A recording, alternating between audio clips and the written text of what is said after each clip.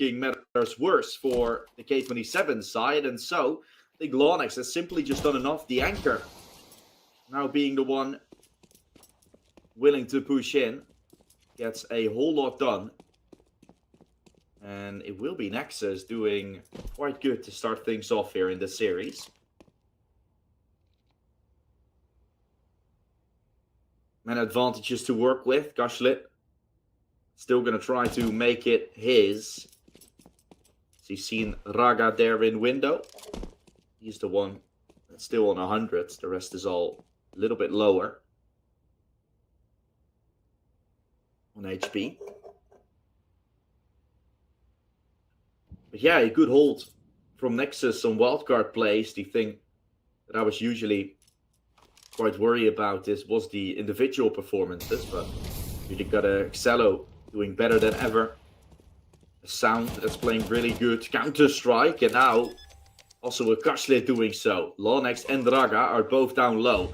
So this retake is still not fully there for them to take. Seeing Raga once more. Damage done for a second time as Raga's down to 1. Both 1 HP.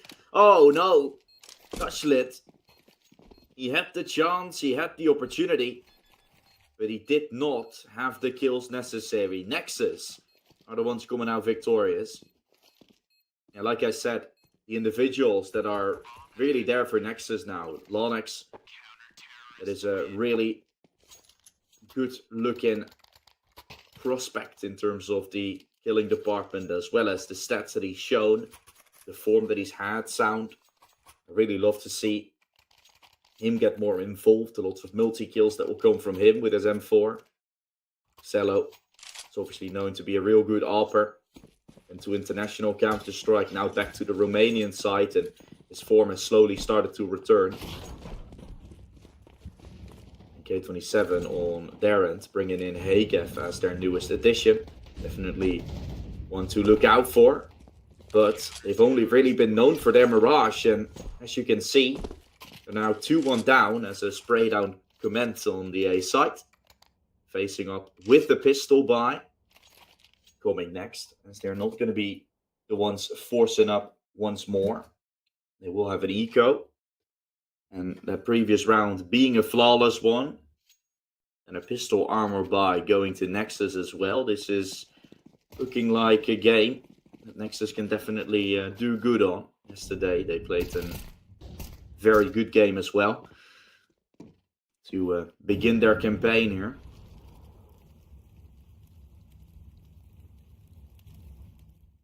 A really good victory against a team that on paper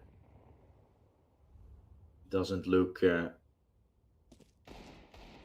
too strong necessarily, right? Algo, although they've done real good, have some individuals there, but you could really see that Nexus bringing in those prospects, BTN, that also fragged out really good. It does really help that Nexus is now not only a force with BTN's calling, but also in the killing department. Hagef together with Kawinki trying to clutch this one up, while just having some pistols to work with. Might walk away with 1 kill, but that should be all she wrote, and it will be all she wrote. Xello ends it up in style with a double kill. He pushes Nexus a step closer.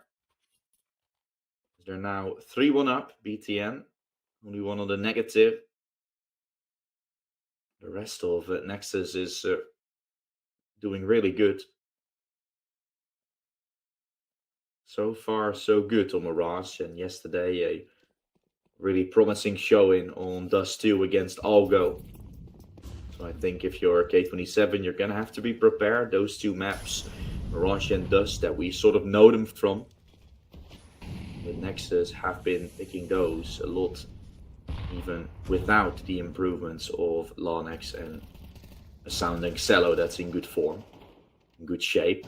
Pushing up from lower, is this going to be Hagef? A 1-for-1 trade will be found as Lonex went aggressive. Short gets beaten, and so Nexus quite happy about the situation they're in. Still going to have to fight their way out. Hagef ready to walk his way through the smoke. The flash sent BTN in. Hagef now hugging up close against Sound, having to win out this fight. He will collect 2, but Raga helps to These make Nexus have something left in this round. Good shot from Cello, but he will realize the A side is open. With a bomb going down at B. This is the retake Nexus is going to have to win. Otherwise, playing the numbers could be... There's definitely a way to win out more. Time ticking. Double kit. Also a smoke on Raga. Was originally watching for this Cedo push.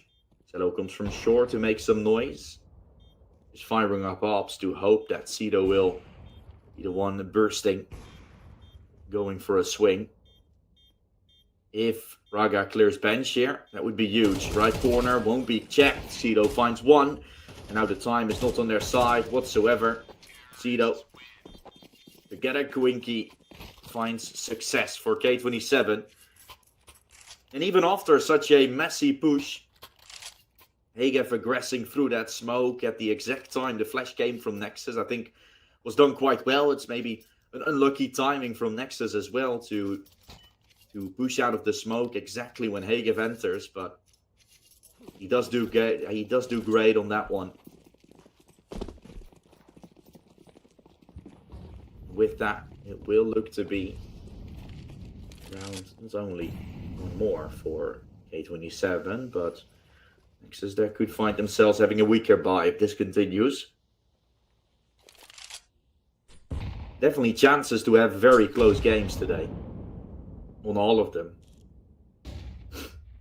Rustack that has shown that as well, even though I think Eternal Fire is going to have the best odds of winning that one. You've got a Jix Razor that's been playing insane with Rustack.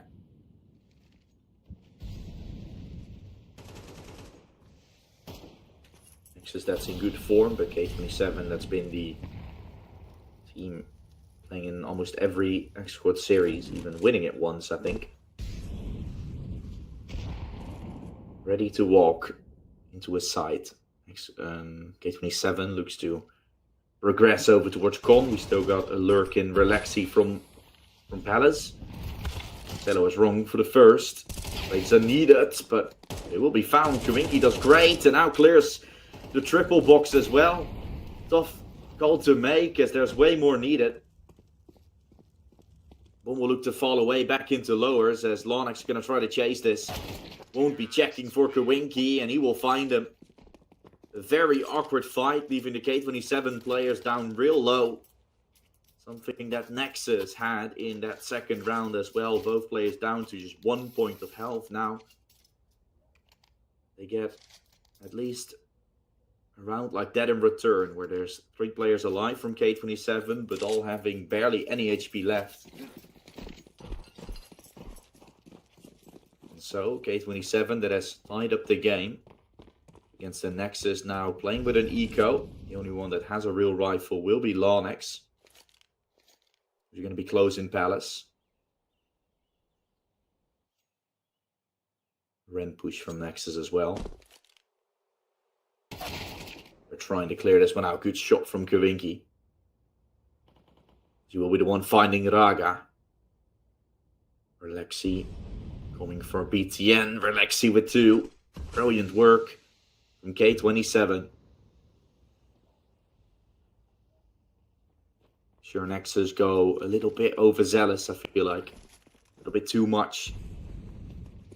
That ram push, they gotta be the ones making a move. They know it. Here he's finding the A side under control from K27. Cello can't respond in time. Sounds were made from Cedo towards jungle. That's the reason why he went out of CT so far and started looking to murder hole.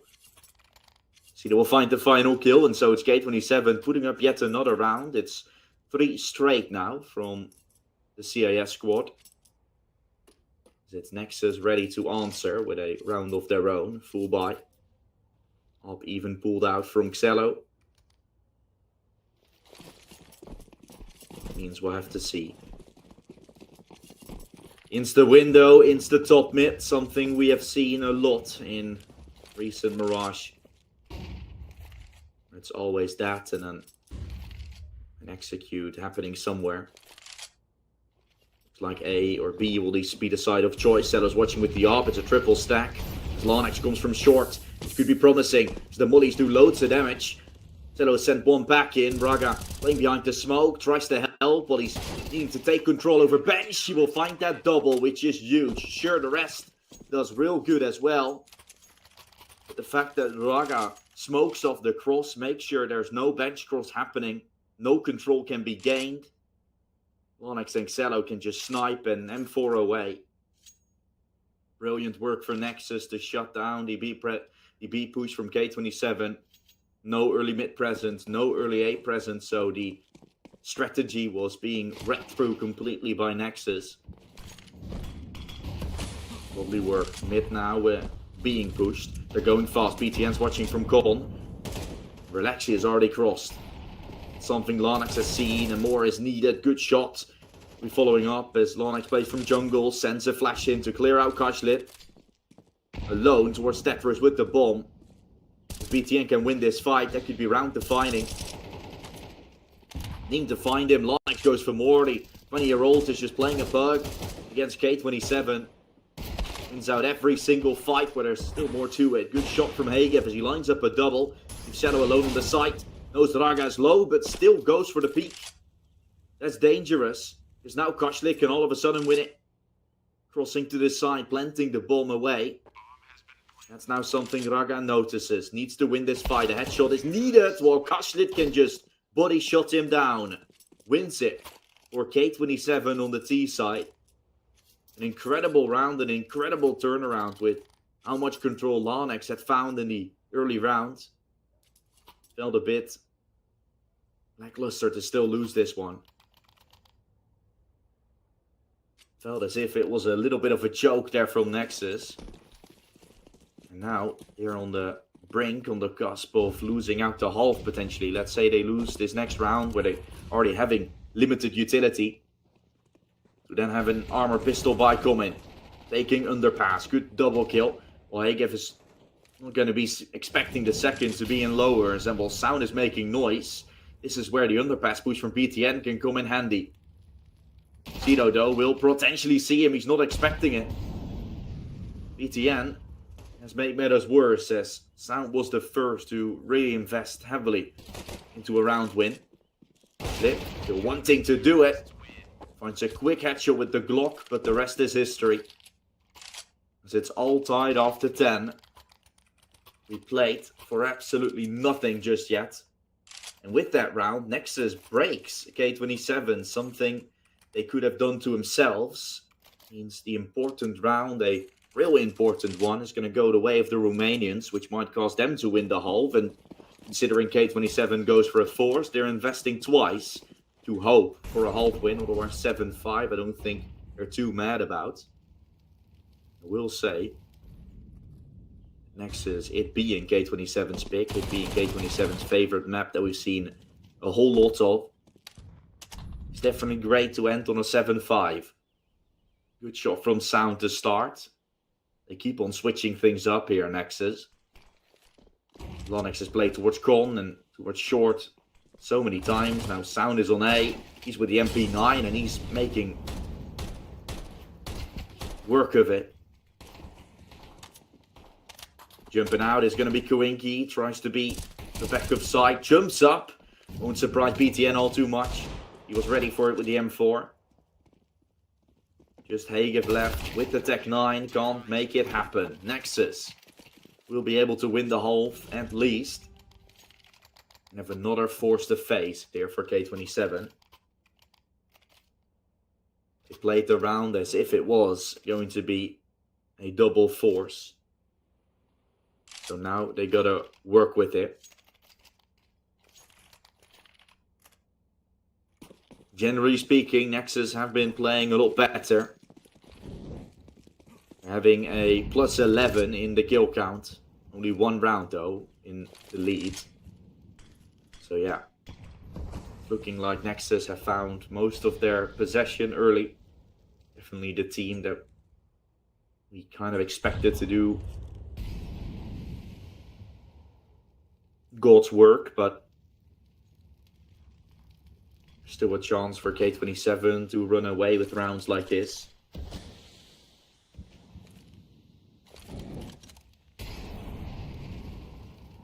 This is obviously the best map on the K27's end, so they will have something planned for their CT side. I think all maps can really be fire. Here they come, pushing out of con. Strategy is great as Nexus is going to watch Lonex plays from this firebox. A real tough ask from him to step up to the plate. Raydown will be made. Kill gets found while flashed, and there's so much going on. Lonex says goodbye. Was in such a good position. Finds a triple kill with it. K27 thought they had a lot of control in the early round. Nexus tells them otherwise as they're running their way through towards the connector area. Site still has to be taken. Nexus playing a real good crossfire. Sending players in to help, and the rest is history. Good stuff so far on the server shown. Nexus will have 7 rounds, everybody positive except for BTN. But yeah, you got those 3, Lonex, Sound, and Xello playing real good. That's something Nexus kind of always has. And then if BTN and Raga step up, you can have a very one-sided game, like we saw against Algo, where we have a rough game like we're seeing now. See if that changes into the second half of play. Lonex is really feeling it. 16-5, jumps his way up in window. He still played real slow while push comes from window. Re-aggression. K27 as Hagef is going to be able to find Lonex crossing in. Pistol could be huge for K27, and it looks like they're going to be able to find it. Next player from Team Space, and Hagef does good work with a double kill. Re-aggressing middle. Seems to have been the name of the game. Still trying to go for more. Sound is ready. Sound is betting them all apart. Yet one more to find. Relaxi against Raga. 2 kills already from Raga, so looks like Relaxi knows he's coming from A. A headshot though still remains to be found. He picks up the bomb. Makes noise to run back. Now has seen him. Jumping. Looking for it. Raga will be able to get the clutch. What a magnificent shot while running back. As Nexus really get away with murder their Sound. Being pushed by 3. K27 thought this is going to be an easy kill. Sound thinking otherwise and taking them all with him. A brilliant way to win the pistol from Nexus. They're going to have loads more to find. This is a pretty good start. 4 out of middle.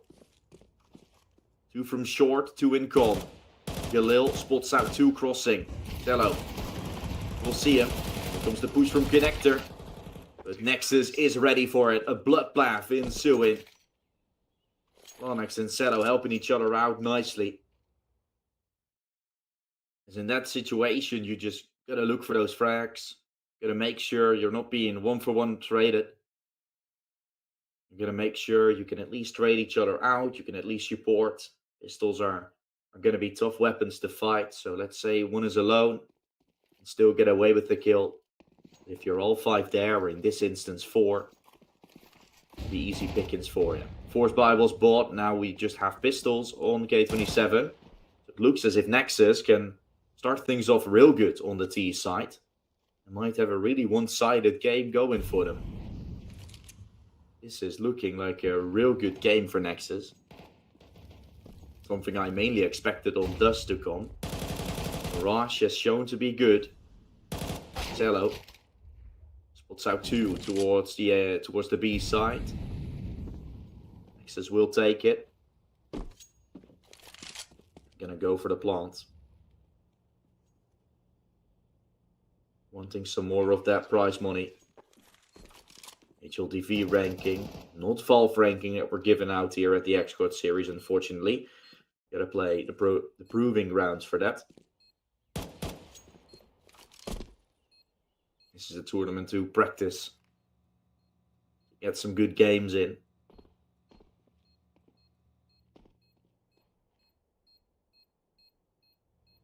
Definitely something Nexus has been doing. Only needing to win 3 in order to win the whole competition. That hasn't been something they had ever had to do in CCT. The previous season, they mainly had to play through the play-in stage, which always led them to have to win like 3 in a row and then go into a Swiss stage and then into the playoffs to win. It was always so many games that Nexus had to play. For this event, it's them being invited to the quarterfinals. They had to win 1 in order to at least win some prize money, and this is their second game of this whole tournament. Don't think they mind it though.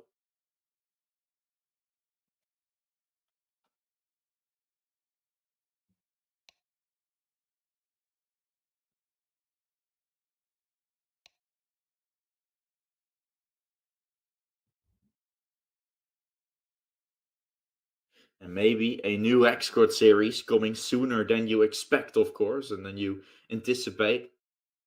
As soon as it's announced, we can talk about it, but it might come sooner than you expect for more action. So be sure to drop a follow if you haven't already.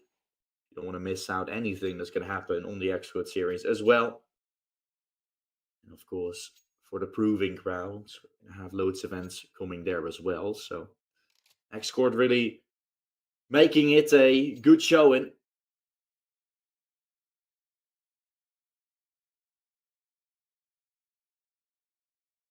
Helping the scene out.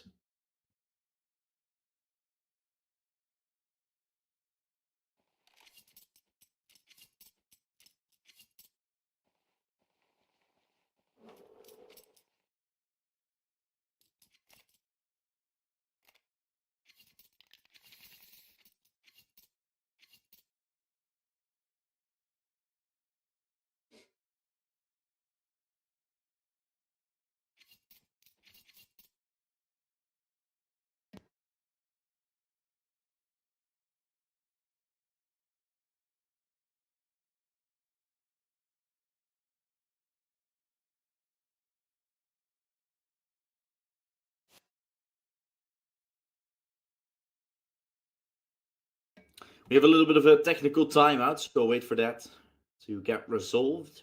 Hopefully it doesn't take too long. We'll be back to you, at least me, when that happens. Or around 16 of this first map of the semifinals. Oh, there we are. Never mind, it didn't take long. Nexus. 3 rounds straight on the T half now. First full buy from K27 to brew up an answer. I will say, isn't looking all too great for them so far. They need to find some momentum real fast in order to turn this game around. Nexus is gonna continuously have those buys coming up and up and up, and it's gonna make it real hard, real tough to keep things going.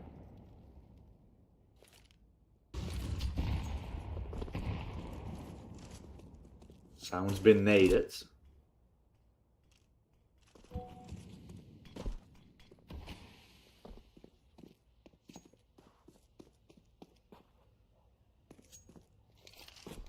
ETN.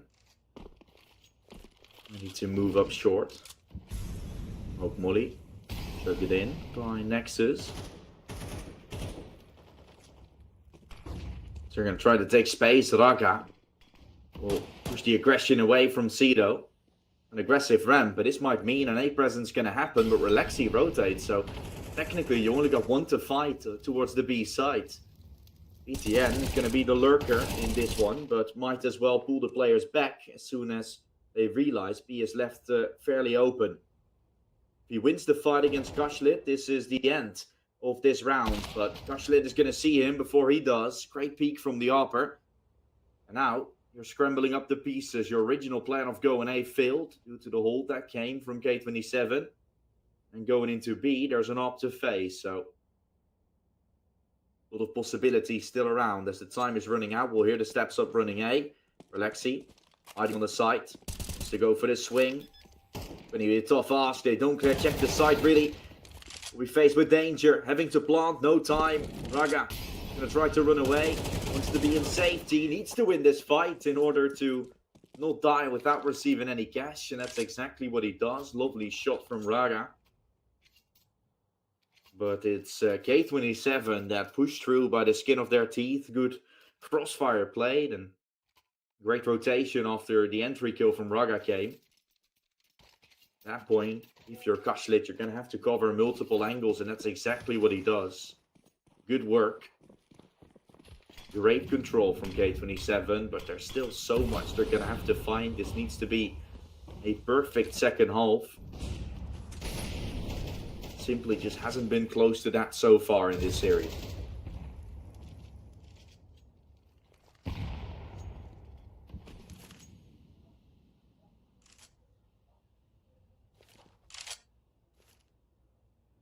Smoke towards window from Nexus.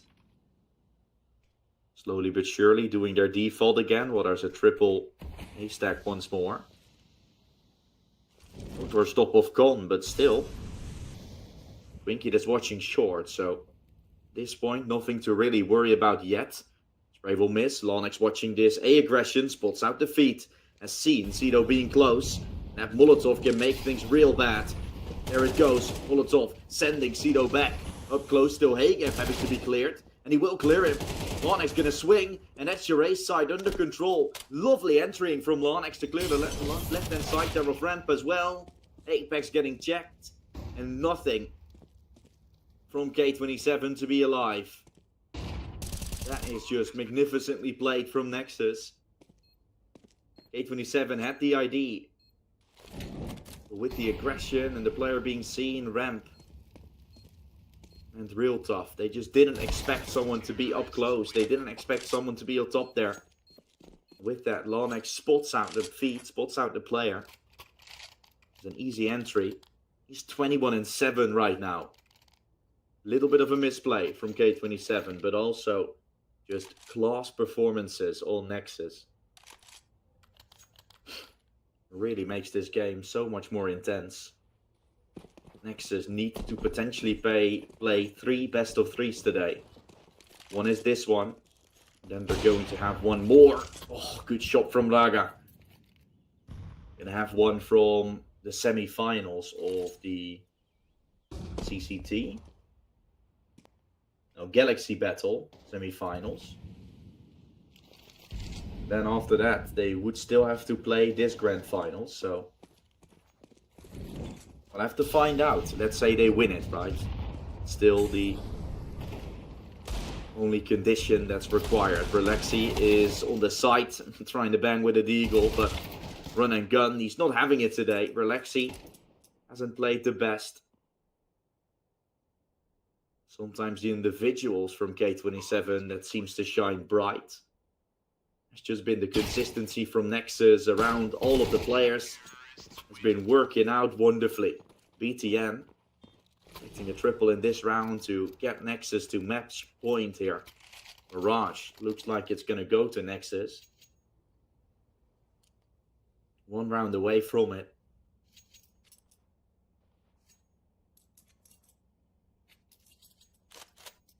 A very good performance from Nexus.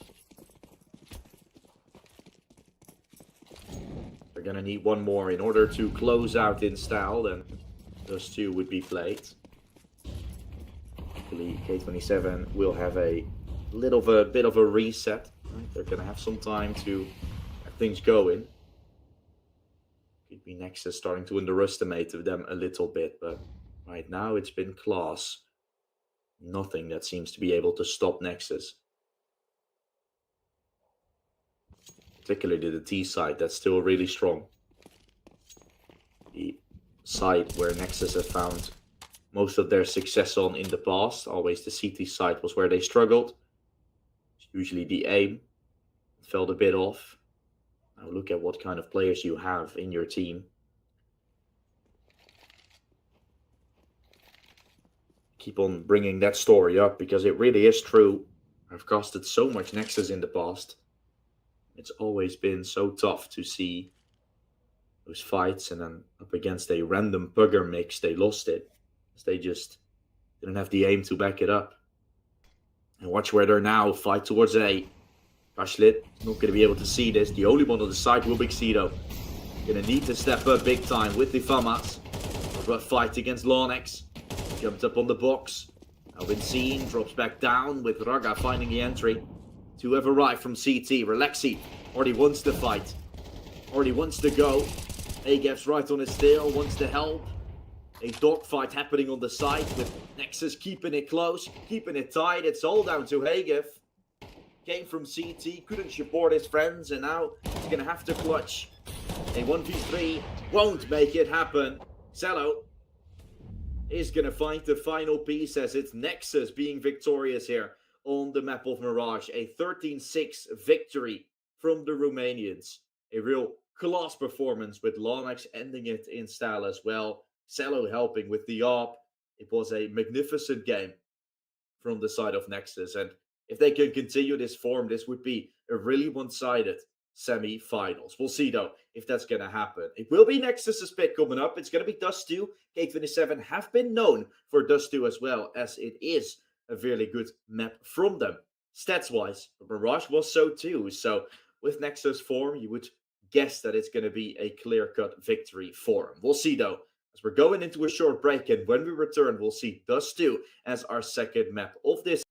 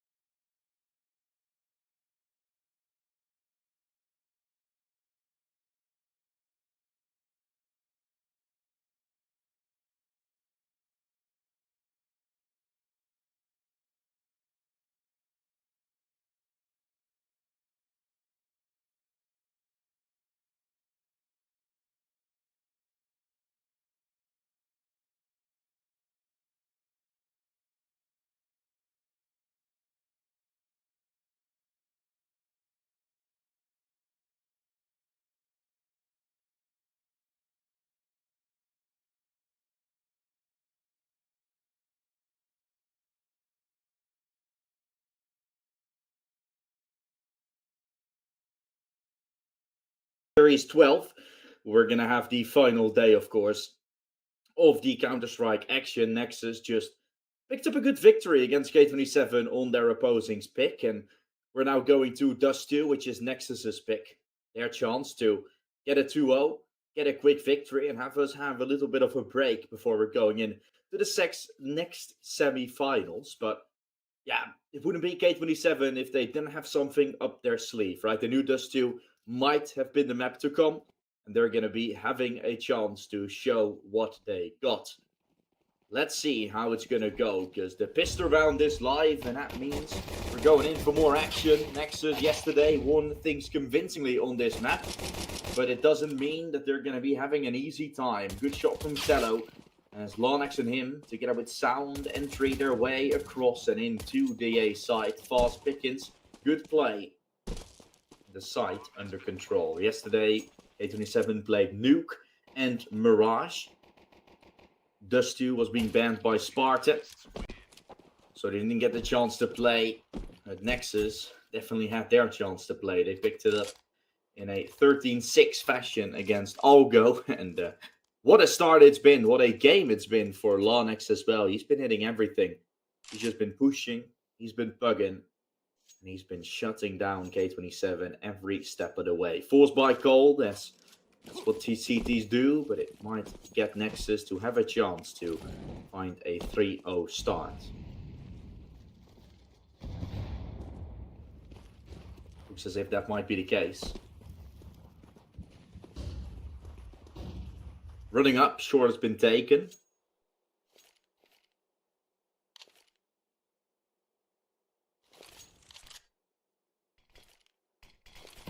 Good control for Nexus. They're rushing their way through. BTN might want to try and drop. Will make his way into CT. The rest of Nexus are going to go for a mid to B split. So a very interesting execute. As BTN dropped his way down, is cutting off rotations. The rest is going to rush towards the B side. And will take some good shots, some good chances. Cito will also have some good shots to his zone as he finds himself a double kill. Lovely stuff there with the Deagle. Sound will go for a swing as well, as he's going to have a field day. It was going to be a double, but Relaxi took down Kaship right in front of him. And add another kill to the tally. It's just going to be a 2-0 from Nexus like we expected. And those executes, those IDs we see from Nexus are real good. I love to see it.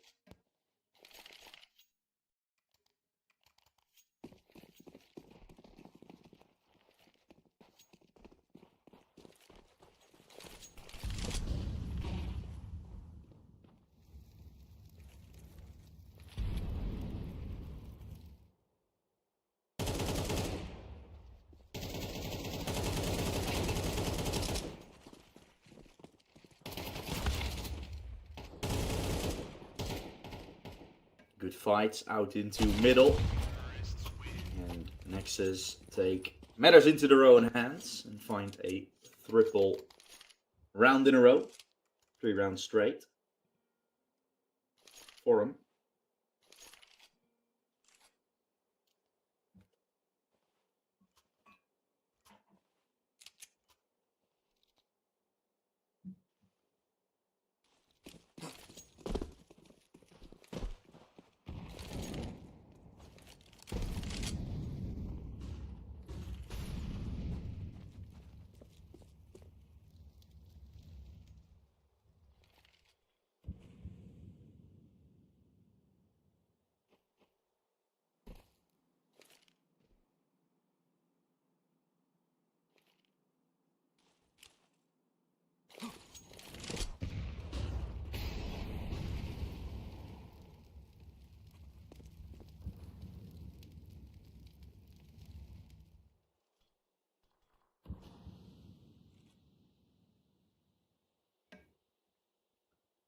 It's control from Nexus here in round 4 as they found both mid and short.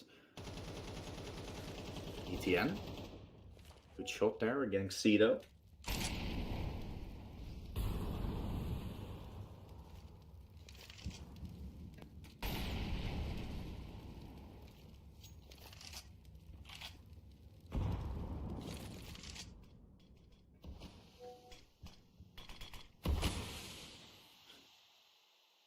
with the control that they found originally in middle, they're going to go for an AXX. Hello, don't misses the molly.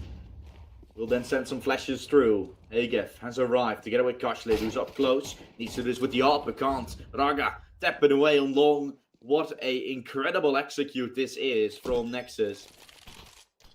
Space been found, and they're getting their hands on the A site magically.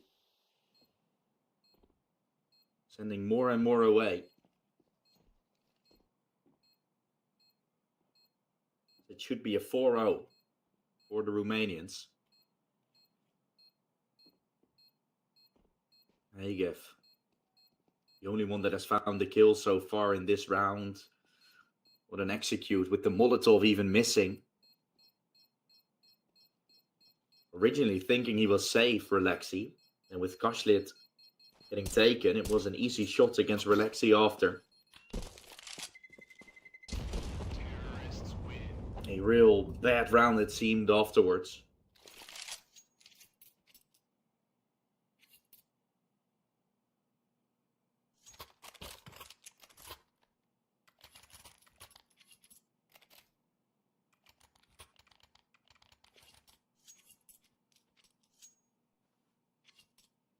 Yeah, Hagef technically out on a loan. K27 still under contract with Team Space. Been playing with them since February.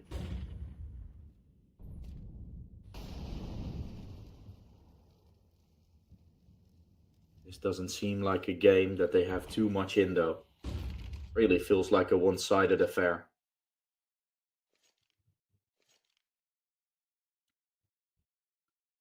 Still haven't been able to find any form in this map as well.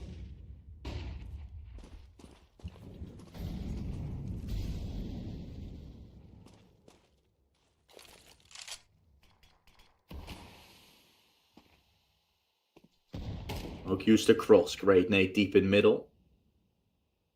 Short has been found. Cedo went for some jump shots. Jump peeking. Have control over middle, and another mid to B fake into an A execute is looking to happen. This time they still got a lurk in Lanex, which might start accelerating as soon as this push is bound to happen. Scouts, good for one. Kashlit finds it. Lanex will now be in for a lurk. Bomb is already too far committed, but with the plant happening, this round can really be a good one. Raga just needs to step up, and he will. Double kill. Completely upsets everything. Lanex now can start lurking. A free kill on Hagef will follow. Barrel seen. Kill gets found. Because Raga finds that double kill, no one is checking. No one is anticipating on a lurk. And Lanex can go freely. Another incredible round due to the multi-kill found from Raga. Well, he's going to still need to go and find a bit more. He's been seen, and Raga finds a third sound. Almost taken, and a flick on Raga wasn't far away. So that round still got way too dicey, I feel like. When it is an easy pickup from Nexus afterwards. 5-0, nothing to worry about, but they make that a little bit too close for comfort. But hey, still no rounds for Nexus lost. They have money for days. They have rounds for days. And a tag onto Kashlit doesn't make matters better whatsoever. Only makes matters worse for the K27 squad. Good nades. That might set Kashlit back into fighting spirit. To a fighting chance. Up short they go. Hagef mollied away. Gonna try to take back space. Nexus will move their way out of middle.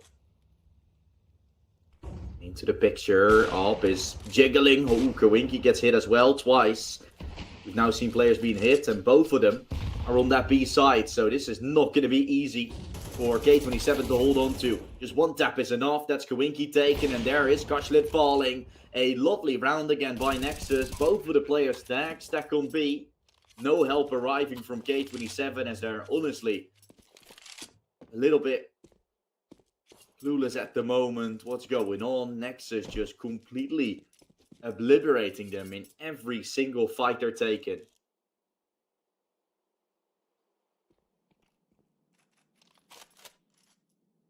Absolutely ludicrous the way they're performing.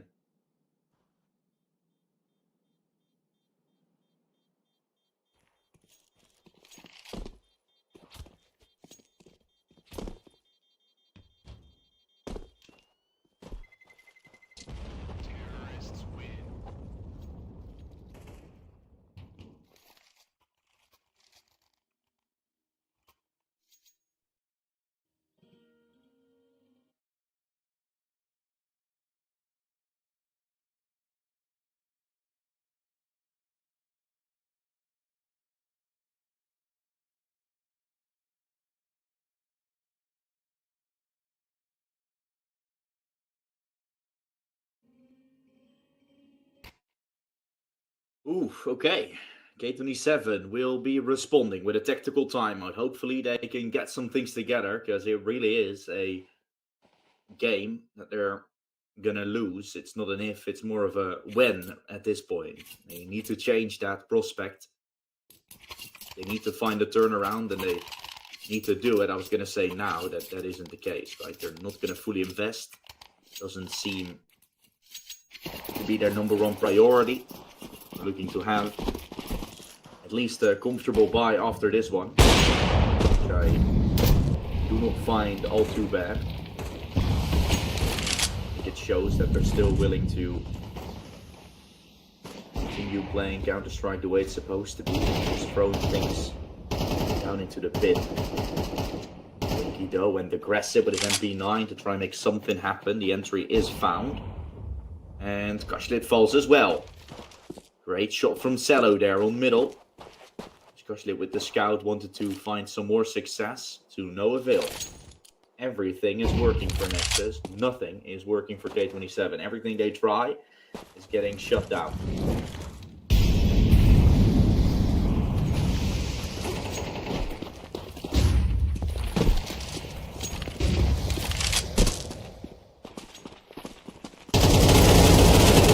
K27 is happy to let this one go. They fought their way through everything.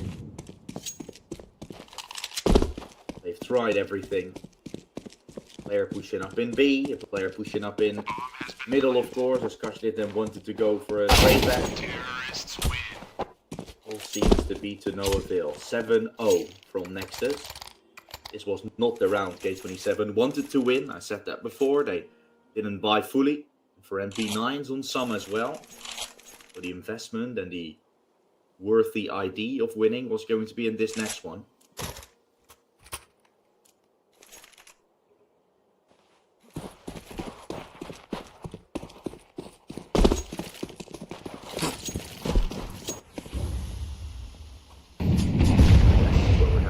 To buy.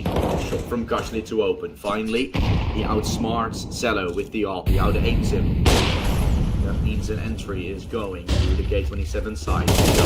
Presses onto middle, but will be dropped back.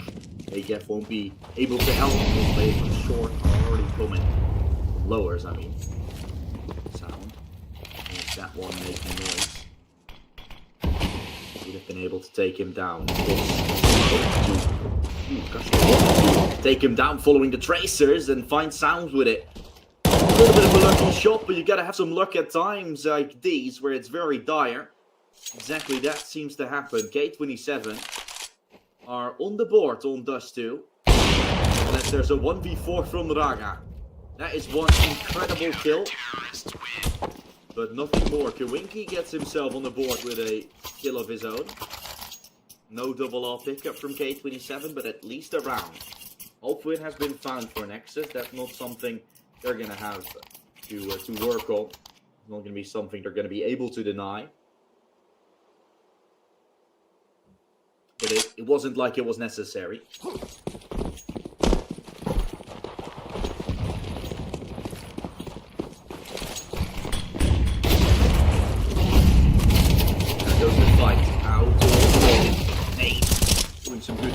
Alexi finding the first. Target required. Go out. Braga will come out. So, 4 versus 4 still in the books. Next is finding that trade. It does put up a little bit of something. It will be the one crossing, receiving the cross. Smoke gets used. Here comes the push. Smoke will provide with coverage. Nate that will send them away. There's also bullets flying in the smoke. Rustack forced to fall back. The bomb will go down. 27 seems to set up to retake from long. Raga is somewhat watching it. Now has seen the flash. Resurgence play. Well from Nexus as an answer. Raga might have had the chance.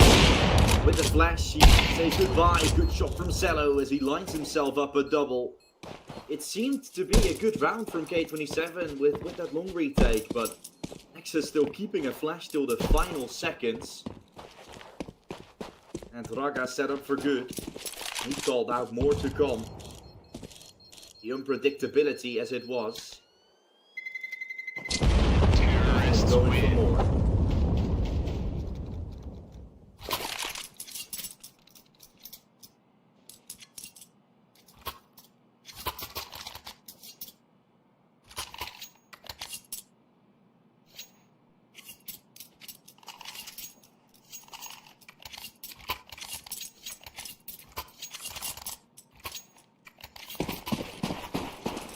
So a half win.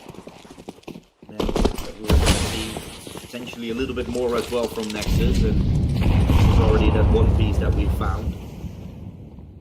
And that we have seen. Monex, here's more aggression. Might call it out. Good shot from Kashlik, although ETM didn't even show himself to be just a blind shot. He does collect. We will hear the tick sound. He's going to try to go for more. Double kill with one scene from short, one scene from lower. So, Nexus know what K27 was up to. Aggression will be cleared upon. Lanex entering towards B. Once more. Smoke will provide him with the coverage to cross. But also set up Kawinki to go for a peek. To go for some aggression. From Cello to middle. Around the corner will be Kashlit. Ready for it. All seen. Kill gets found. Lovely shot from Kashlit. Have some aggression for it.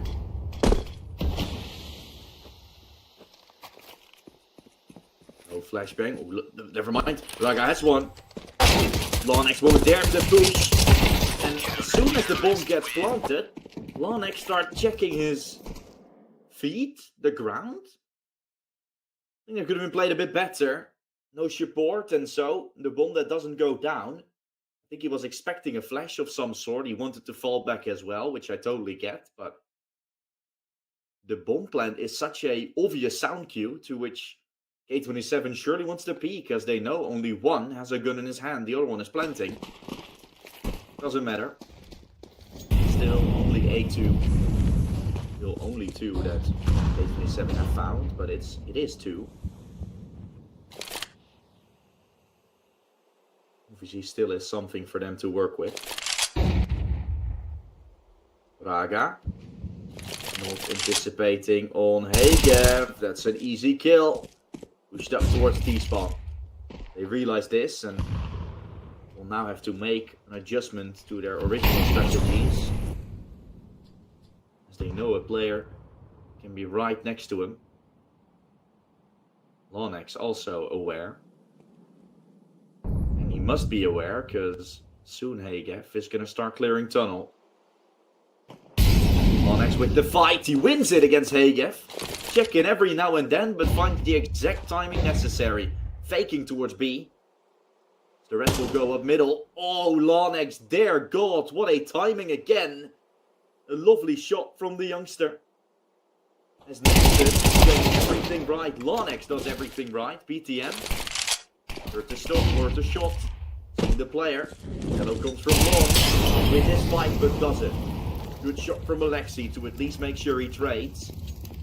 BTN will make sure to cross to the side and get this bomb down. Punch in the digits, but we'll go for a fight first off. Now knows where Kashlet is coming from. Swap to an AK. A 1v1 between the IGL and the Opper. BTN still hiding on the side, waiting for the exact moment to peek. Will come BTN. No cigar. Kashlet is gonna win out the round. Will look for the AWP and is gonna have the time to get back to the side and defuse, it looks like. It's 10 seconds, 9, 8, 7, and we'll be there in time to defuse. K27, at least another round goes their way. I will say though, things look shaky there. Mainly because Lawrence just found everything. Timing went the way of the young Romanian. Oh my goodness. He was checking tunnel every now and then. Check back to T-spawn exactly at that time. The fight against Hagev commences. Then he's the one falling back. He wants to go back to T-spawn. Till the final second he actually watches the angle. It's Kawinki walking right into him, yeah. That is either luck or just knowing your timings. At least it wasn't enough for a round. He flanked from Raga to send him out long, and a double kill is provided. Does it by himself to send the flash. Sound will help. It's gonna be 9-3. Good double again. From the youngster watching B. Kashlet's been heard. Kashlet's been seen. Yeah. Trying to win down the clutch this time. Last time it was a 1v1 against him. This time it's a 1v1, but with backup from Nexus.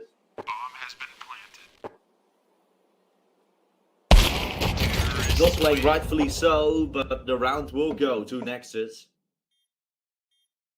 Good win for the Romanians here. Still loads more to come.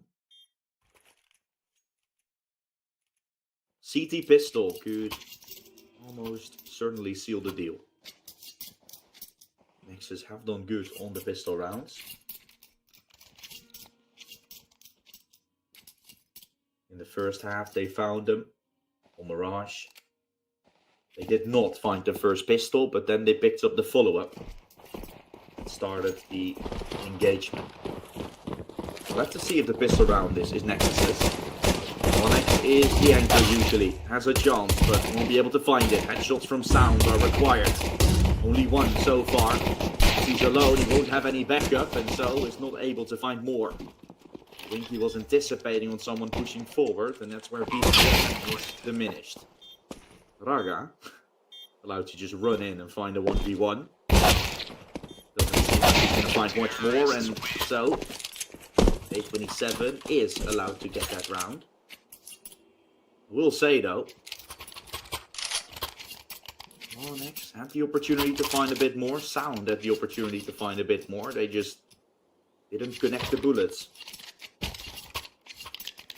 As it was 7-0 at a specific spot. Now looks to be 9-5. Which means that 7 are closing in the gap a bit. From Raga, P2K. Be able to make it happen. It's Flawnex to find the kill. Flawnex to find the double. Flawnex to find the dink as well. 2.5 kills. From Flawnex with just a USP. I would say that's pretty good. That's pretty nice. That's pretty fun. It won't be enough to get the round to Nexus. Will be enough though to keep the economy from K27 a bit tidy up.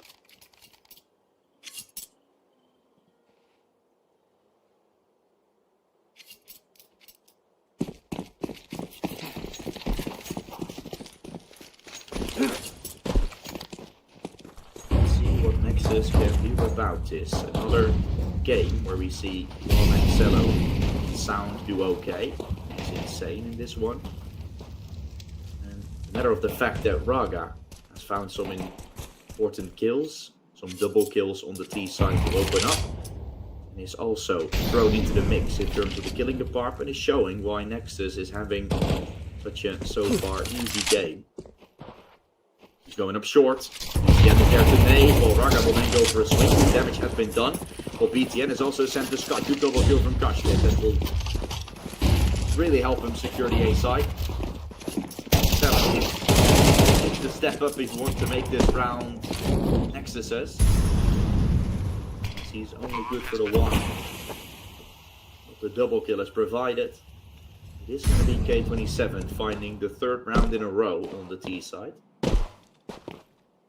It is not over yet. That is certainly confirmed by now.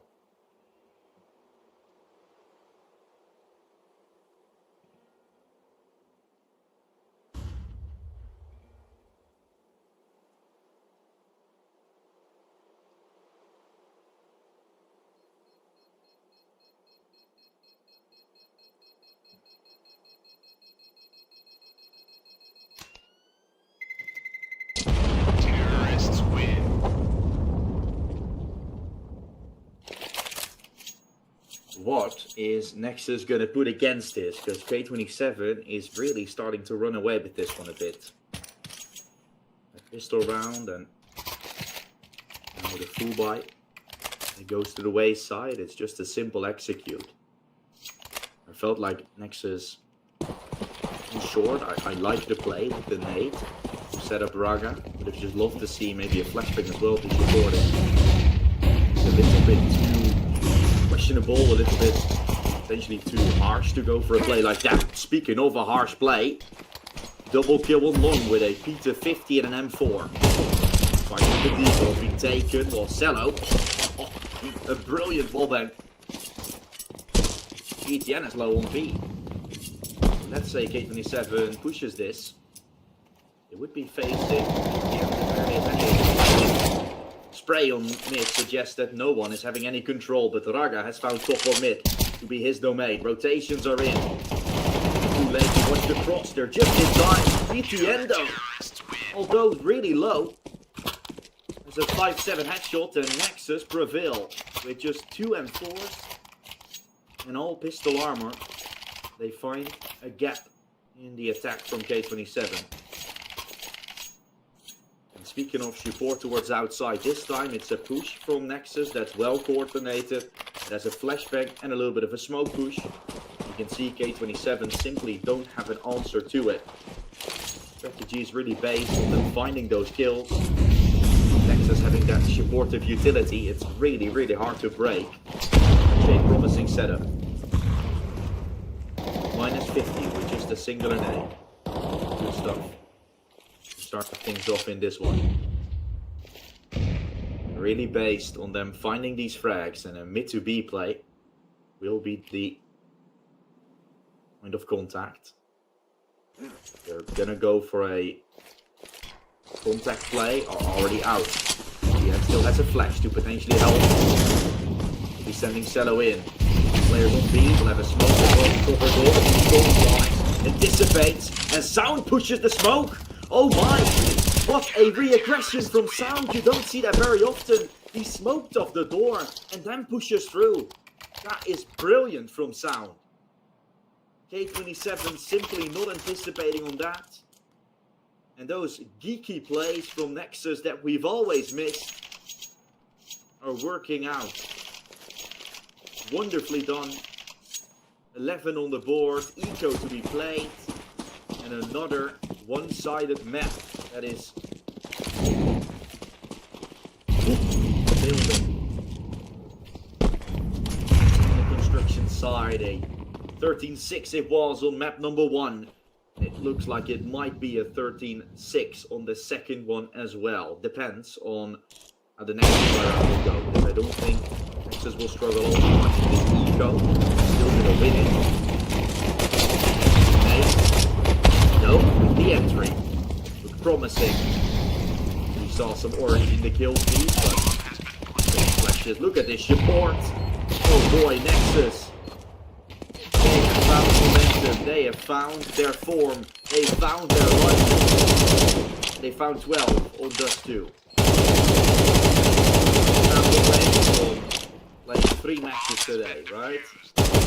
Was the first, they're going to play the grand finals after. They will also play the semi-finals of the Galaxy Battle Phase 3.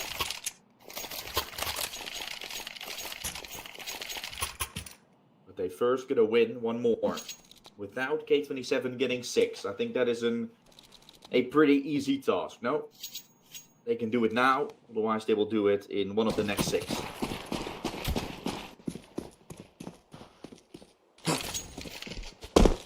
Seems to be possible.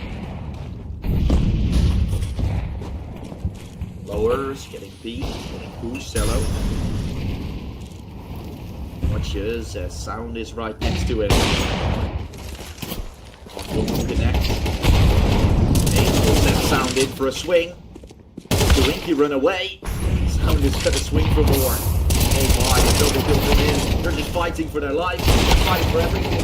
They're having themselves another grand finals. Unless Relaxi can find what looks like an impossible clutch at the start. He made it somewhat possible with that double kill, but nothing more. Nexus win 2 games 13-6 and send us to 1.5 hours of a break here. As we're going to wait for the next game to commence. It's going to be Rustack versus Eternal Fire to decide who will be facing this incredible force of Nexus. What a game from them. Nothing got in between, and you could clearly see that K27 definitely had a plan of how they wanted to execute things, but the cohesion, the team play from Nexus just was too strong. Always coordinating something with a flash, always making sure they peek an angle with 2 instead of K27 usually doing it with 1. Mirage and Dust 2 are maps that really lean towards that solo plays work. But if it's coordinated and done well by Nexus, you can really see that they completely shut down K27 and leave them with no chance whatsoever to comprehend. A very good game it was from the Nexus side. They'll be in the grand finals. They at least secure themselves $3,000, but they can still up that to 5.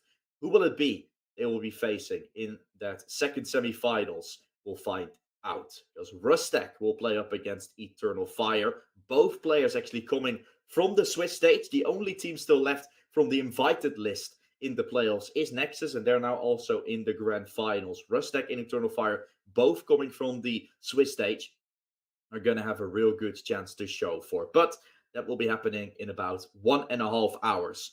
The Russian side from Rustack against the Eternal Fire of Turkey.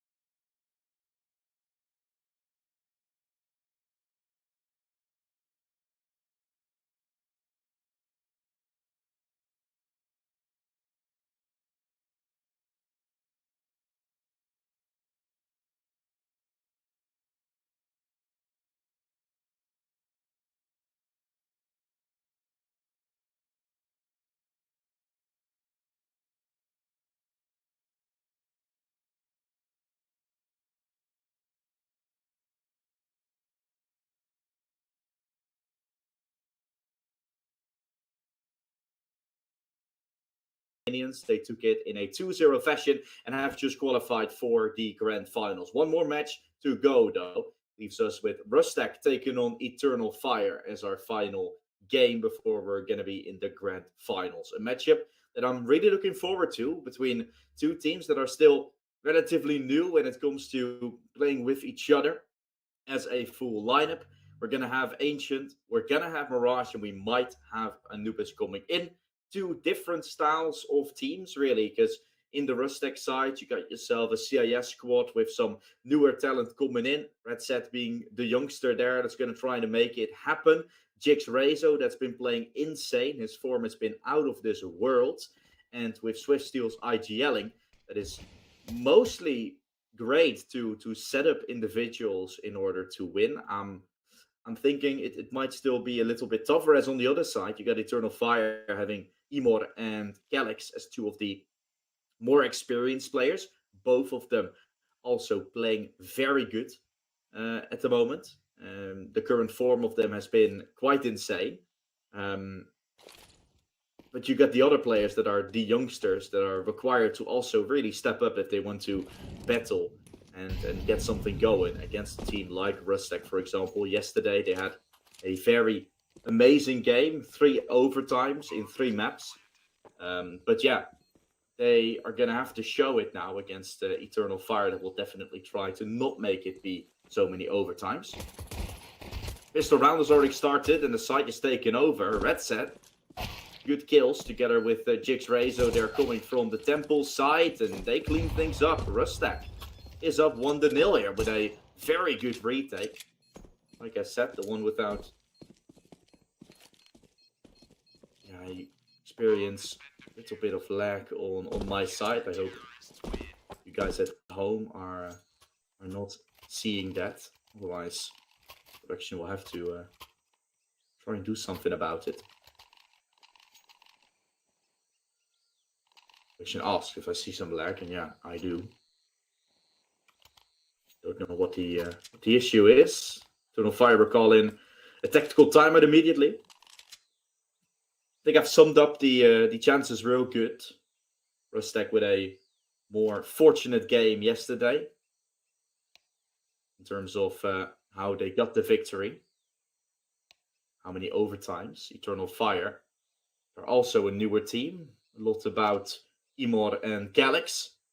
As for Rustack, it's more of a team effort. But yeah, what we've seen from Swiftsteel in the past is him calling a lot about setting players up individually, and it's great because you have Jix Rezo that's playing incredible, but it does also feel like that sometimes makes the team less beneficial.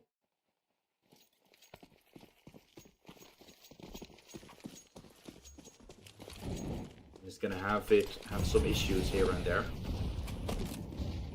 Full buy on the Eternal Fire side as well as for Rustack.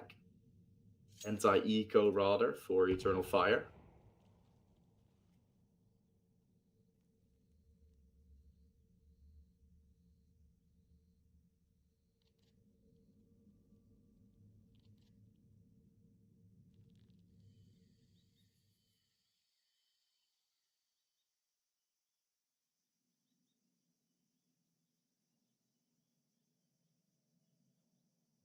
Closing in.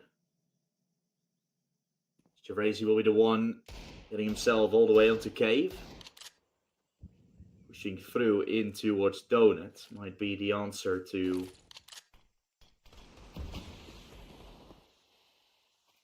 the troubles for Eternal Fire. Good push for M-Star. He will be the one walking all the way up. Good spacing for the Mach 10. Brilliance.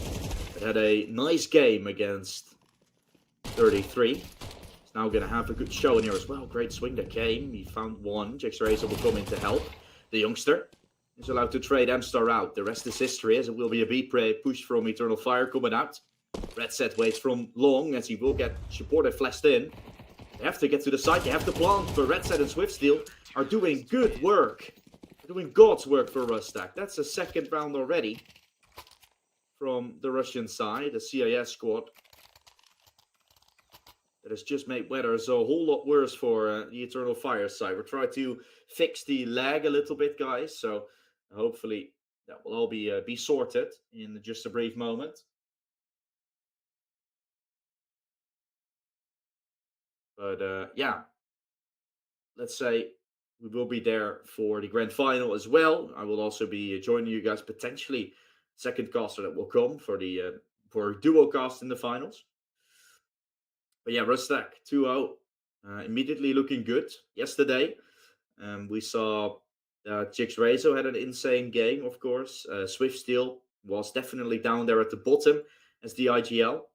In this round, he already found a double kill, so I kind of feel like that is already a good shine for the IGL, of course.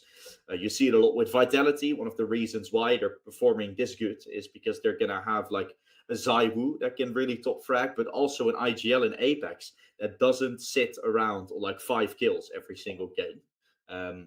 So yeah, I think it's good to see that IGLs are necessary to frag and that it's required to step up. Swift Steel, though, yesterday not really showing all too much now. That's already a good adaptation, I feel like. So we'll see how it's going to be. Loads of people joining us for this stream. I hope you're excited for what's still to come. The map Veto, that is definitely showing some cool maps that might come. Ancient, personally one of my favorite maps to play and cast. Mirage coming up next. I think Rustack can also show up great on that map, although I would really lean to an Eternal Fire to pick that one up. And then going into Anubis, two of the maps that we saw Rustack play really good on are Ancient and Anubis, and those will be the maps we're potentially getting. Unless, of course, Rustack takes both maps. But yeah, like I said, Mirage is a good map on paper. A really good map for Eternal Fire. A really good map for the youngsters as well to step up to the plate. So wait and see for the issues to get restored.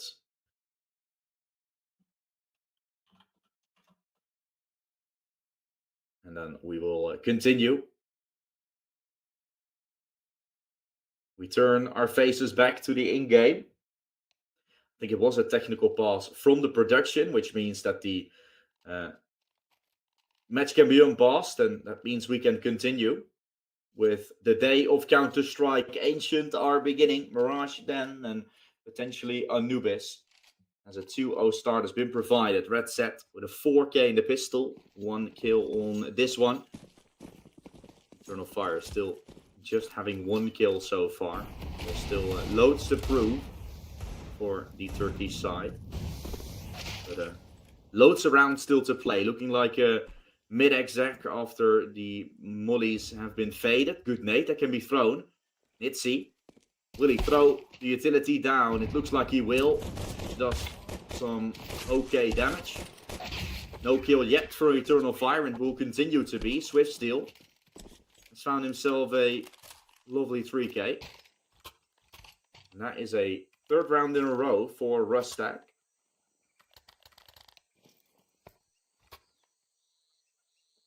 A really promising start. As we go back to me. It's been like that for quite some time.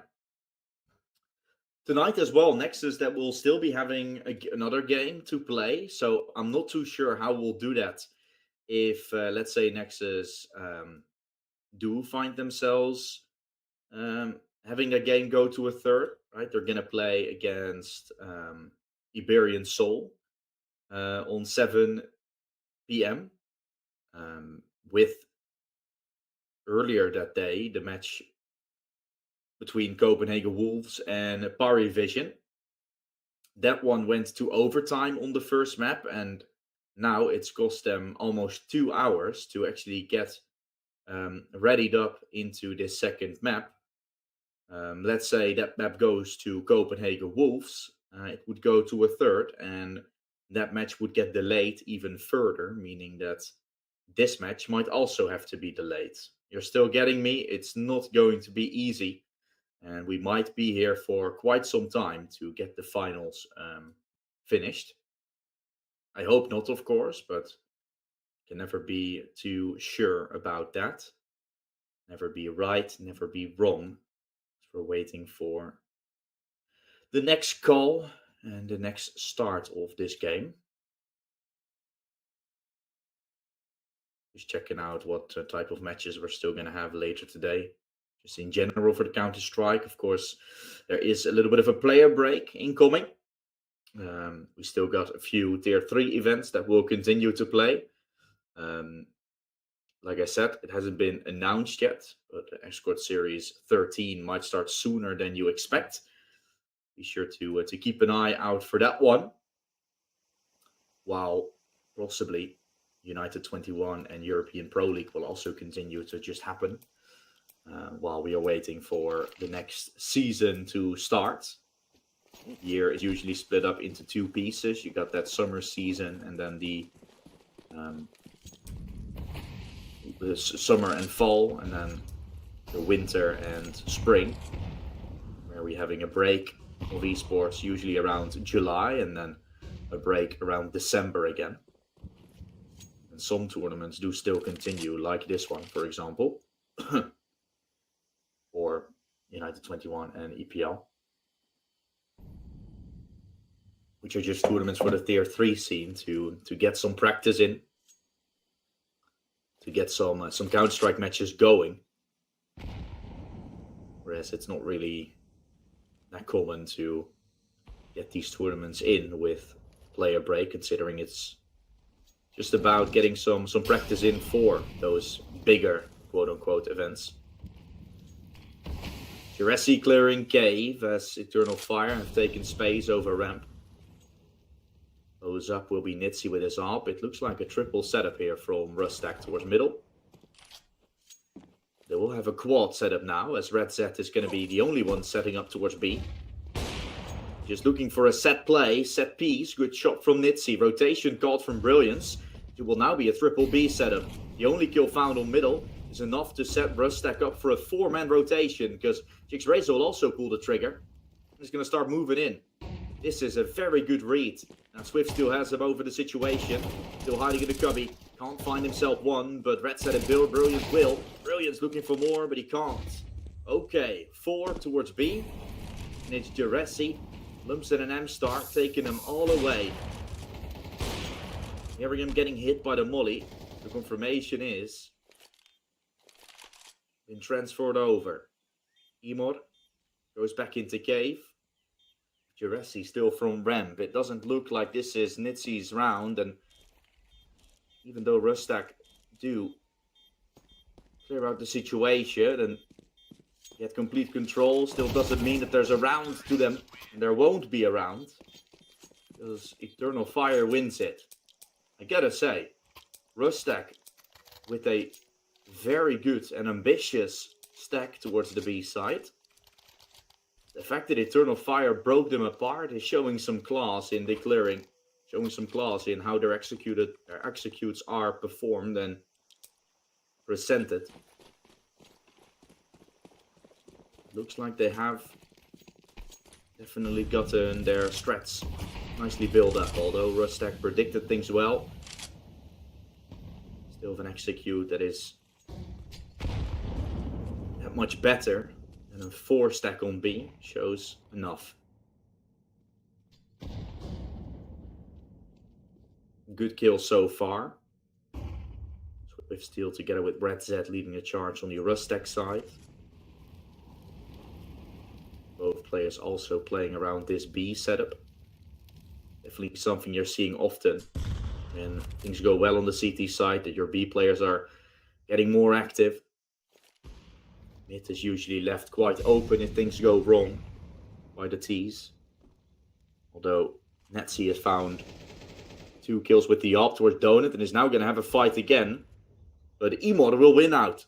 That's lovely done as M-Star tries running for more. In the meantime, we see Main also getting challenged. That's where Calyx falls. So Jixrazo still alive and kicking. Rotations from Eternal Fire required to happen, as they're going to wrap back to B. A little bit of an engagement towards the A side, while the rest is going to come down to this B hit again. Red Set, probably hearing the steps, hearing the jumps. Should be enough information. Now the steps made really. Red Set's going to be trying to step up to the plate. Jeresi takes him. Retake's not going to be easy for Rustack, but they will have their positions. Nicely taken. All of them having rifles. Except for Swiftsteel rocking the SMG. He's going to run away. And so Eternal Fire taking yet another round. It felt like rotations were a little bit off from Rustack. They had pretty good control, but they know the AWP is still easily there to pick up. Didn't feel like Eternal Fire were going to run the same strategy over and over again, considering it was originally meant to be an A emphasis play. The bomb actually also rotating over to the A site in the first place. Because JaxRazo got that kill on main, plans changed. Rustack all kind of felt tunnel visioned on what they were going to stack and how they were going to play that.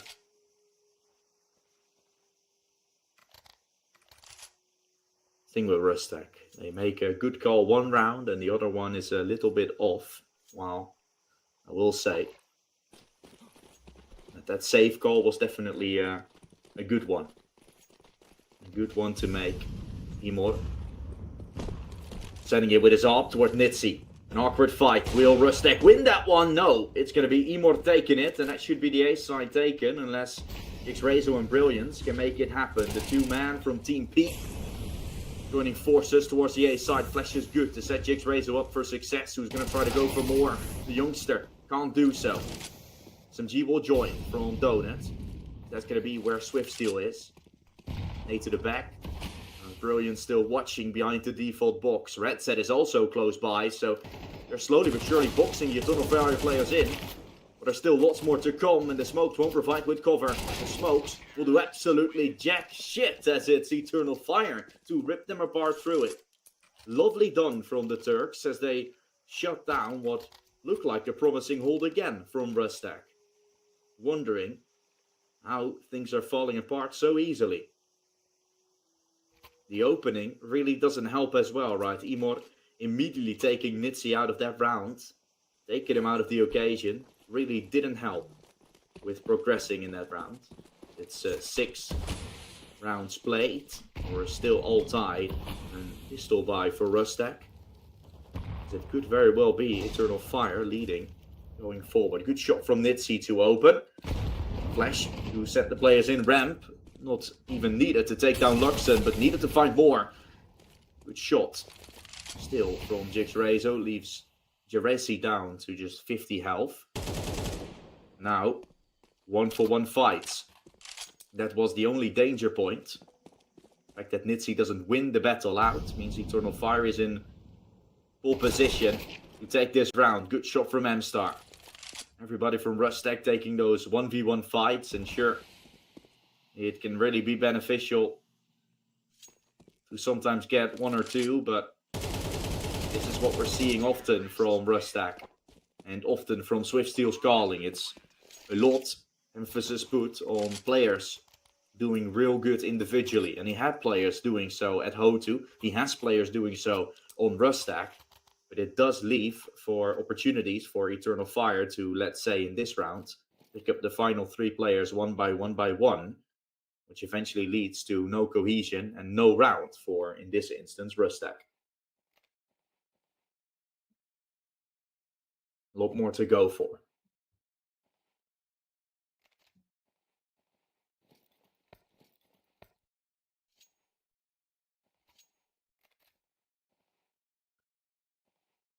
So we're going to go to round 8 with an advantage for Eternal Fire.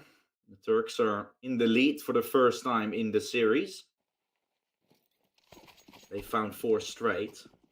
No answer yet created from the side of Rustack. Ooh, nice nade. Good damage to start things off. Emor wanted to get into this position. He eventually did so. Looks like M-Star wants to go aggressive. He's feeling like he can find the timing. Will just boost his friend up. No aggressive moves are not yet made. There goes M-Star falling to the hands of Swiftsteel, who wallbangs him down. Lovely done. Emor will be pushed. This is great from Swiftsteel. wanting to take matters into his own hands and will do so with a double kill. Still 3 alive from Eternal Fire. Ferrari peek from Gerazi. Might go for more. Double peek towards Cave. Gerazi is ready for this. He could be finding both. Good for one. Information were called about Red Set. It looks like Calyx will take a fight towards Donut. Ooh, he slipped through. He's slipped through Brilliance's angle. This could be brilliant, although the time is not really on their side. Holding it will be Calyx. Waiting for Jixrezo to cross out. The lurk is gonna come very, very soon. Luxon just tries to bait out. Could be Calyx finding success. Ooh, at that point he's been seen. Jixrezo finds a lovely timing to set up Red Set for success. Smoke will cross. Make sure he can win 1v1. Luxon though getting pushed by Jixrezo through the smoke. Ready for it. The youngster finds a 4 for Rustack. Good stuff from them. The double entry really helping, of course. Lurk, that was quite unfortunate. Calyx felt like he had to speed up the process a bit. Then whiffed his chance to take a 1v1. Lost his life after, and the rest is history. Not the Emor and Calyx show like we saw yesterday from Eternal Fire. Might be the reason for them feeling a little bit more pressure. Good shot from Emor. Expecting this push, anticipating on Swiftsteel, going for something aggressive. It worked last time. This time though, Eternal Fire was ready for it.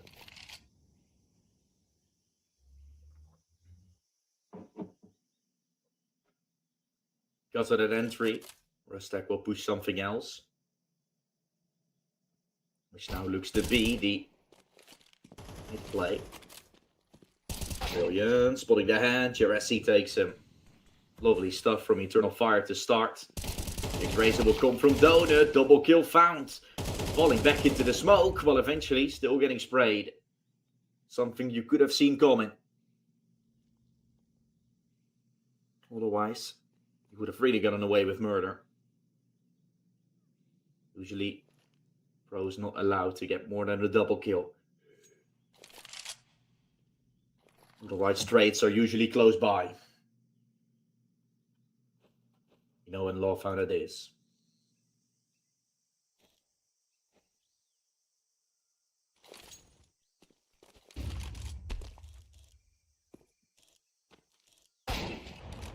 Good shot from Nitsi, allowing no cross yet. He's in together with Red Set as well. Waits for the molly, it will not be hit. It's just going to push. Red Set having a chance to line them both up. Damage done. M-Star low. M-Star. Oh my. By the skin of their teeth, this Nitsi pulling through. But that was almost M-Star's play. M-Star thought he was God for a moment. The final bullet though, not connecting onto Nitsi's body. Rustack going up for 5. Eternal Fire back to pistols. And this can really start being a troublesome game, right? We all expect Mirage to be a really good map for Eternal Fire. Even more important it is then to take this first in order to make sure they win it 2-0. Otherwise, although the odds are stacked against Rustack, they're gonna have a free Mirage to bang at the door of Eternal Fire in hopes of completing it 2-0 themselves. For now, still only a 5-4, most likely a 6-4. Still a complete CT half to play.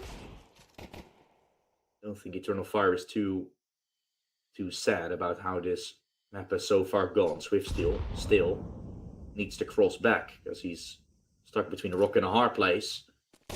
Opportunity was there with the Deagle. Now I don't think the chances for Luxon are too high, although he upgrades to a Deagle. What can a 20-year-old do? Not too much. Bomb gets dropped, information recalled, and Calyx seen.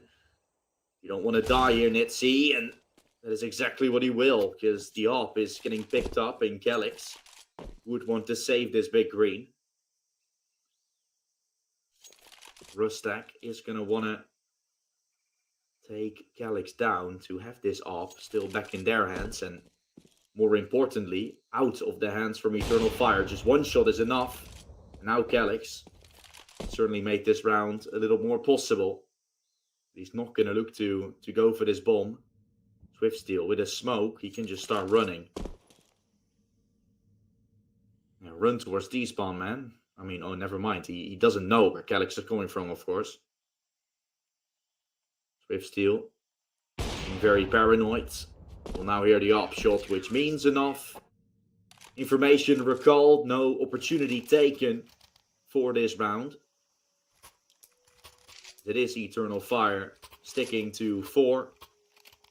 Rustack going for 6 and a full buy to come on the Eternal Fire side.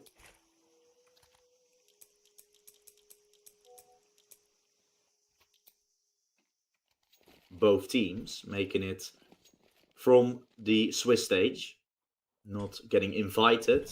That is still the case at Nexus, who is going to be playing the winner of this game later today.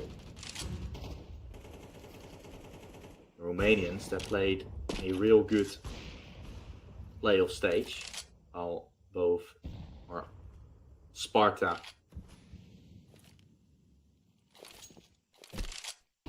Sparta 33, Force Reload, and Nexus having been invited to the playoffs. Only one of them remains in the grand final. The rest is all going to be Swiss stage teams, which really shows how good practice and loads of matches can really help you get some basic fundamental in. I will say that that with these teams and these tournaments, right, you can really see teams that play a lot of these will have the experience in playing the officials and will also have the stability, control, and actually win some. Good shot from Imor. That gives this round the possibility of winning. Calyx will clear A in the meantime. Might have Eternal Fire start rotating over, but that rotation will be hurt by none other than Swiftsteel. And Jix Razor was also watching for this lurk, so it's not going to be an easy round. They're going to run. Going to try to run A as Calyx has called it clear. Jix Razor is in prime position. He has to do it, but he misses the shot. Brilliance is going to let the bomb slip through, but the ARP will be his target. Lovely stuff, as Eternal Fire will still take the A side. It's a retake galore. Bound to happen. Up close, Brilliance getting flashed. Gets back his vision. What a push will come. Up close, double kill from Luxon. Great crosshair placement, leaves just the ARP left alive. This is a magnificent round, and he knows, they know Nitsi has an ARP. As long as they don't line up for him, it should be an easy round. Calling Donut clear will mean he's run away. He's ran for his life. Nitsi will be the one trying to save. Eternal Fire gets yet another on the board. Every single time we see Rustack play, they've gotten close matches. 3 overtimes against 33 in yesterday's match. Eternal Fire had a little bit of an easier game against Forcer Reloads. They played real class, but both matches went to 9 and 10 rounds for their opposition as well. They weren't like one-sided games.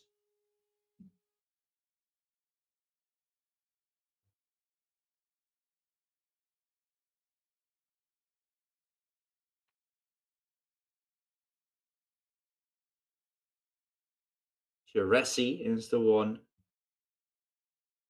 that is leading the charge in the killing department for Eternal Fire. Rustack's playing pretty nicely all around. So, yeah, it's a pretty cool and close game. No one really stepping up to the occasion. Just Juresi doing quite good in that. Yesterday, the bottom fragger with 20 kills over the course of the 2 matches played. They did win, Eternal Fire, a LAN in Turkey as well, if I'm not mistaken. So yeah, they definitely have had some play hours with this lineup. But this round will not go to the Eternal Fire side. By the looks of things, Nitsi will find the final kill. And so, an A push to end. will be sent to Sky. Rustack takes it. 7-5. They picked up the pistol. Follow-up in the third. Turn on fire after that. Play a 5-4 split. Still makes this game incredibly close. If you think about the fact that because of the pistol, those 2 rounds were way easier to pick up for Rustack. They do find success on the pistol round of the second half, though. Both pistols go their way, and they're leading big time. Still feel like this is going to be a real close game, though. A real banger between 2 great forces in the tier 3 scene. Ooh, Luxon is in good position. Smoke will be used to at least allow a bomb plant from happening. Luxon is there waiting. Double kill can be found. Demod is already lurking with the dual Berettas. Hard fought here on long range, but definitely makes them ring. 2 pistols better than 1 as he found a double kill. Bob is still in control of May. Although Brilliance is lurking. Would be great from Brilliance. Sees 2, can't find the double kill. Still alive and kicking. He needs a 3k. And has picked up a USP for it. Minute left. M-Star provides him with a 1v1. But M-Star is ready. Eternal Fire is ready. They're picking up the pistol. Pistols are traded. Rustack finds the first. Eternal Fire finds the second. That means this game is going to be tied before we're going into our first full buy. Since we've played for probably 30 minutes, we'll be completely tied up again.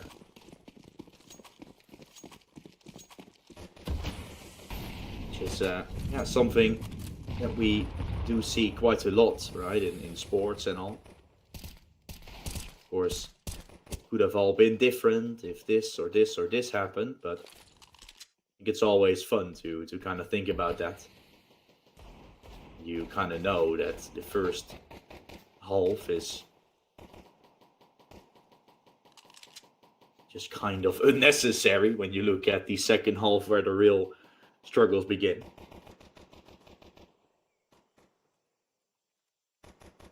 Obviously, it's not right to say that. It's fun to think about it. Oh, good shot from Calyx. Really, these rounds become round defining. These rounds become game changing. Calyx, ooh, he's going to be taken down. The Deagles are doing more than we originally expected. Running in through middle. Ready is M-Star. Playing up against pistols without any armor. The MP9 has been picked up by Jiggraze, who tries going for entry. Trading traded. The Glock does work. And now it becomes real tough. 2 M4s have been picked up. The time is ticking. Rustack started this round off with a bunch of Glocks. 1 or 2 Deagles. They're actually having 2 M4s and 1 Deagle now to work with. Pushing right into cave, where it's Luxon waiting right next to him. If they take him down, which they won't, the round is going to go to Eternal Fire. So luckily for Eternal Fire, no chaos is going to happen. But chaotic, it still was. It could have been heartbreaking though. That's something we luckily don't see. Calyx doesn't have the money to get a weapon. Eternal Fire only saved over 2. Which means Calyx will play with a USP. Can't be right. He's going to buy an MP9. Only 2 rifles being saved. That means there's no money for you. Great trade from Swiftsteel, who tries going for more. The smoke will provide a bit of a gap. Calyx and P9 battle is there in time to help. While, of course, Nitsi is going to come to try and trade. Good trades all over the board from Rustack. Swiftsteel trading cave. Jiggraze to open. And now Nitsi trading towards A main, making Eternal Fire very unknown of what's going on. They spotted the bomb on his back. Weirdly positioned body. Jiggraze was going to try peeking middle. Might have 2 lined up. That's one scene. The other one might be close. He's going to play this one as a 1v1. That's something Jiggraze has realized. We're going chugging in the molly. And Nitsi is entering the site. It hasn't been cleared, so he's a little bit cautious. Now for Eternal Fire to split up might be something that costs them dearly. Ram still not being checked. Emor is already walking up slowly. Smoke cover provided. Jixrezo to fall. Itzy's playing behind it. As Luxon will cross, he's still going to watch the smoke. Tap on the bomb is enough to force him into a swing. Itzy seen! Luxon plays that incredibly well. Reads the situation perfectly. As the 20-year-old finds a very important round for Eternal Fire. The first full buy goes the way of the Turks, who now break Rustack mentally, but maybe also physically. Because they're not going to be able to buy up fully. Will, with great certainty, go up to 9-7. Only 4 rounds away from stealing away the map pick of Rustack here. Lots of pressure potentially put on Jixrezo as well, something that Eternal Fire knew. Have been able to outmaster him for the most part. Pushing fast, Swift Steal. Aggressing through cave. A team kill will come. Jixrezo takes 2. One of them is his own teammate. Side is under control. Swift Steal still wants to push it. The Mac 10 is all he has. Tech 9 taken. Luxon comes from long. Can't look for the double. Still, the round is turned on his head. Itzy can still do this! Oh, he leaves Emor down to 1 health. As the IGL stays alive for Eternal Fire. Can't believe it. Rustack is kicking themselves for this one. Would have been real good to take down Eternal Fire in one of their weakest positions. They didn't have the funds to invest going forward otherwise. But now that they find the round, they're still going to have another full buy coming. Oh, that would have been a breakthrough of a lifetime. A tied up game, but also Eternal Fire down to their knees on Rustack's pick. Going for a leading position again. It's always coming down to the wire, those rounds. And only 4 that Eternal Fire will need. Promising retake. It really was.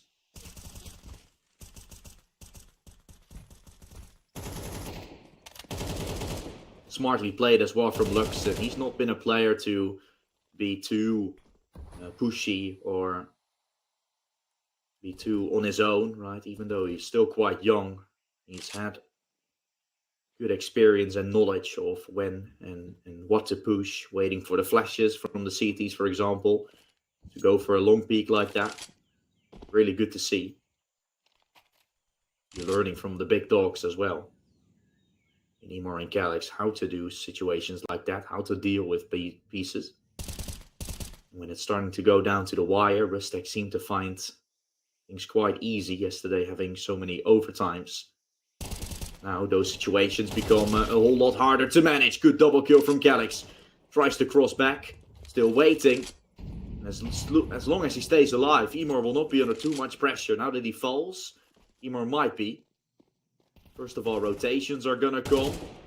Secondly, players are not really there for the Rustack side, but Swift Steal can still make matters worse. Swift Steal wanted to bug his way out. Nitsi, though, has no time to get this plant. Eternal Fire have done it successfully. A double kill from Calyx, and staying alive as much as possible has granted them with a round, and leaves Rustack wanting to call in a tactical timeout. Because, yeah, the money is not great. That's what we knew was going to happen.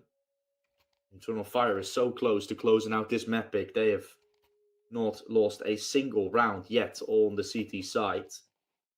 And if this continues with 3 more, Eternal Fire will be victors of this game. And only a map pick of themselves away from qualifying to the Grand Finals. Underwhelming it would be to see 2 2-0s at the same time. I think Eternal Fire and Nexus are definitely 2 the teams I would have loved to see inside of that Grand Finals.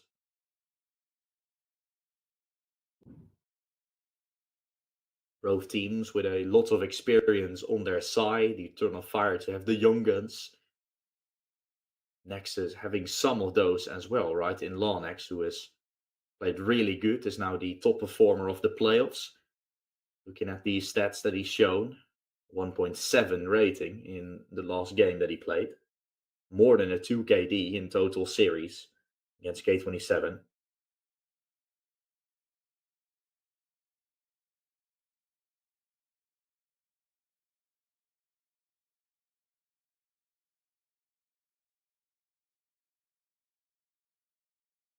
Still, surprisingly enough, the kills that are in the advantage of Rustack, or yeah, okay, not really. It is both of them having the same amount of kills. But Eternal Fire is leading by 3.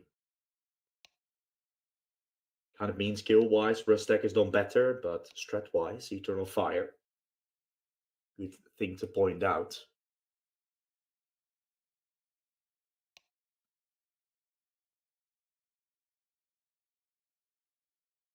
Eternal Fire will not be able to have too much in terms of money still. Their situation in terms of cash is still not going to be the best.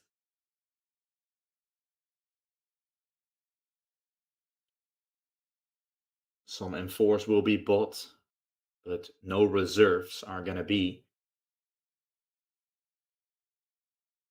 As long as they're keeping on winning, they're only 3 away from actually closing it out. We saw the technical timeout going by briefly, but a second technical timeout has been invested.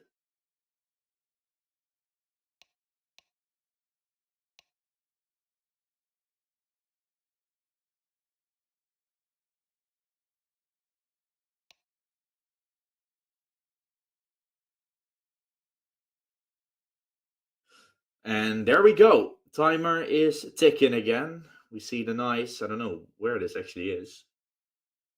It is the room of a main, where we're seeing the observer Beyond. Well, now flying back up and into the game, where, like I said, Eternal Fire's money is still nowhere to be seen, but so long as they continue to win, no problems. Good fake towards B. It's going to send M-Star over. Well, the push is obviously going to be towards the A side. 2 of the experienced men are there. Emor together with Calyx. Calyx will come from the donut side. It's required to step up big time.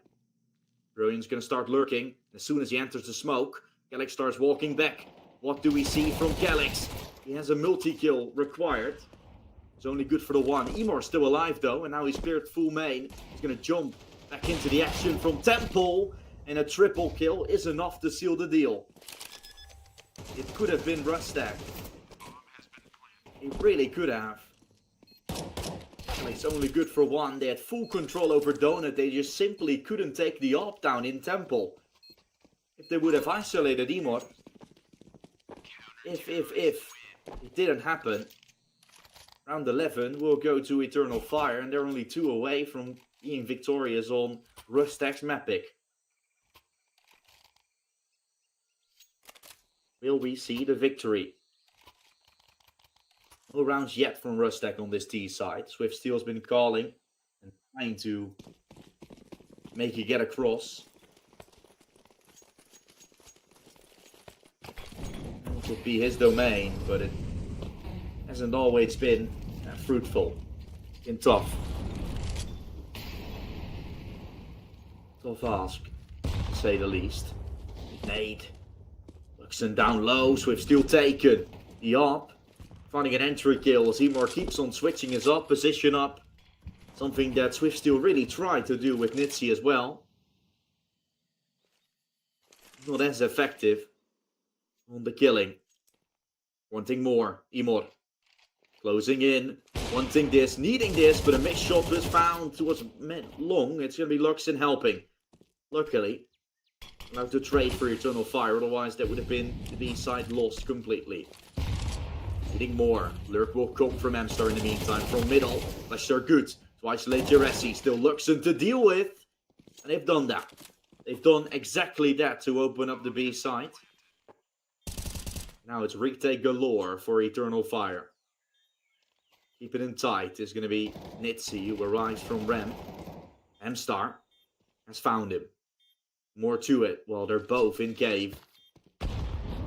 8 kill will do good work. Calyx is going to need to take them both down. One boosted, one close. Swing it as Brilliance watches them fall. Brilliantly done by Rustack. Have at least broken the curse of the no T rounds. But still, they're quite far away from making this game theirs. Still possible. Don't get me wrong.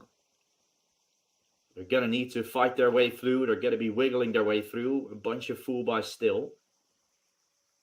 Not sure if you want to buy here if you're Eternal Fire. Loss bonus though is 1.9. So, yeah. I do get why you would want to force.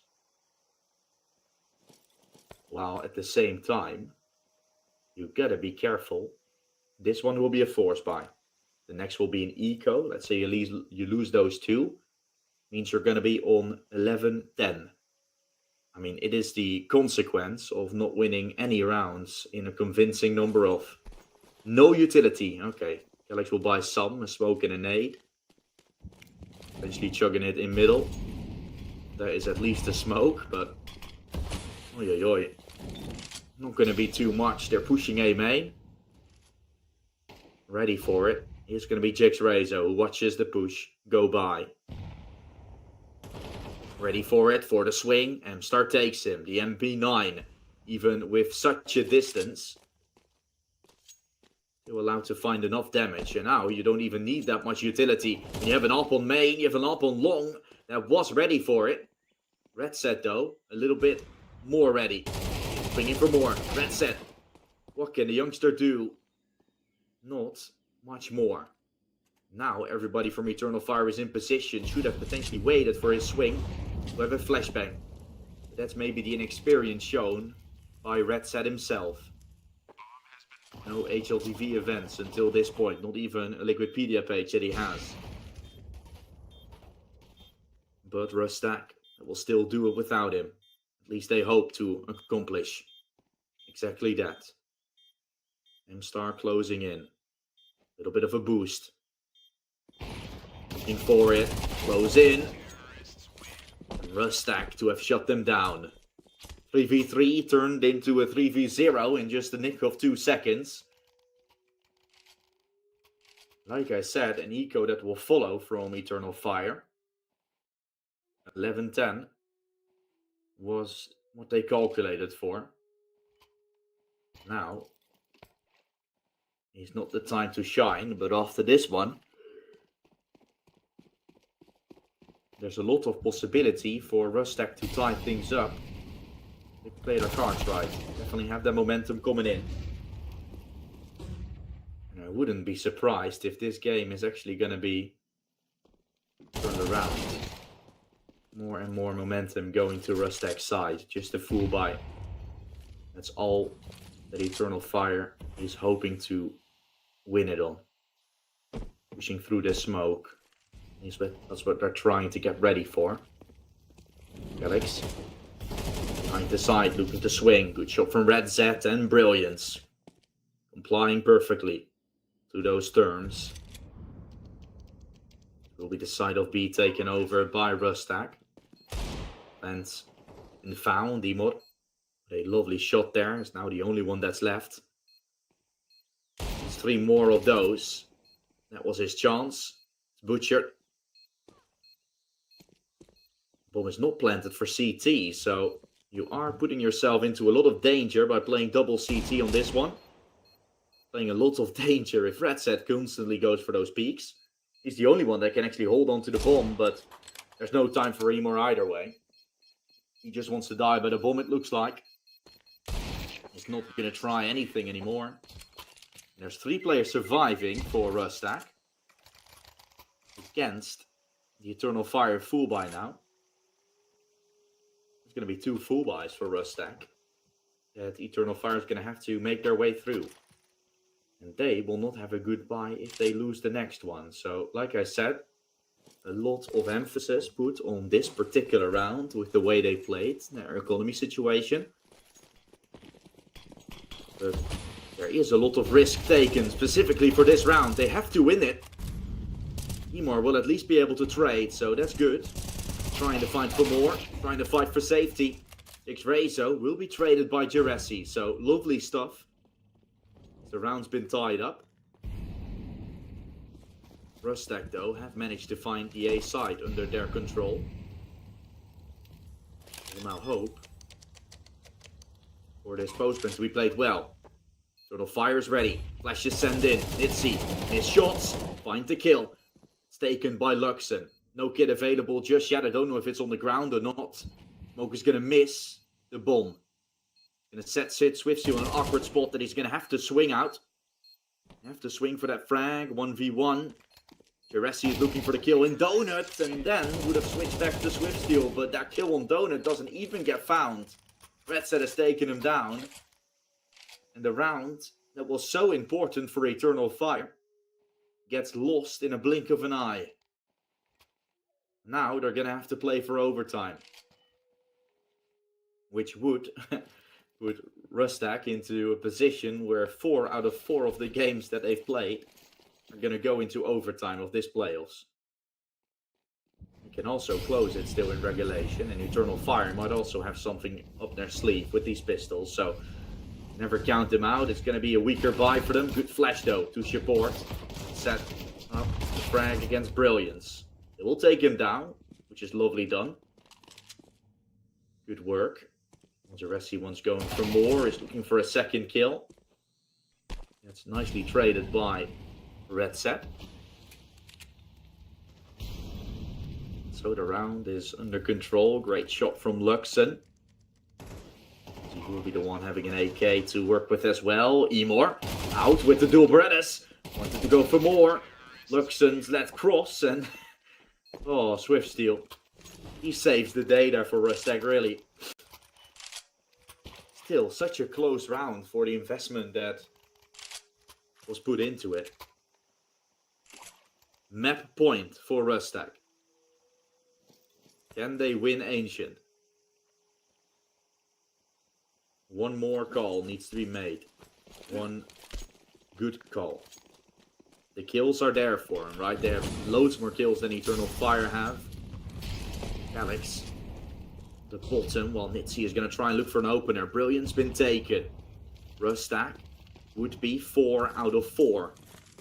4 maps, 4 overtimes. Not seen that record before, but it looks like we're going into another overtime play.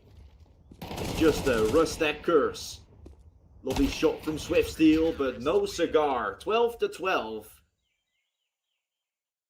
We're going full distance once more in an Exort Series playoffs match and beyond.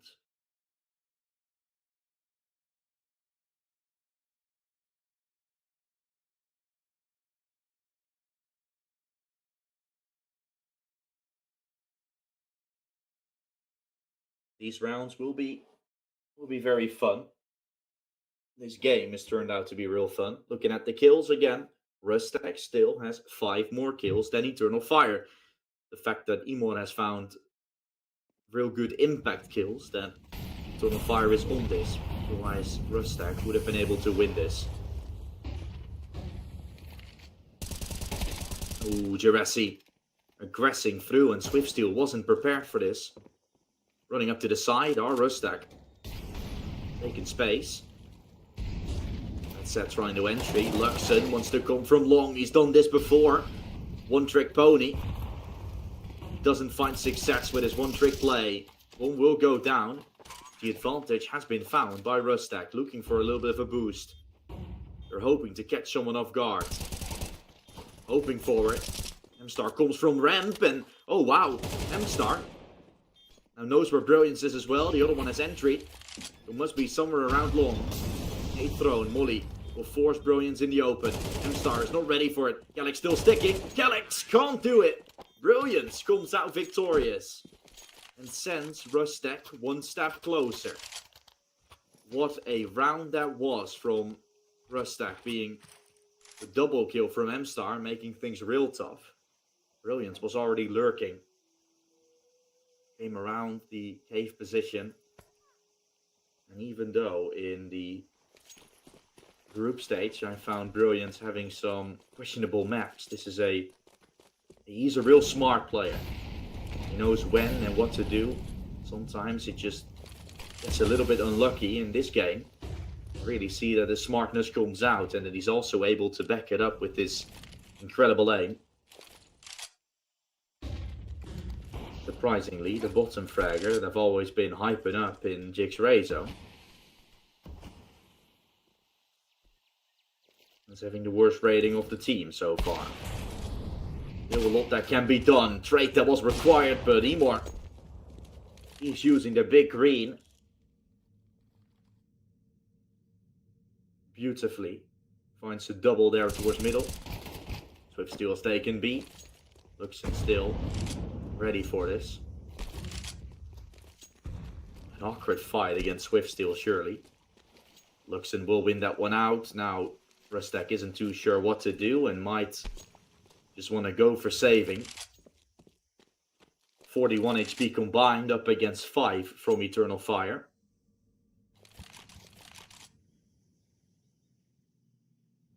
I don't know if we're gonna have a night game soon.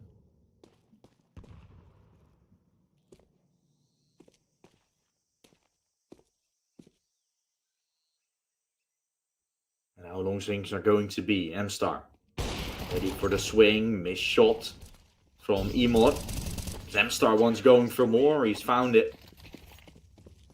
Eternal Fire. Stay alive with 5 on that one.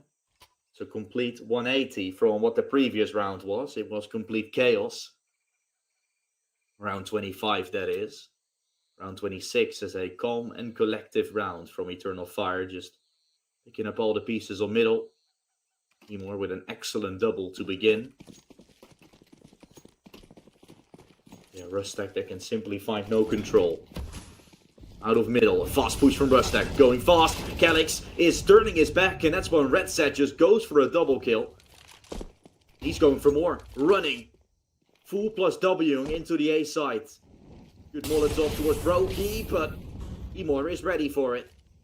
And has just turned the tide completely. A double kill from Emor. Sets this round up real nice for Eternal Fire. Swift Steel is going to hear the cross back. Might go to B. There's a chasing him. Swift Steel's running. Itzy, though, is also lurking the lurks. This is brilliant. More needed. Oh, Nitzy can't do it. Swift Steel's planning on B in the meantime.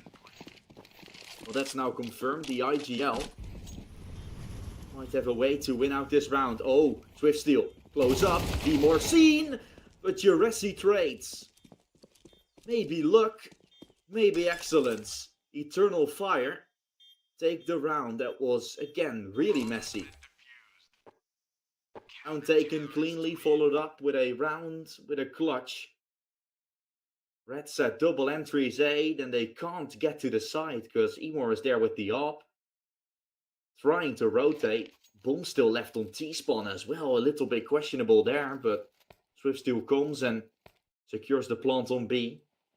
And can't find the double kill to put Rustack back in the lead. Eternal Fire going to their T side. Only 2 rounds away from being victorious on Ancient. As this game has really turned into a crazy one.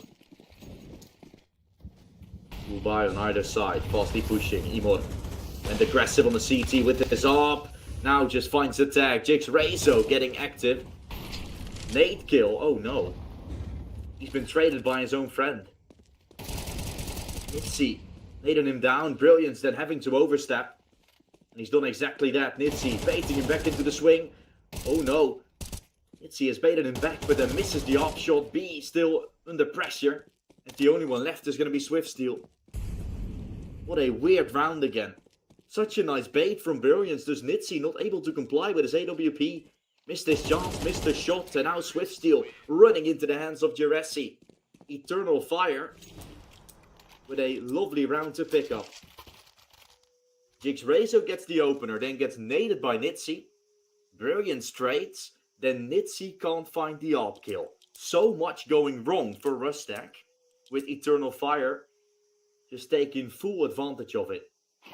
The question in my eyes still remains, like, these are rounds where Eternal Fire have won it with the mistakes from Rustack, right? Real mistakes from him. And that's why I think most of the kills have gone the way of Rustack for a majority of the rounds, but every single time it's Eternal Fire winning them out, running fast into the site. It's Jeresi that tries to entry, left alone. It's Red set. Usually the entry on the side from Rustack is allowed to get that entry in this round.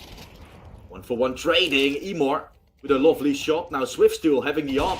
Double up from Swiftsteel. Up close, the IGL wants the no-scope. Can't find it. Brilliance might have been hurt. Pushing CT.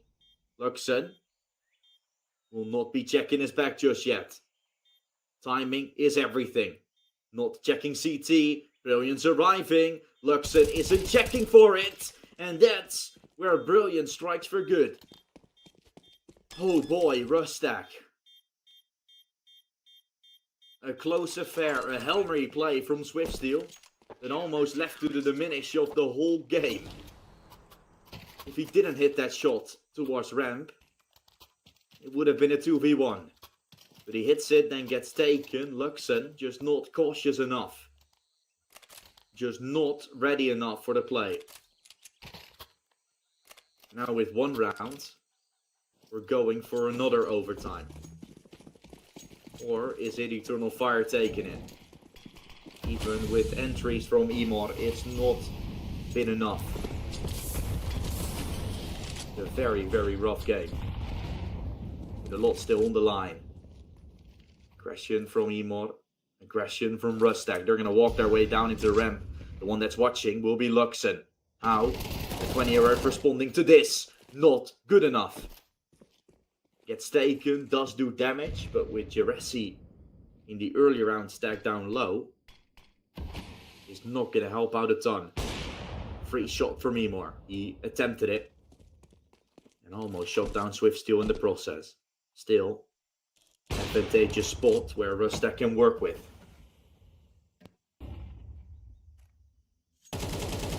They will go for more fights though. This is Swiftsteel's calling usually.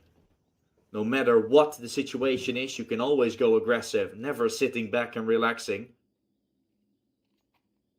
Well, that seems to be the only thing you can really do in this situation. Jiggle ramp. Red set on long. Rotation called for Nitsi because the two B players are both low. Up getting swapped over. Red set won't be allowed to find that frag. Swiftsteel tries crossing back to the side. Players have arrived. Also a lurk from Jix Rezo coming in. An important fight for Calyx to win as he has the bomb to cross. Aggression to try and take down the sole player on Heaven. Out of bullets. And so find himself falling, but there's way more to it. Good shot from Calyx. But Brilliance has already rotated. Time is running out and Molly will be enough to stop him. There's no time to get to the site. And Rustack have made another overtime reality. We're going for OT number 2. We don't end it in 24. We don't end it in 30. We need at least 34 of those 3 rounds.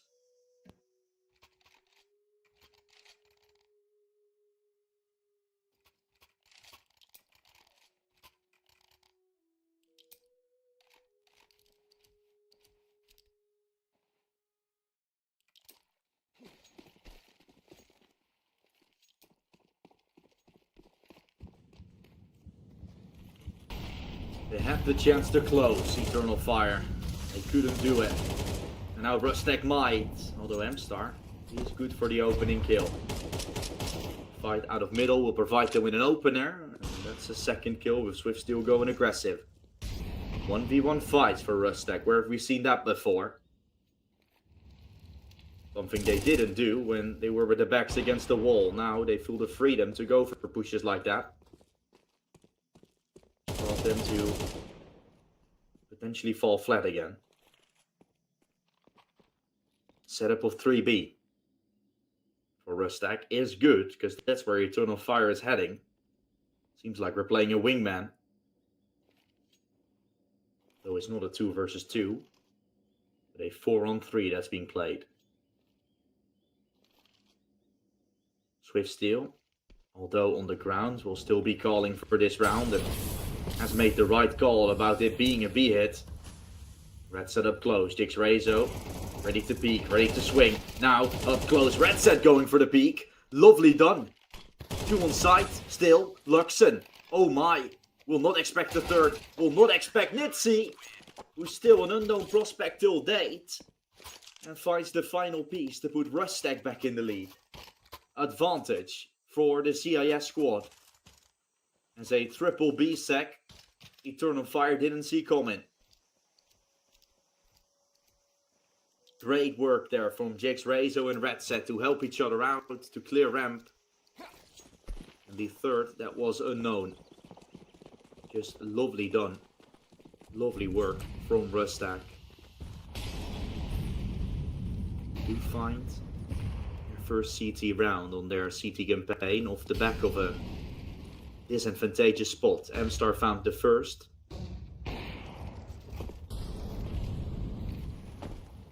It wasn't meant to be. It wasn't meant to be.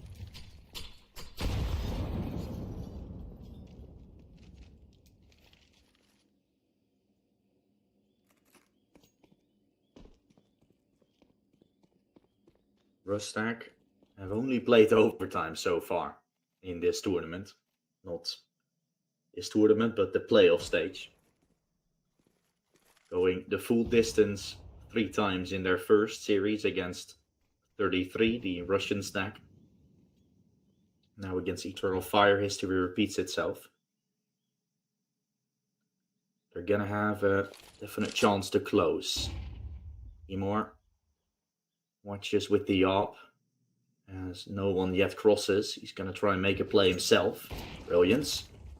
Crossing and has seen the AWP. Up close, still Swift Steal to help. Lovely done. These are the setups that Rustack is really known for. Hotu was really good at this as well. The only thing that these two lineups had in common was that Swift Steal was there. He's really good in taking those spots, sometimes a little bit too much of pushing. But his calling's been great to have those setups lined up to outmaster and outsmart Eternal Fire. Calyx. He's down low. He's been naded, he's been shot, he's been taken. Good shot from Nitsi and the retake still on. Halfway ticked, 3 kits available. Nothing to worry about, you would say. And you gotta clear Luxon first. Still in the corner, getting taken. Now just the Resi. It has to do this, but it's Jix Rezo that's alive and finally steps up. OT is his domain.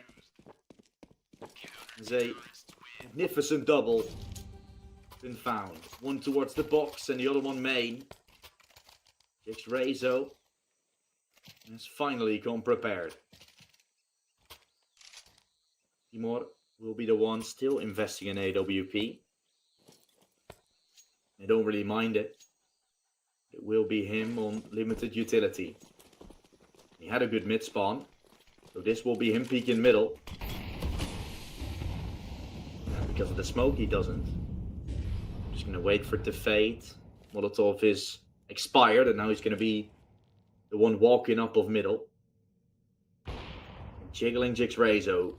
Be finding some target. The A main presence has been seen now. That should be enough information that it is in fact going to be a little bit of an A play. An A split. With Nitsi still alive. Might swing into the upper. A duel of a lifetime that Nitsi wins. He wins it against Emor. Right when he needs to. Hasn't won any op duel against Emor in so long. But in overtime, with their backs against the wall, Eternal Fire doesn't win those fights. Nitsi does. Jumps up, back down, toying with Luxon a bit. It's a 1v4 for Luxon either way. Won't have it cut. Won't have it cut out for him.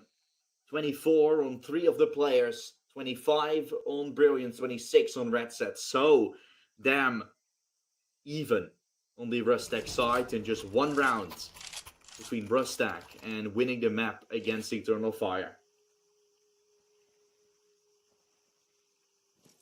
Mirage is looking really good on paper for Eternal Fire. So they didn't even need to win Ancient necessarily. They make it a really competitive game. But it looks like the final blow might have just been there for Eternal Fire, unless they can win 3 rounds straight, which I would be really amazed to find out that's gonna happen. I would be a little bit surprised as well.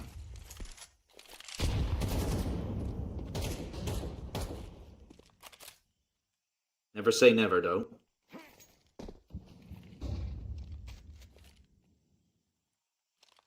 Swift Steel playing from the White Cubby position. Teresi aggressing. Finds him. Trade is there from Nitsi, who's also seen, Luxon rather, has seen both Red Set and Nitsi there. Seems to be the B emphasis, although with the bomb on your back. Obviously pretty obvious that you're gonna go B. Might be one of the reasons for Rustack actually not approaching there. Calyx and M-Star look to re-aggress Donut. Rustack will go A. That seems to be confirmed. But how many players will have alive to do the push? Calyx ready to trade, but it's brilliance there. Trade one back once more. Calyx been shut down. That's lovely done on the side from Rustack.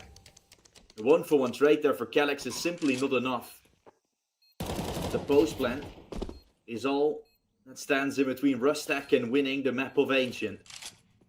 30 seconds to do it. They have kits available. But will they have the manpower? Will they have the gunnery? Emor has an AWP. Not the weapon you really want for this retake. Halfway ticked already. There comes the swing. Holding tight. Holding on. Rustack takes it in a 1915 fashion. What a game. I definitely need a breather for that one. I think you guys do too. It's Rustack that come out victorious on their own map pick. Means that we're going to have one more map coming up. At least will be Eternal Fire's pick. A chance for them to make us go to the third, which would be Anubis. So a lot of fun still to be had going forward. I join you later today and in about 10 minutes with the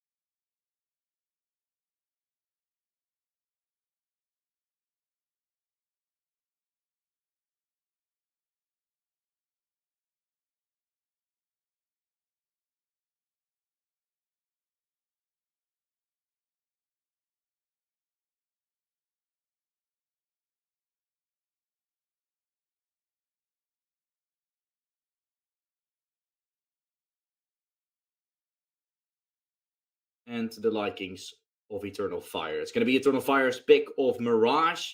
The pistol is going to start. We saw Ancient go by. It was 1915 for Rustack. Mirage should be Eternal Fire's on paper, but Rustack come out of the doors slamming real hard and have the opportunity to keep on backing that up. We'll see how it's going to be as the pistol has started. Let's get the screen to a wide one. Rustack on the CT side with a real chance for victory.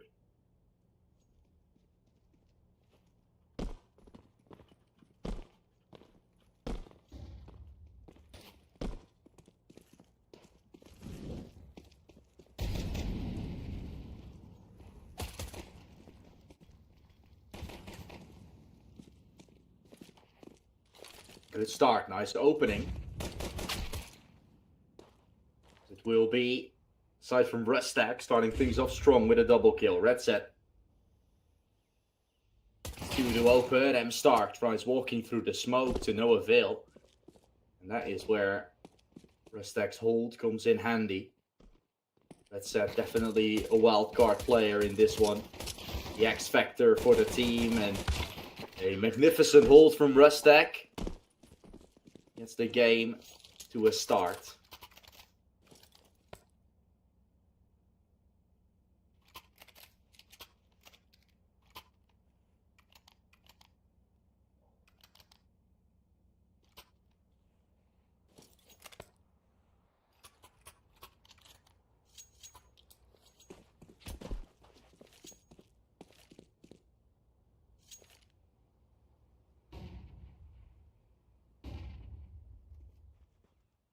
So, a pretty good way to open up.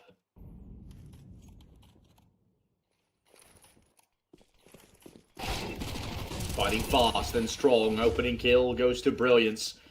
The rush from Eternal Fire goes to the side, but help arrives right when there's a fight towards the default box. That's when Rustack pushes out of the smoke. Beautiful timing to collect all the pieces necessary.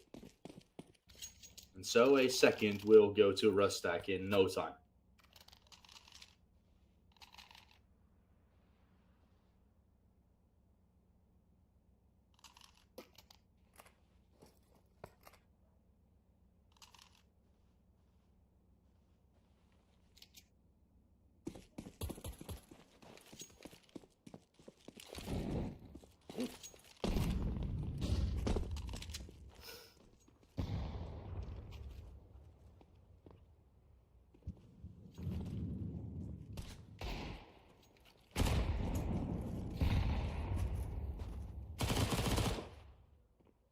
Show from Swift Steel as there will be a push coming out. Red set. Nice headshot. Can find the second. Lovely done from Red set. Looked to be the round in the end going to Rustack as well. Was a force buy. Or an eco rather, I would say. Eternal Fire. Not a lot of emphasis put on winning this round, but another triple round start for Rustack. They did exactly this on Ancient. They started off 3-0.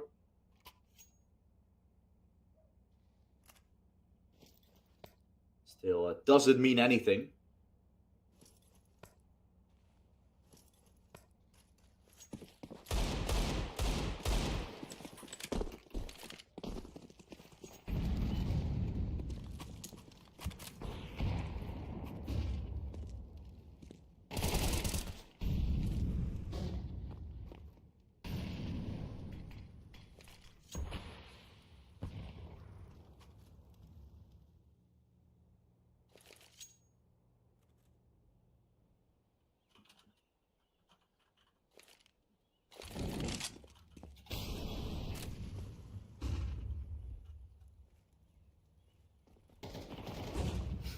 Oh wow, Rustack. Double kill towards ramp in quick fashion. Sure, Emor in prime position, but needs this double. Needs something more than just a single to make it better looking. Not gonna find it. Not gonna do. Commencing for more as it's all down to Calyx. A 1v2 is not gonna make the cut as it Rustack going up 4-0. What a performance from Rustack. Not stopping anytime soon, it seems like.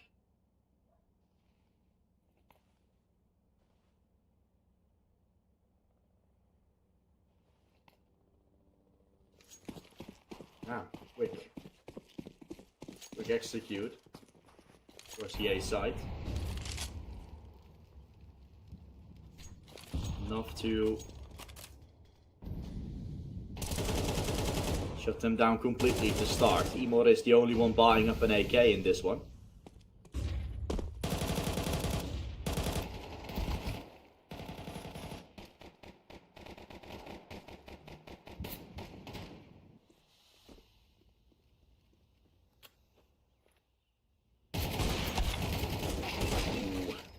Resi, M-Star, although they have pistols. Still good to find some frags here and there. And the bomb plant as well. I don't know how they've managed to find this. No idea how they've managed to make this happen. It does look promising.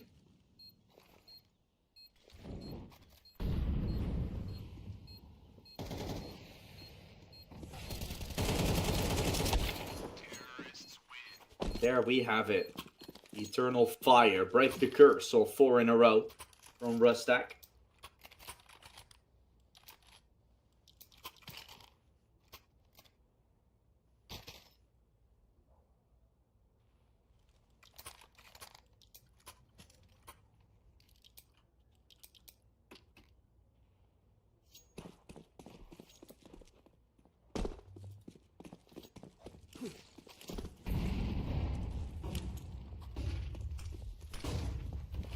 At least a good beginning.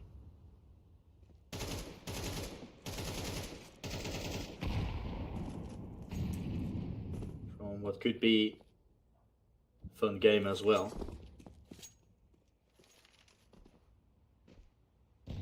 There's more to come. Good fight from Calyx. Good for the 1v1.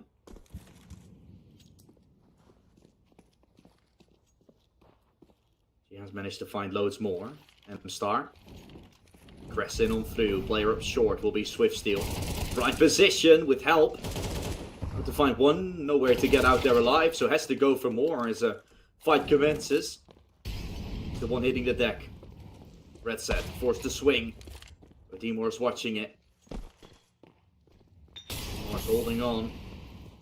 For dear life with more to be had.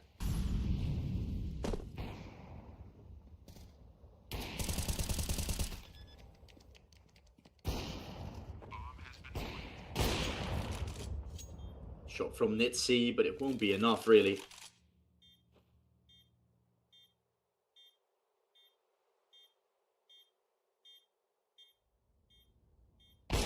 Zaldo much better, and a lovely shot from Emor. Will help out wonderfully.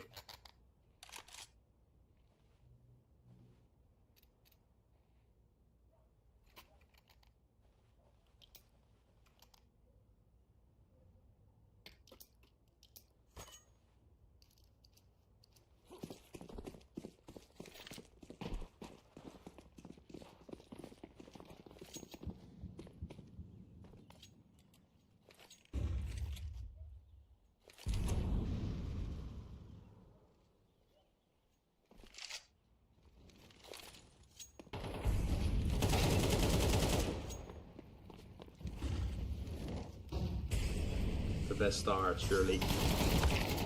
Definitely fun game to watch. A lot happening. And the pistols that won't be able to do much more. Managed to make nothing happen. Let's see. Up close and ready. As Emor takes him down. The round will go to Eternal Fire.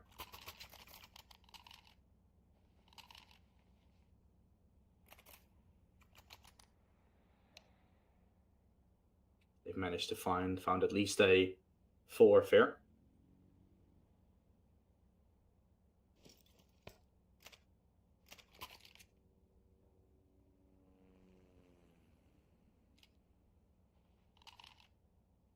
Technical timeout. Being pulled up.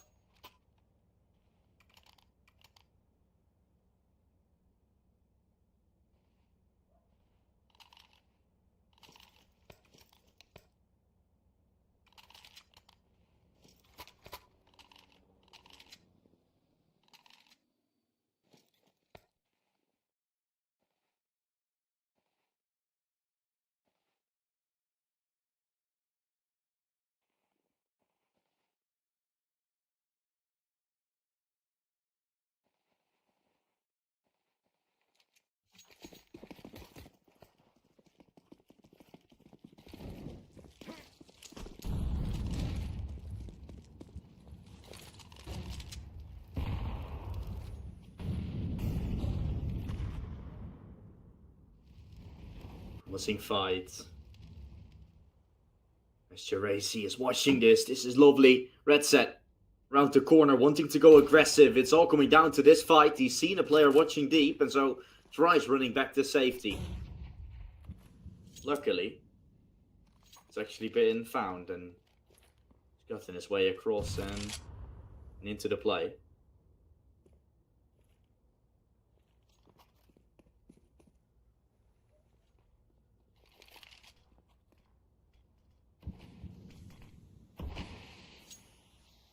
So they back out and do a fight short. Slowly pushed into for Eternal Fire.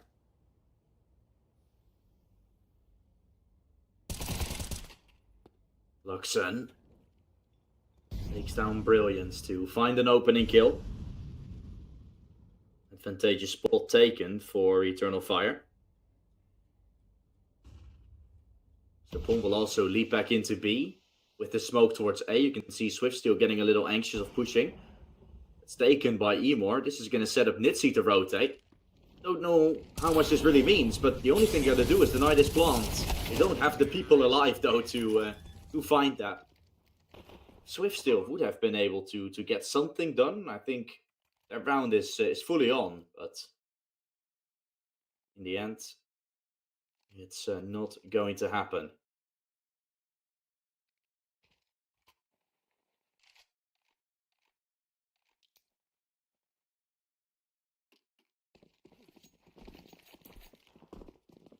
For 4, game is tied.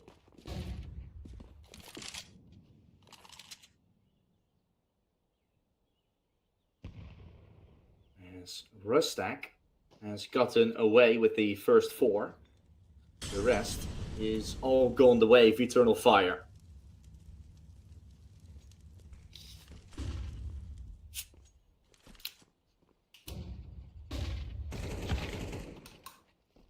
Shot from Calyx as he opens up towards Brilliance.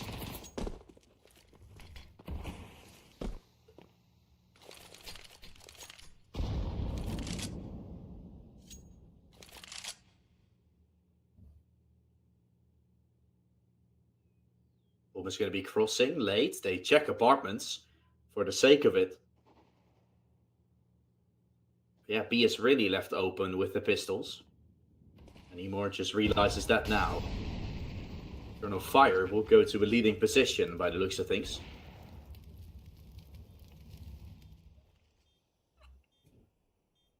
That is definitely not the way I thought things were gonna go.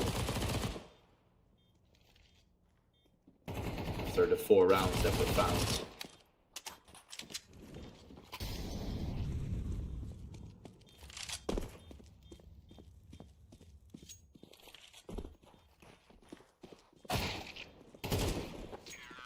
Lovely.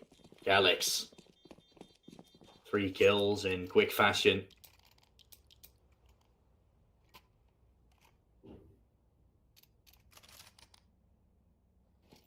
And just like that, the 5th will go to Eternal Fire.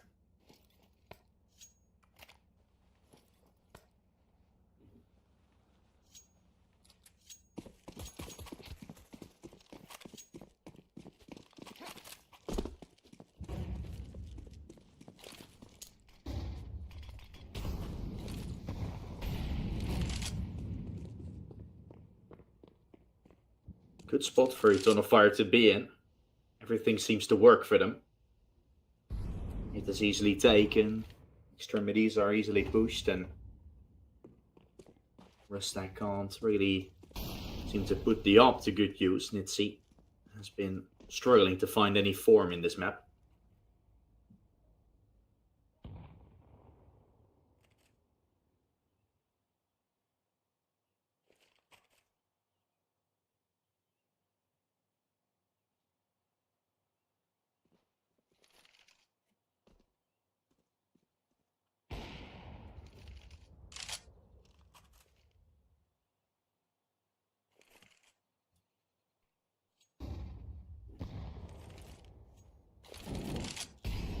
Rustack still required to wait on this A side. Brilliance watches from lower as the rest will push out from ramp.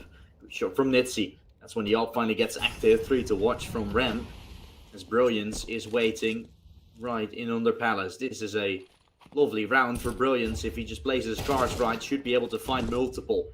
That's one. Never mind, not multiple taken. Still the side is under control, but you need the bomb plant. You need a miracle. And it really doesn't seem to be. Timor has found the bomb. Now tries to plant. Itzy misses the shot. Up close gets taken. Rem still challenged, and now there's no time. But you gotta be careful. Swift still isn't taken away. I thought he was gonna fall. Otherwise, it was the lurk from Jurassic that could have been round defining, but not to be. I really expected Swift still to die there on ramp. But the IGL has other plans and puts Rustack back into winning ways after 5 rounds unanswered from Eternal Fire. They take one back, and we're now all tied again on Mirage.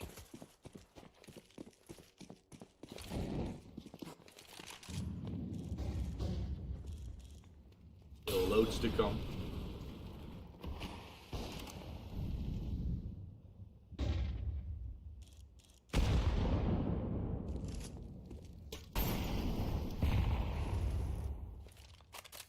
Quick fight, Calyx. Bait out this Alice Pop. Brilliance molly, then falls away. He's down to 20 health. Important fight for Jix Rezo from Connector, but the youngster can't hold on to things. Brilliance will go back into his sweet spot.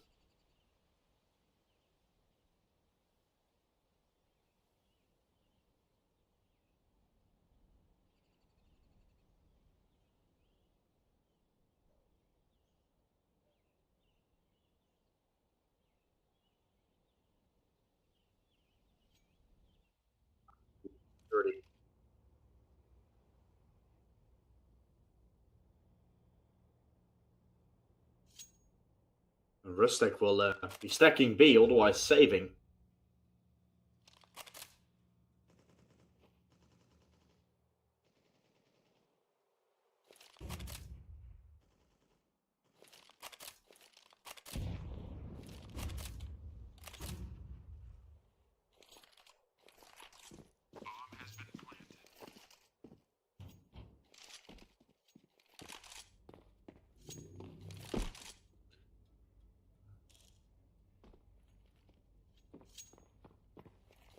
Eternal Fire will be able to find 6 now.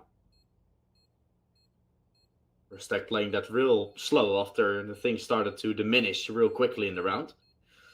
Now just look to play it completely safe to save.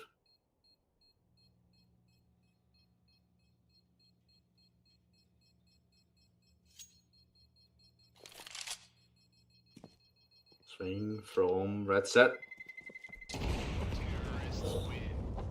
Good stuff from Nitzy. So Amstar doesn't get anything done.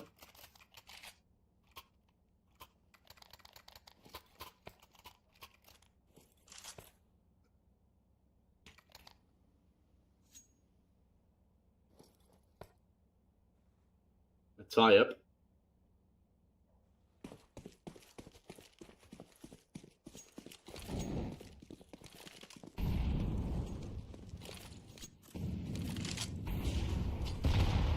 Middle comes. Oh, nice shot from Redstead. Taken down. It's a 1-for-1 trade. It's into the mid side. Eternal Fire is working things out lovely.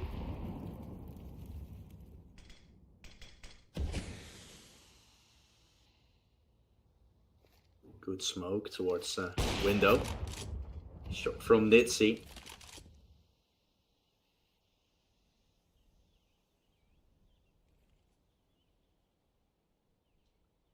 Ooh, this could be great because Nitzy's going to push ramp. That's where the bomb will mostly face him. Calyx looks to go Palace instead.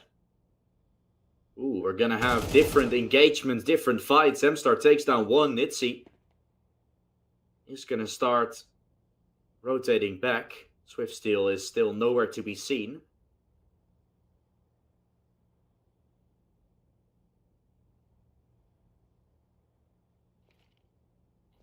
Gonna make a rotation. Swiftsteel still coming late. Might find Luxon here in the open.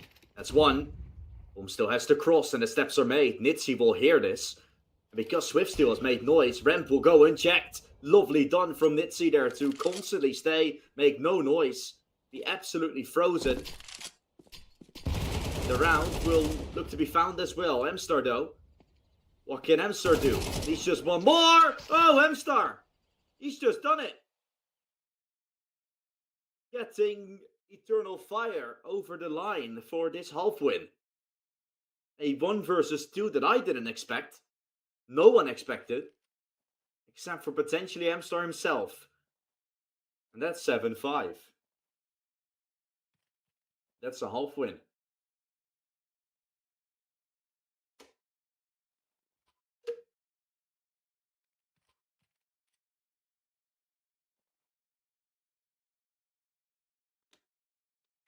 Tactical timeout. How can Rustack do this?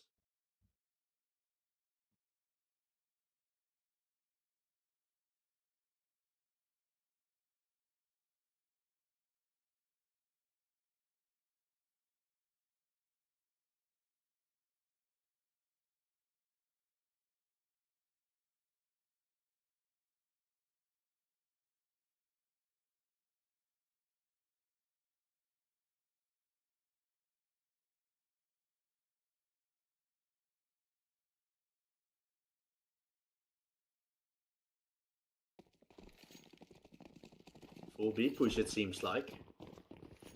With one lurker on Nitsi.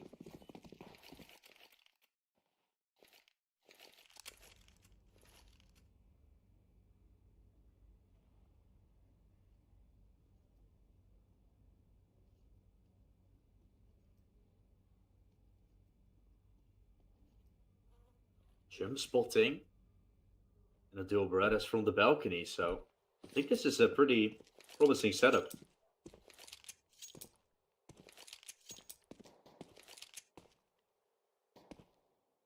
Nice fight towards the A side.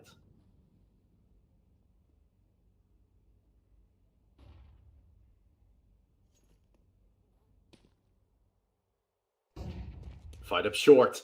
2 players only, and now the position that you originally had towards apartments and bench becomes real hard to manage. And there, the players from Eternal Fire fall like flies. Brilliance with a lovely double kill to start. As Rustack have found the opening too. Won't this happen? It's from M-Star. Good shot that will collect. There's many kills still to be found in order to make this happen. Mainly Brilliance.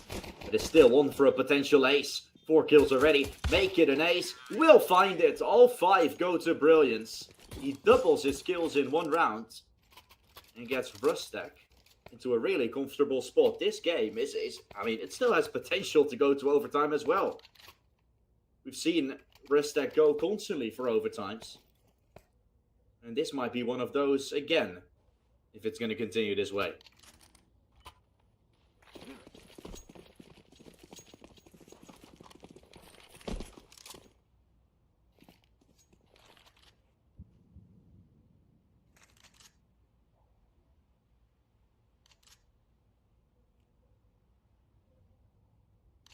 Slowly walking middle.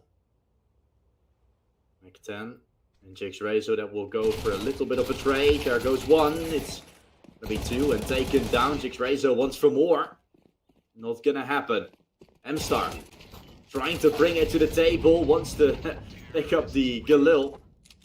Becomes his death in the end as Rustack clean the A side beautifully. Could have been cleaner with the fact of the matter that there was only 2 guys surviving.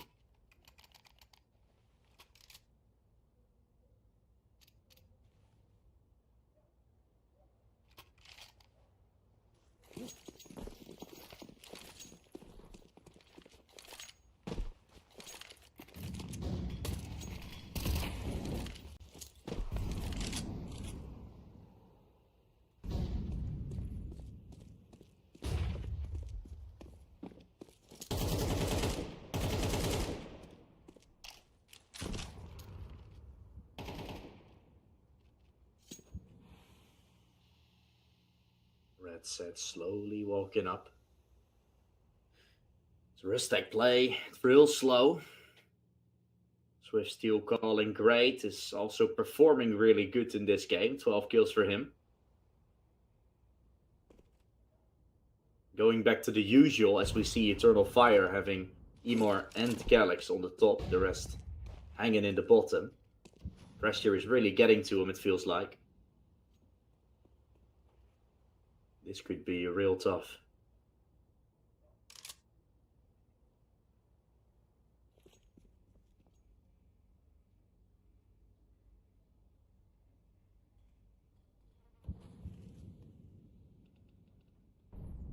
Seconds as the smoke towards top of con might still make matters worse. They're going up short. That's exactly what's the case. Only is good to send M-Star a bit away. Jurassic will now have to try and join in because M-Star is taken. Player towards bench and one towards short. M-Star or Jurassic might be able to find one, but surely will be traded after. Still, you gotta clear Jill and nothing really works. Jurassic gets too much value for Rustack. It's Eternal Fire break Rustack's backs, but one more kill is all they need. Nitsi, though, has other plans. Steps the bomb, then goes for a stick. As Calyx has arrived already. It's Eternal Fire's round. Just one surviving, though. Which is always going to be tough.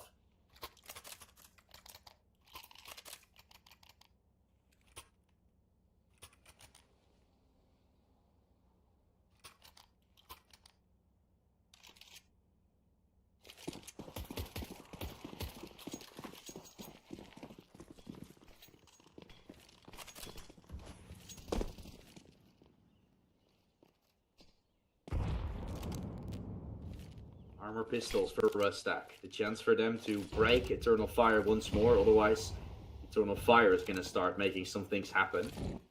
And really, me and Mirage is going to be accelerated. After this round, it surely is. Tight game still. Or a real opening.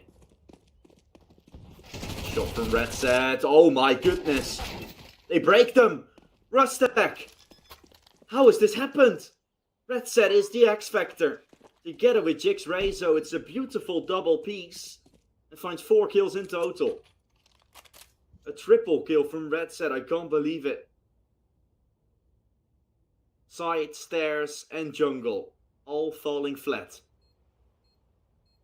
As Rustack will look to tie up this round, will tie up this game. Eternal Fire back to a double eco. This can mean the end is gonna be nearing. Like I said, one team is going to accelerate. Either Eternal Fire will go to at least 10, or Rustack is breaking Eternal Fire, which causes them to go into a downfall. An absolute downfall. MP9 would rather be picked up by Swiftsteel. I don't really get that. Thomas seems better, but he wants the MP9 rather. Maybe playing against the pistol and armor would be the reason for that.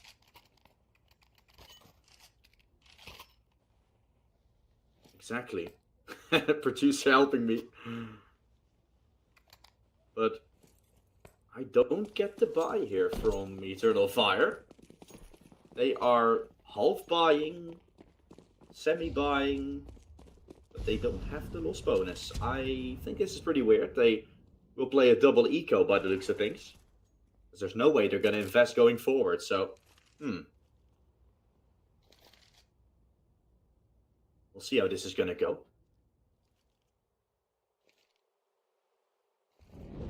Nixon has found an entry. Now still alone on B. It's Jurassic that has joined. But yeah, is a USP really worth mentioning? Luxon though. One player you want in the situation. It might be the anchor himself.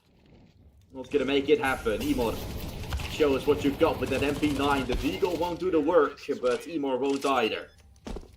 It is Rustack that has taken it. A faster play up against the pistols. Gets them to a position.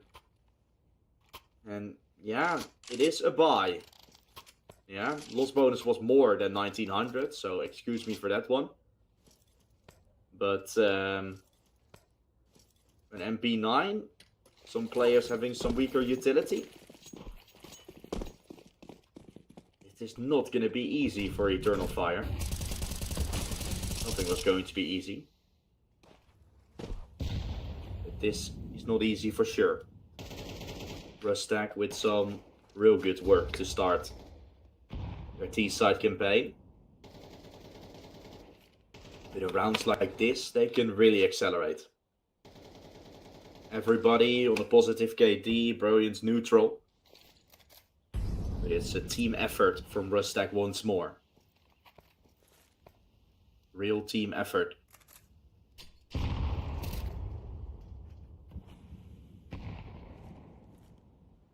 Star gets naded. The utility has already been burned briefly. Just flashes for Eternal Fire left.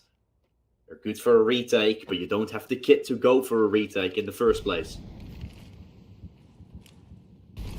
4 towards A. Well, the flash is in. Golden will be checked. Golden looks to be cleared. Swift steal. Allowed to fight M-Star. Wants 2. Juresi, though, will have 2 of his own. With the push from Emor down into short or lowers, it's actually going to be Eternal Fire winning out this round. Itzy up close is saying goodbye to Juresi, but he got too much value to get around to the Rustack side. They will lose what looked like a possible round. A hard-fought one from Eternal Fire, but one they gladly take to their CT campaign, just 4 rounds away from moving into Anubis as our decider. But I say only, there's so many full buys that will come from Rustack. This is gonna be awful.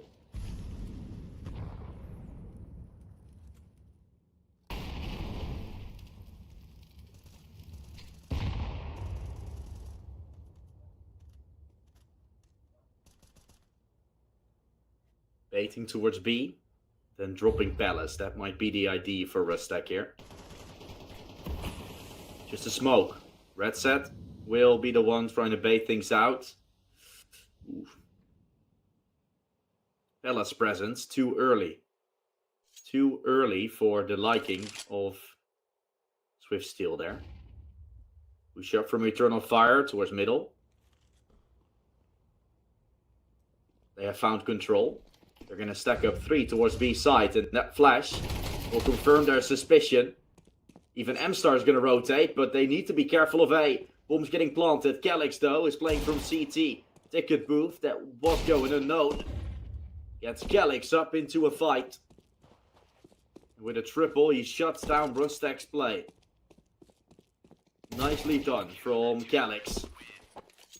Final pieces found from the other experience hat at the Eternal Fire side. Emor getting involved and putting his team on double digits. A round that looked promising in the way they executed things, Rustack. Eternal Fire making a little bit overzealous rotations. But yeah, you gotta clear CT, and Calyx was there still watching. Nicely done from Calyx. Ooh, Jix Rezo. 7 health. All that remains after utility got blasted into middle.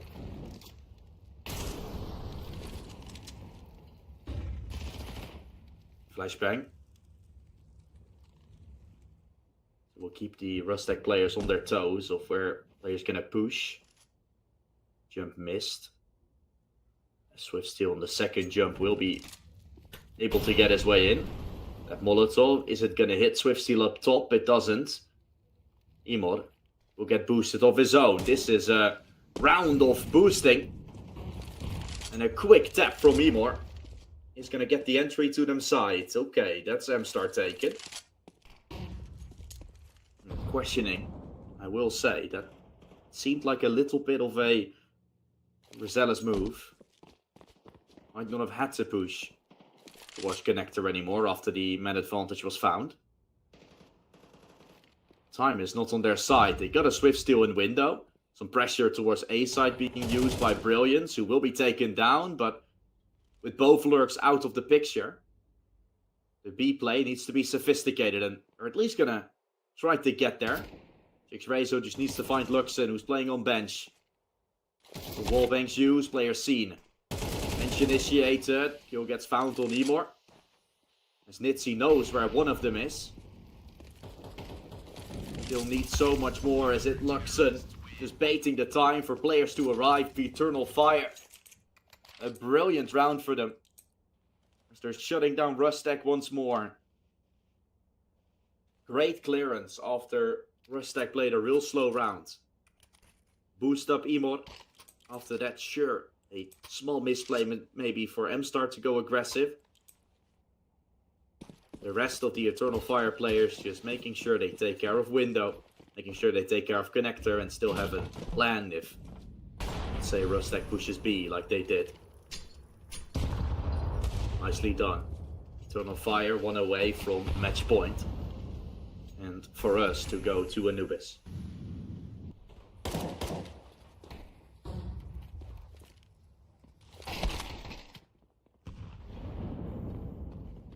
So still naded, but out on B at least. No bomb though. Zemor will soon find this. If he goes up the stairs instead of the blocks, he will see the bomb. I think he has just seen the bomb. Zemstar joins him. Good shots from Jix Rezo. Still much more needed. Okay, Swift Steal.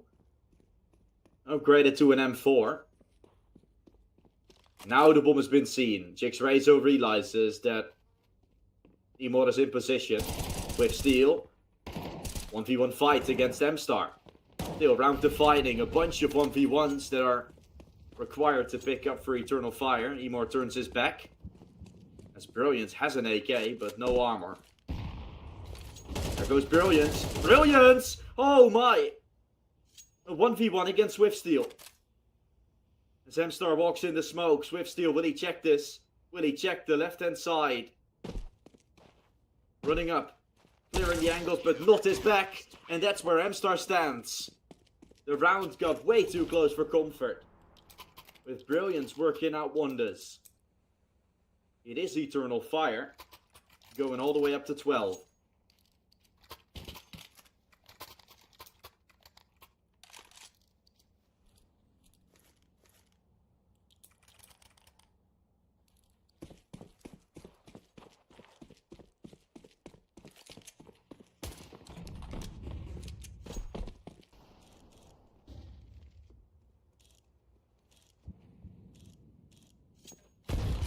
Nice double nades, Nitsy.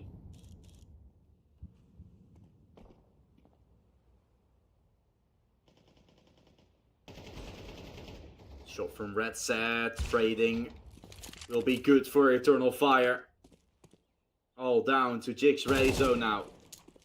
To break the curse of overtimes for Rustack, but not in the way they wanted to. They wanted to win this game 2-0. Now it seems as if we're gonna have to call upon Anubis. It hasn't been clean for Eternal Fire. But Calyx and Emor are doing great work. Are doing God's work. We're tying up for what looks to be the third map of play. It's going to be Anubis that will be called upon. Both maps going the way of the teams intended to pick. And now the third map will be played. We're going to the desert of Anubis. To the temples. To the Anubis. We'll see you guys after a short break. And when we return, the third map, who will it be to face Nexus in the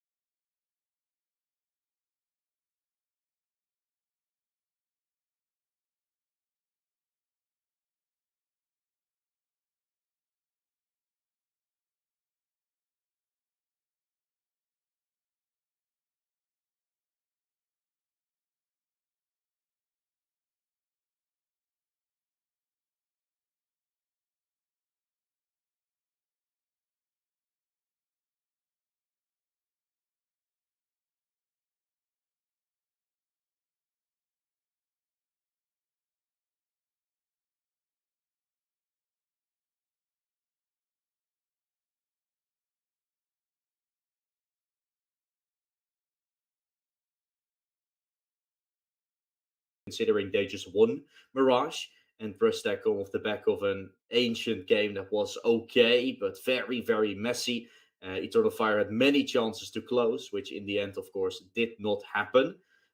So yeah, I think Eternal Fire coming into the third map will definitely be the big dogs, and Rustack will be the underdogs. Knife round will most likely decide a lot. So we're going to see who will win this.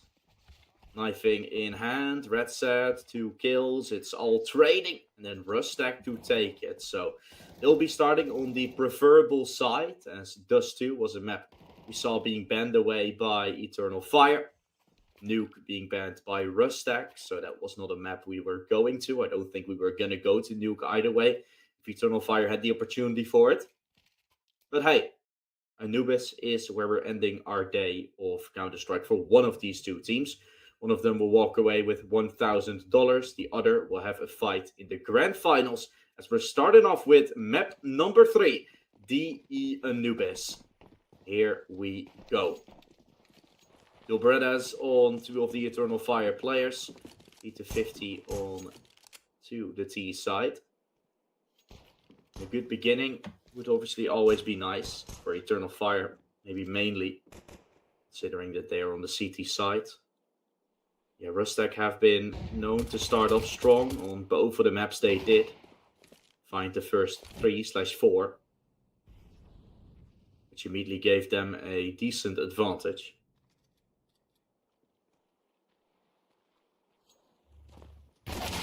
Fight from Swift Steel as Luxon finds him.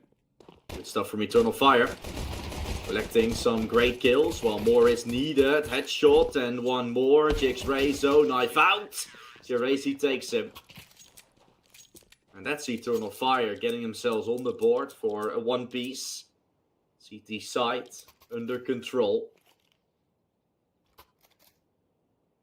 It will be Rustack going for a pistol buy. Eternal Fire that have started off strong.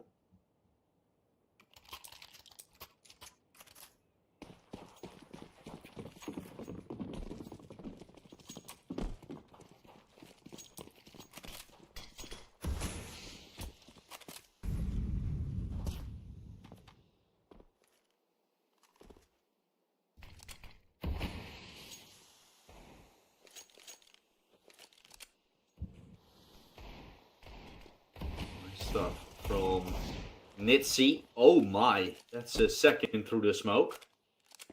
And 4 pickups. Swift Steel will drop a second over.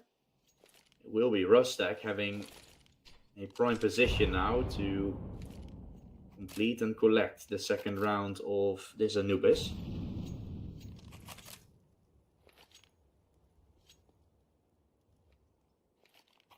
Calyx pushing with the MP9. No armor opponents. A pretty easy fight. Good shot from Swift Steel. The side of B, that's under control. Rustack going for the plant. Eternal Fire will look to complete a retake here. Hard fight from Nitsi. No one on having any armor for Rustack. Nitsi will not have the time to go for a lurk around all the way. And Eternal Fire still going to go for this. No kit available, so just needing to stick. Will be the one doing so. They're tapping it once. There comes the swing. Gerazi has found it. Now just a stick happening. Picks up the M4. Oh no! Oh, why would you switch weapons right when Nitsi is peeking? Nitsi though, taking great advantage of what looked to be a foul play. There was absolutely no way. Rustack steal around away from Eternal Fire. It's a big robbery.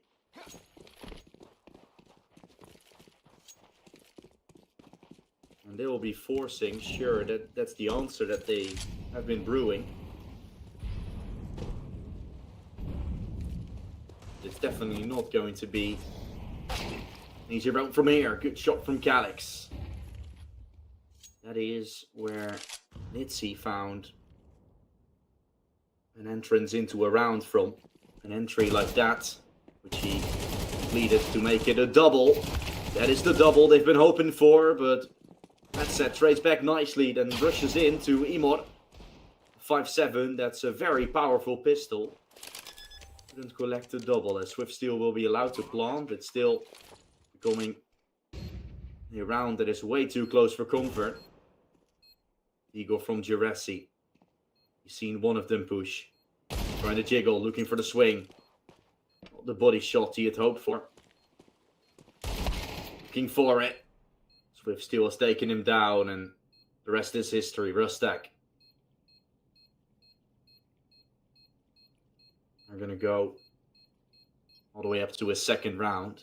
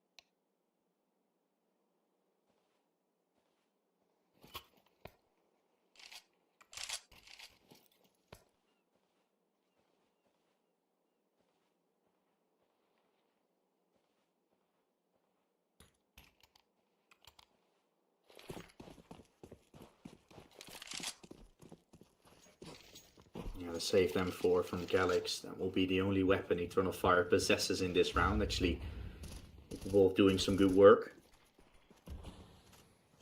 We'll say. Rustack have found themselves in a pretty decent position.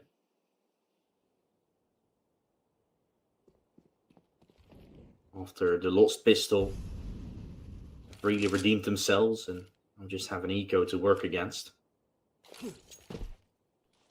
Line up with a smoke and a flash. Swift Steel is ready with the 5-7 swinging from Jurassic. He's going to be taken. This is something we've seen many of the Eternal Fire players do. Something you gotta do with the 5-7 to play that close of a fight. Of course, Jurassic is easily traded by Nitsi, who entries and has 7 kills in this game already. Seems to be his map, definitely. Still on the cards with 30 seconds left. No kit available for the Eternal Fire. They're gonna go for fight. This was a promising nade, but it bounced off weirdly. No one from Eternal Fire, though, attempting this round, really. Emor just wants to look for an exit with the Deagle. To no avail. Saving around the AK and the M4. Which Eternal Fire can definitely use in their next bit of campaign. It's Rustack leading 3-1, 3 in a row for Rustack.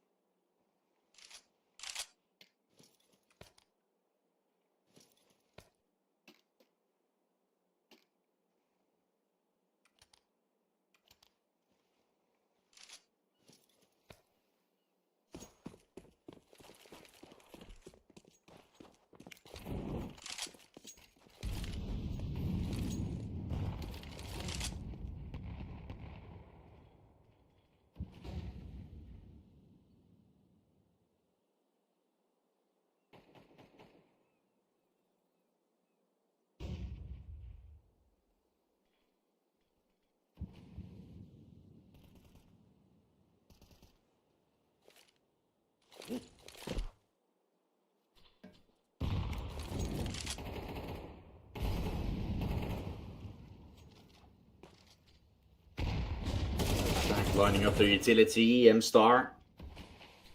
For one. Well done from M-Star.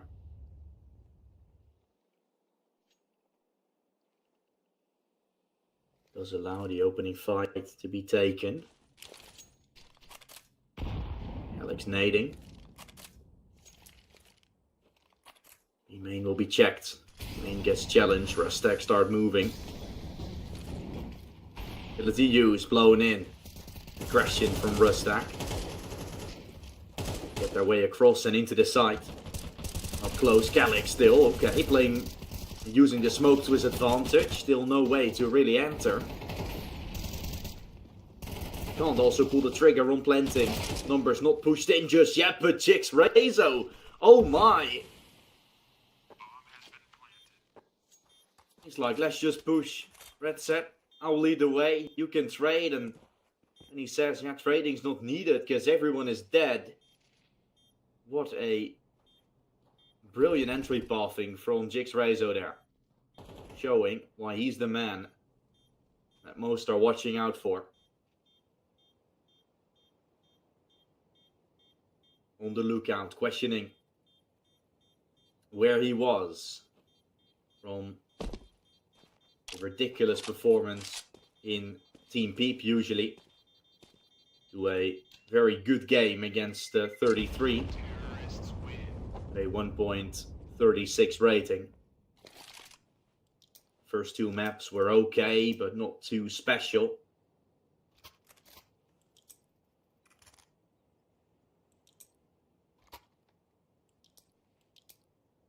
His triple entry is definitely worth noting.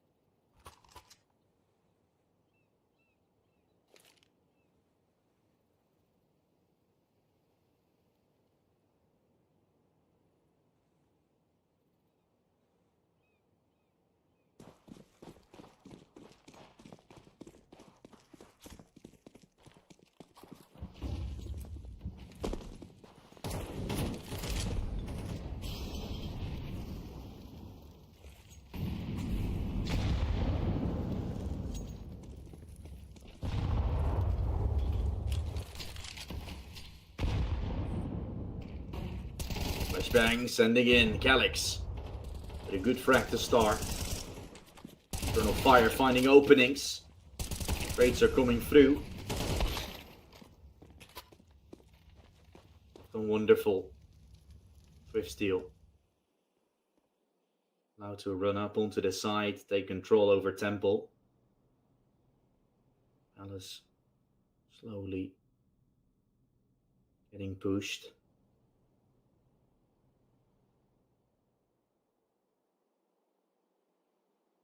Starts to wrap his way around. The bomb is gonna go down at A.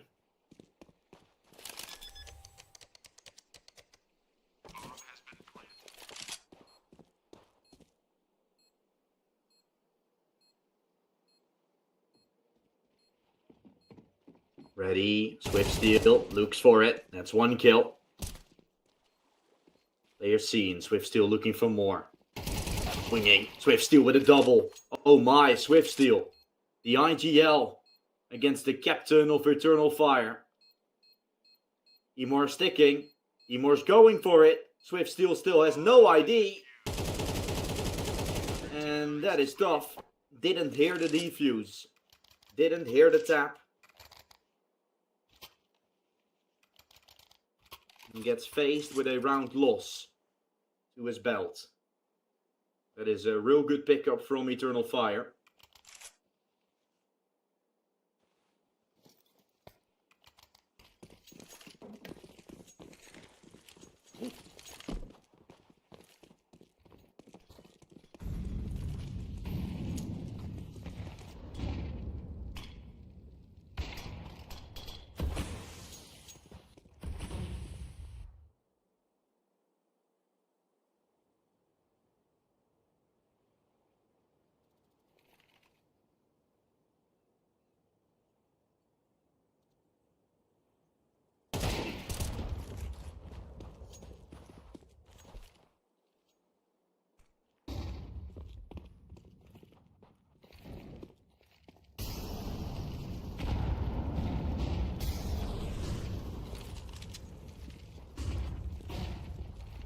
comes the push out in A. Rustack accelerates.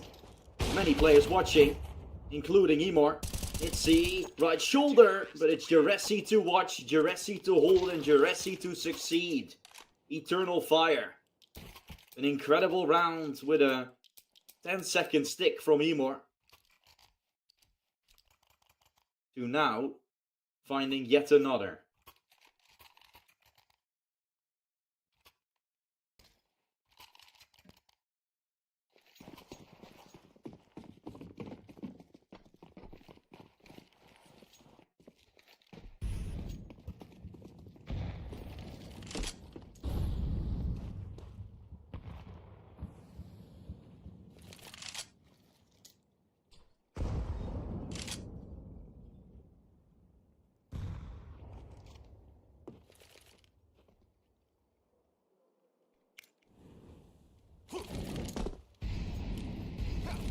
In the doorway, which they will follow.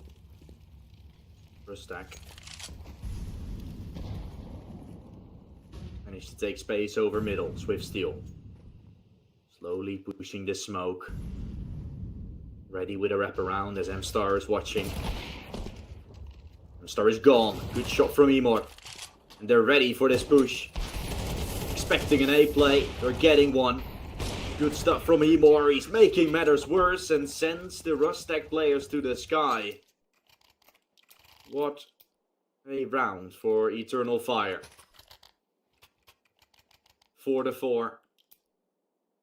Pistols to work with for Rustack. It looks like the Turks have simply just worked their magic.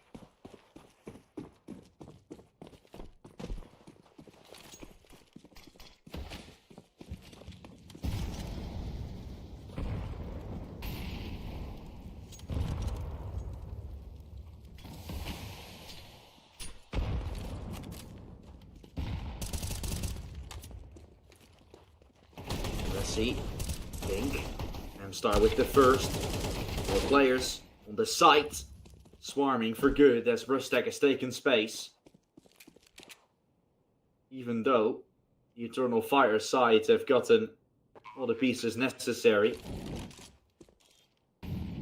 to potentially win out the half, it doesn't look that is going to be found with this round going very bad for them so far. And is going to be smoked by Luxon. There comes Emor taken. And now this is troublesome. Rustack take a round back with pistol armor. Now it's Eternal Fire having very diminished money.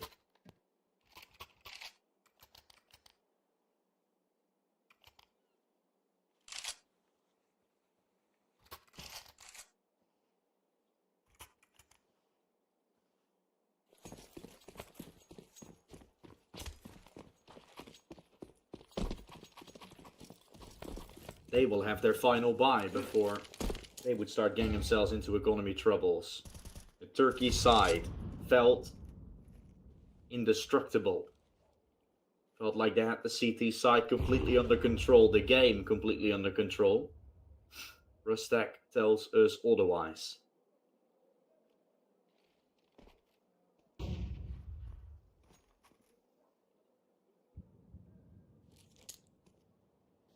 Choke and a half in that previous round against the Pistols.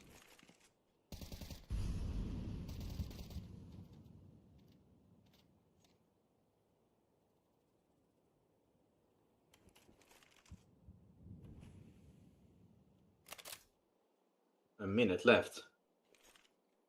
As Rustack is really running down the time without any space yet taken. Just pressure everywhere on the map. Well, A looks to be the target point. Luxon. He's gonna throw a refreshment smoke towards A main. Triple stack from Eternal Fire.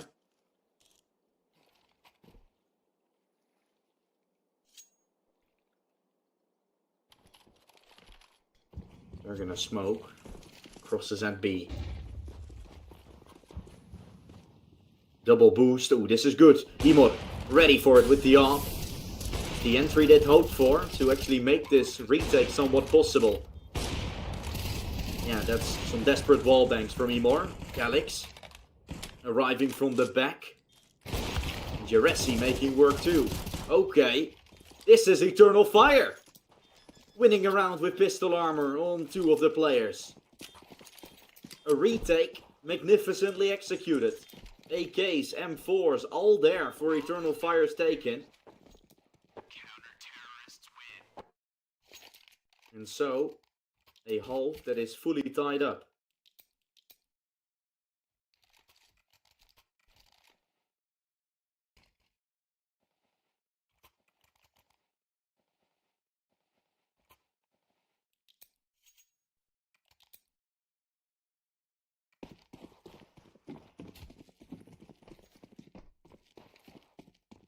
Tied up at 5 apiece. Is Rustack. 8. Blows open the smoke. Nitsi right there with him. Finds the connection as Calyx drops.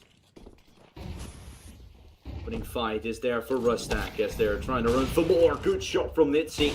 Emor. Okay. Emor goes for more. To no avail. Luxon though from main is still allowed to stay alive. Till this point, he was the unknown factor. Not anymore. He's been seen, he's been found, he's gonna try to go for more. Fight against Red Set's mandatory. Such a hard fight. A battle on main, a battle towards heaven. Jeresi wins that one, and Luxon will also be victor. Eternal Fire take round number 6 on the CT side. As it could have been a way more dominant first half. It looks like they've at least secured a 6th. And with Rustack having barely any money left, it will just be Galil's AK on one of them. Mac 10s as well. This can really be a 7-5 half for Eternal Fire. Can really be the breaking point. And the continuous for them.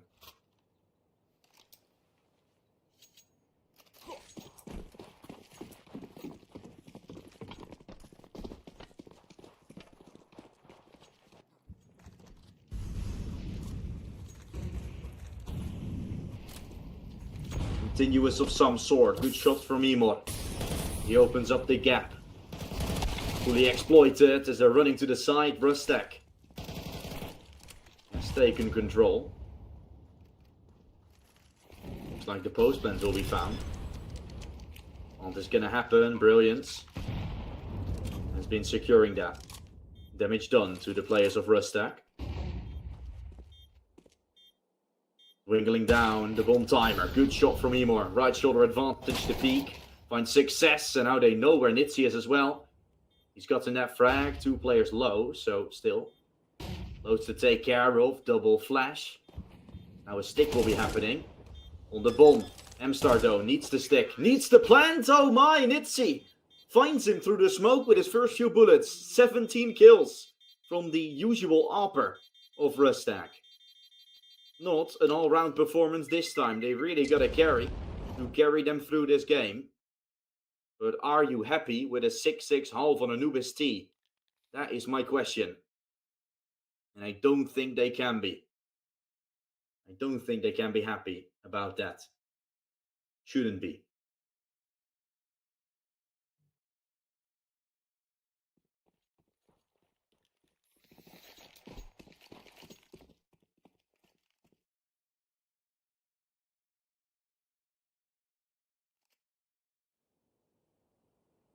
Against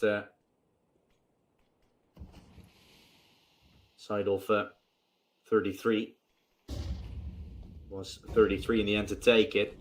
In overtime, Rustack still got 2 match points. They couldn't convert. It was mainly the T side where they were strong on. CT side was a 7-5 only 5 rounds for them. And this pistol doesn't look great. Doesn't look promising. Eternal Fire start off strong. Absolutely outrun the players at B. Players don't set up nicely for a retake. Nitsi still could find one. Brilliance only on 2 kills. Usually the one making brilliant moves, and with that takes loads of control.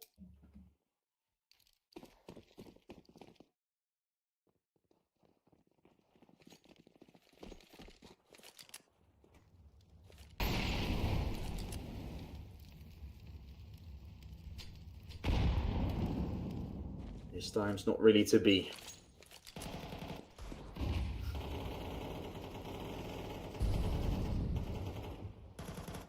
Smoke from Swift Steel, keeping them on their toes at middle. Ready with a 5-7.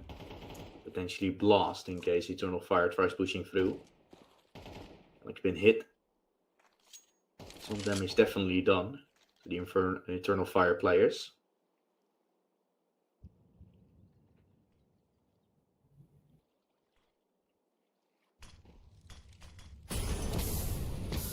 Smoke used. Molly will push Swift Steel in the open. Tough fight, tough ask, and no cigar. Triple peek on middle. The Rustack get absolutely shut down. Good shot from Nitsi still, but it's only one. It's only the one Nitsi is able to find. Brilliance goes aggressive. Okay, 5-7. Makes some magic happen. He did manage to find at least one. The rush will come to be. As Brilliance can, with a double kill, seal the deal here. Gonna be required to step up even further. There's the 5-7. Oh my. A headshot taken. Oh, Brilliance. Almost. Almost clutching it up. Only 30 points of health on Calyx left. As he doubled his kills, he had to go for even further. He had to do even more damage. Which wasn't there for the taking. Eternal Fire stay alive, but by what? By what do they stay alive? Not that much. Breathing room? Barely. Breathing room? Yes. Something like that. Double Molly's middle. Good clearance from Eternal Fire. Swift Steel not allowed to be as close as he was before with a 5-7. Calyx taking one away. Second player fighting out of A main is going to be Jake's Rezo, and he will collect a headshot. Or leaving, going back to A. M-Star has crossed around. Double peek towards A could lead to Jake's Rezo's demise. They're actually not going to go A here. Oei, that is on paper, like we are seeing on the minimap, not the smartest decision. But if they're getting a lot of value through this temple work, it's going to be Brilliance at least taken. There is one. They're not aware of this. They're getting boxed in. Emor rushes on the side. Not in range to one-tap headshot with the 5-7 as Red Set will be taken down. Eternal Fire pushes themselves over to the 9th round on the board already. 3 straight on the T side. And it will be a full buy for Rustack as an answer.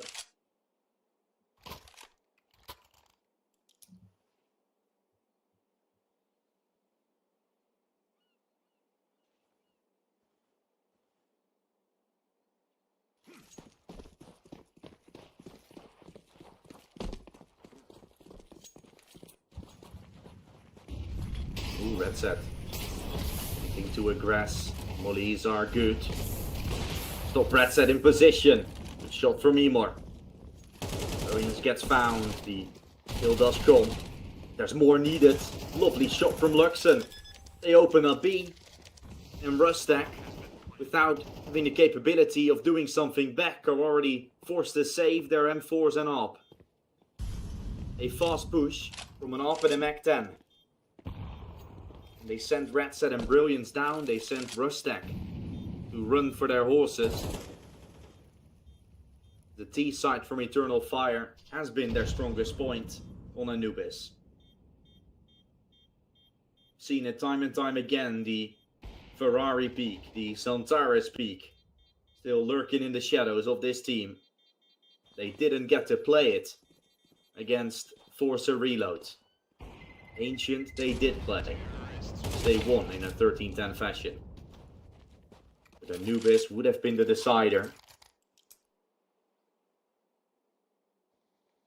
For Rustack, it was a very, very long and tough series. It was a tough game against 33, which they went on to win with, went on to lose in 22-19 fashion.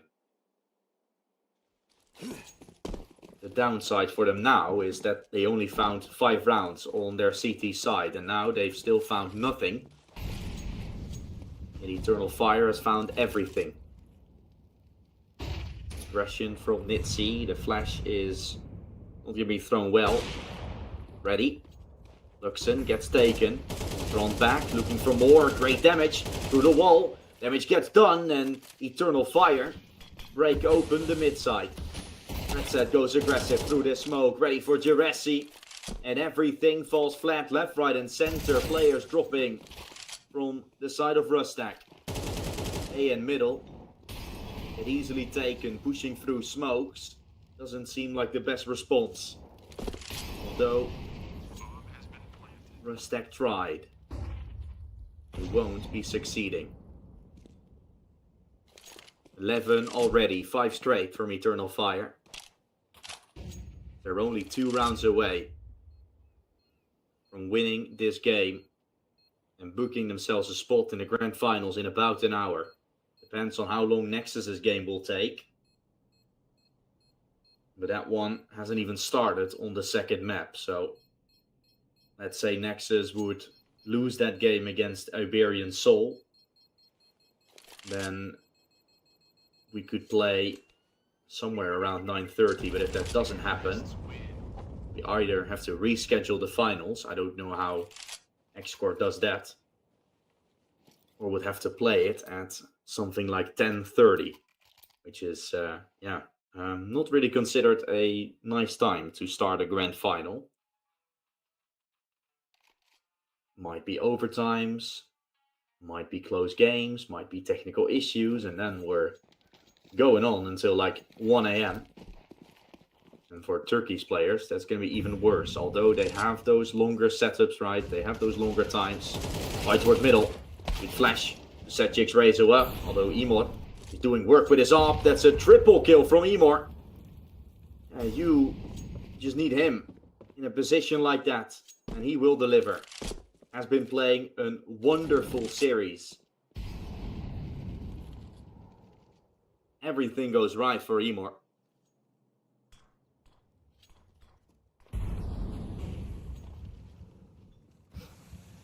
Nitsi in this game has also been playing quite good. Oh, brilliant. This is a nice push. Smart as ever. Here's the steps down below. So, with the nade, at least mask the fall. No one dropping from Rustack, as they're going to play this one as a retake. Nitsi from CT, Brilliance, most likely then from main.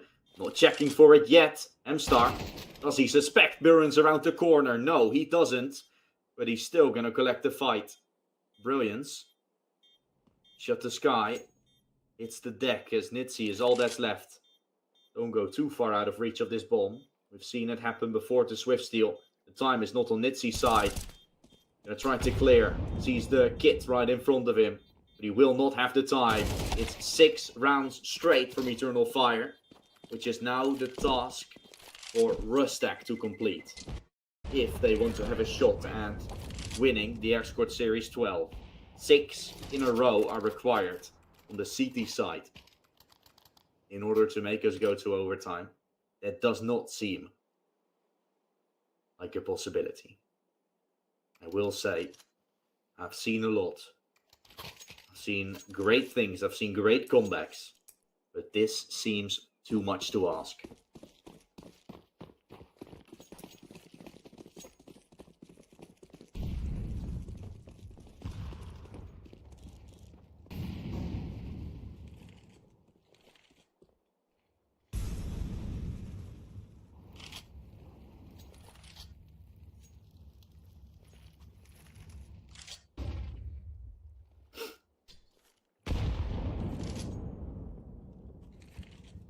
Calyx leading the charge together with Jurassic, wanting to push this smoke. That's the Molotov that Jix Razor will demolish, extinguish up on the site. They know Jix Razor is still somewhere in the smoke, somewhere in the open. They can't find him though, now they can.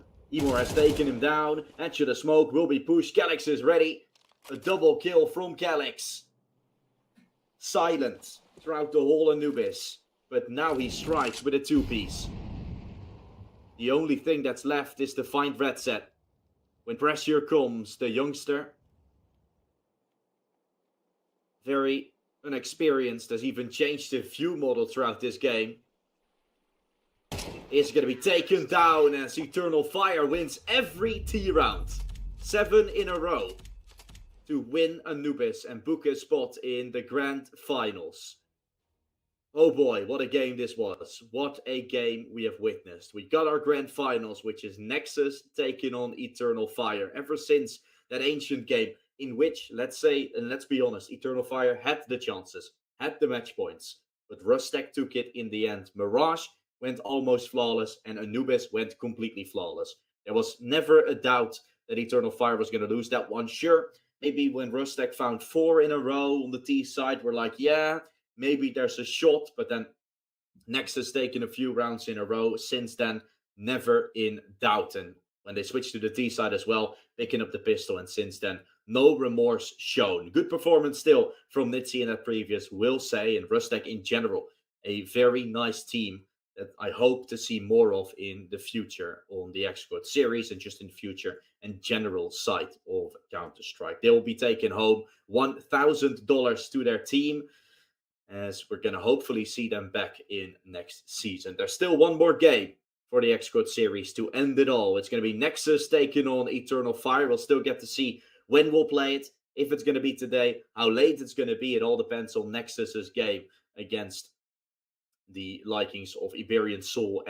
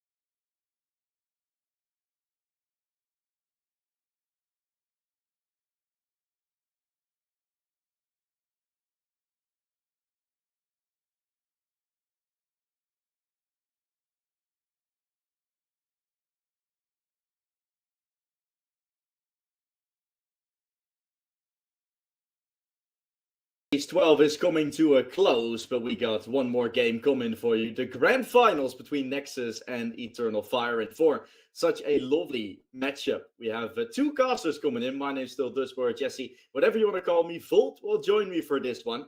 How are you doing, and are you a little bit excited for this grand finals? I'm really excited for this matchup. This is probably, I would say, the best two teams that we could have gotten. Like Nexus always touted as the best Romanian team. And of course, with the departure of the original Eternal Fire roster, now they're trying to build another Turkish powerhouse. And honestly speaking, so far, Emma has been really impressive. And if they continue that level of form, this might be a cracking game. One that honestly, I feel like might eclipse all the other grand finals that we've seen here. We've seen 11 so far. Some of them has had high caliber teams, but I feel like this is the highest one of the lot. Yeah, I think Eternal Fire is just a pretty fun lineup to talk about, right? Yeah. Like you said, Emor has found some really good form. Calic's been a little bit 50-50. You got the youngsters next to them, right? And all of them that can have their step up, Luxon have their moments as also taking a big responsibility as more of an anchor position player, but has definitely been great in his role. So I'm looking forward to see what Eternal Fire can do. We know what Nexus can do. They unfortunately lost their game against Iberian Soul with Smuya as their stand-in. So unfortunately, that for them was the exit in the Galaxy battle, but that still leaves them with the Exort series before a little bit of a player break is also coming. So looking forward to it. Let's take a look at the veto, shall we? Yeah, for sure. The veto should be in here. We already got our picks, though. The bans are pretty clear. Ancient, you avoided like the plague when you're playing against Nexus. They really got on it. And Nexus just do not like the train either. So the Inferno, you just see Nexus play and lose against Iberian Soul. By the way, not just in Galaxy Battle. They also lost in TPG. So that's also another thing that you would have to be wary about. They dropped down to a lower caliber of opposition, of course.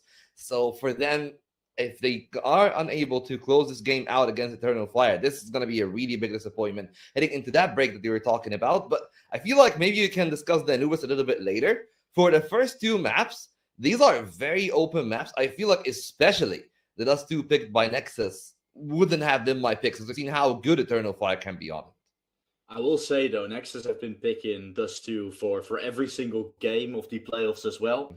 13 sixes all over the board. So I feel like they're not that stressed about the map. I would still be a little bit more stressed about Inferno, considering you just lost it against Iberian Soul. And generally speaking, I know Nexus is a team that's mainly good on Mirage, Ancient, and Dust 2. Those are the three maps we usually see. Inferno is then a completely different map coming in to that. But yeah, for Eternal Fire as well, looking at their lineup, particularly speaking, I see them more on the PUBG maps as well, not necessarily on an Inferno. So I think Inferno is just going to be more of a 50-50 battle, some like, some not. And I hope we're going to have a good game on that one. Yeah, of course. And we'll see how that one goes. Well, I feel like the main thing is, as you said, like it's always a 50-50 for Nexus and me, because I've seen them for the better part of 3 years now. Sure, some additions has been in and out. You talk about Longs. He's definitely been a great addition to their firepower, probably propelled them into the next level as well. But my main gripe with Nexus has got to be that while they got very high highs, they can definitely cause upsets. Their lows are the ones that can be a bit questionable, especially when Longs goes missing now in series. You feel like the rest of the team aren't really able to pick up the slack and just push it over the finish line.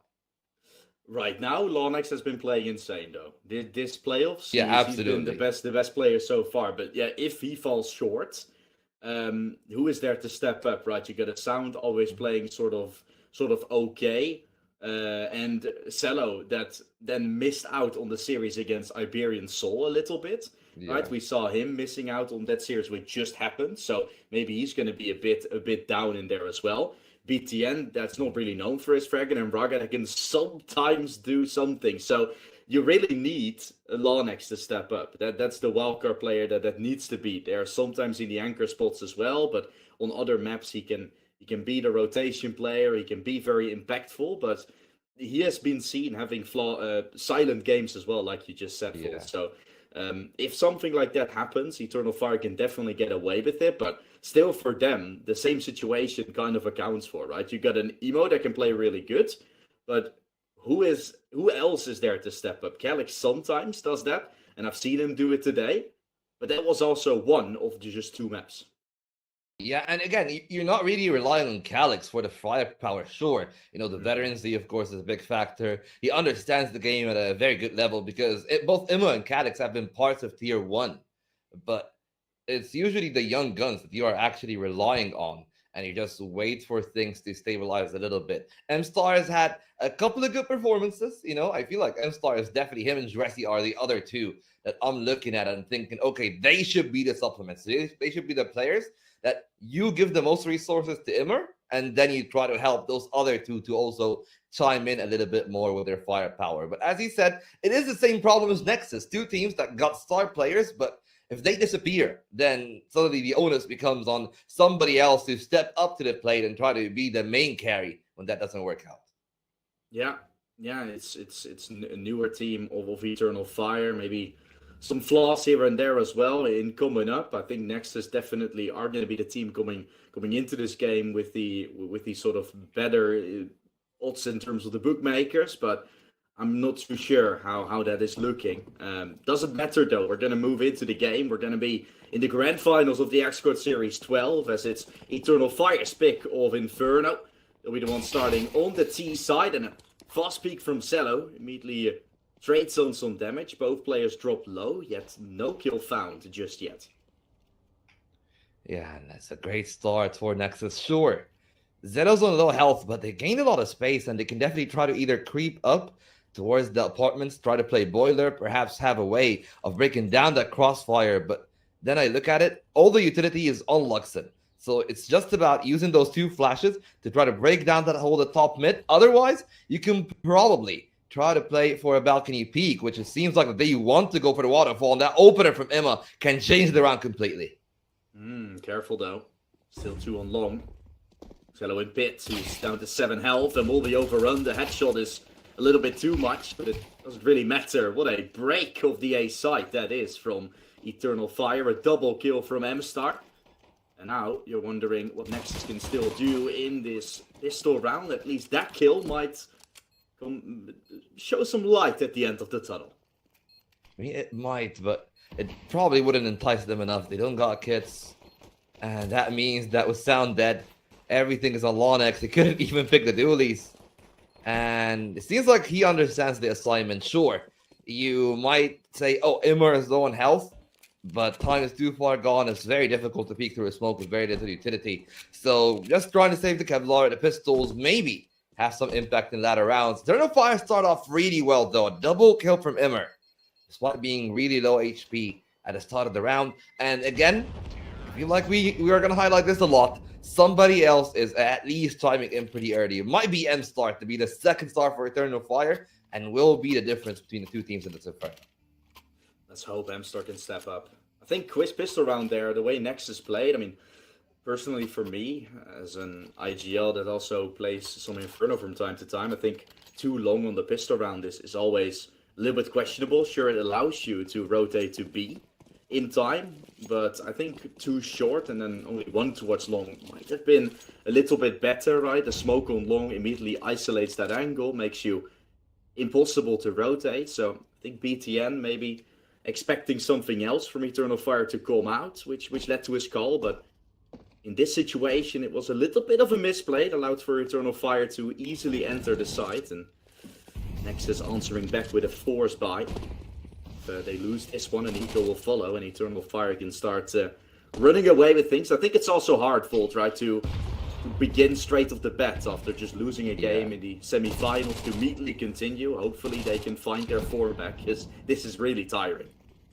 Yeah, and again, as you said, it's very tiring. It was a very long series as well, so for them, this is the suffering one, but somehow the hold actually entails some success. Imma, though, holds it down strong. A double kill from him can still save the lives of Eternal Fire in this round, but it's already also expensive. And Zello, with that scout, might just have about enough damage to one-shot Immer. The problem is, though, he's actually fallen back into the A site, and Eternal Fire did not take the bait. They're sticking to their gun, and they've called the bluff of Nexus. Now 1-on-2 in the site. Lonex does have a 5-set. No, that's actually Berettas. So he still has the dualies, But by the time he makes his way to the church, they already are going to take full control of the site.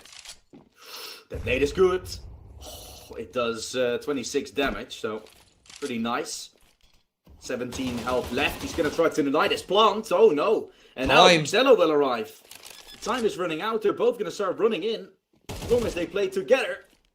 This could be a rough time. Planting it. He has enough time. Xello needs a headshot. Alex needs the same, but he has some more bullets to work with. Oh no. Body shot. Oh! Xello takes it. A body shot and a headshot are enough to win the round. What a weird round that was. Yeah, you just gotta say what it is. What a blunder. Not just from Calyx individually there at the end, but also in terms of calling. You could have definitely slowed down the round. They decided to commit to that B site, not knowing whether or not it was a stack. And they had more utility. They could have been more patient. They could have just worked out a default. Instead, they had the commitment from the start ever since they got the banana control. And it wasn't really even Nexus lulling them into a false sense of security. It was them trusting their guns, feeling, okay, we're hot off the back of the last game that we've lost, and we've been playing against the higher caliber opposition. That's the case for Nexus. For Eternal Fire, it seems that they're starting pretty cold themselves. Yeah, I think I agree with you on that potential miscall from Eternal Fire. You see the pistols being played on B, maybe originally player just jumping down with a 5-7 that ensues that there are more players there. Sure, you find some kills, but the 2 versus 2, play it cautiously. No, you're giving over 1v1 fights, and yeah, sure, Calyx then gets out-aimed by Xello, but wouldn't have come down to 1v1. Rough times, Nexus forcing, Eternal Fire forcing back as they want to continue this force wars. But it isn't looking sweet for the Turks. Yeah, absolutely. They lost a lot of map control, but in this kind of range, this is where the Tech 9s would reign supreme, and if they find their opening, things could be easy. If you look at Nexus, they're actually more scared about the pop into short more than top mid. So they've at least conceded that part of the map. It's just about the hold from here on this execute. Immer's on the lurk, and they're gonna get into the site itself. Ooh, Raga will try to chime in. Helps with it. Beautifully done. What an execute from Eternal Fire. Nexus responded with an armor pistol buy to be victorious, and now Eternal Fire looks to do exactly that. Back-to-back forces would be honestly a bit rough for both teams to start, because it just puts a question mark in who will have the better read on the macro. Right now, everybody's just playing on their individual level. A second kill for Jesse, and just that single rifle remaining, Button desperately trying to run as far away as they can to save that, and it will seem to be the case. I don't think anybody's really going to go all the way into the other spawn, so Eternal Fire winning this one, that is a massive boon for them. Their economy now is back to being stabilized. They got all those rifles back in addition to the Galil that is already purchased.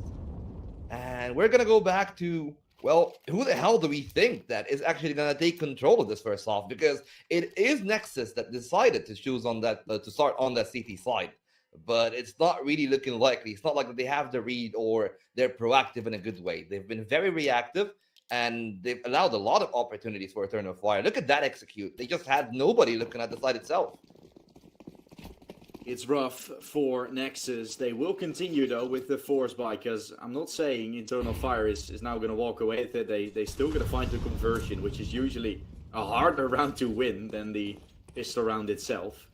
At least here, yeah, in this best. Yeah.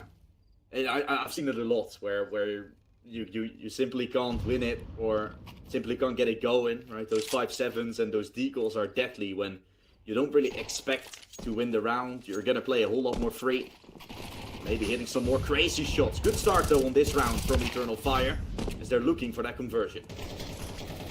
But in the one rifle that they had, that they desperately relied upon, couldn't really deliver that much. So it's going to be an easy one here for Eternal Fire. Sure, maybe Zeno can find an opportune timing, but even then, Enstar already found their first. It's all about Zeno just trying to save that AK or cause some damage. A second kill will definitely force some reinvestments from the side of Eternal Fire, but they got through that crucial turning point. They got the conversion, and now it's going to be a reset for Nexus.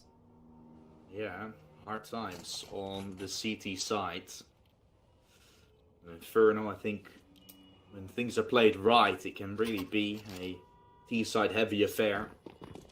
Sometimes you feel like you're not able to get anywhere, right, with your control, but Eternal Fire definitely have their aim to back up and get things going. A little bit of a pistol buy here down middle.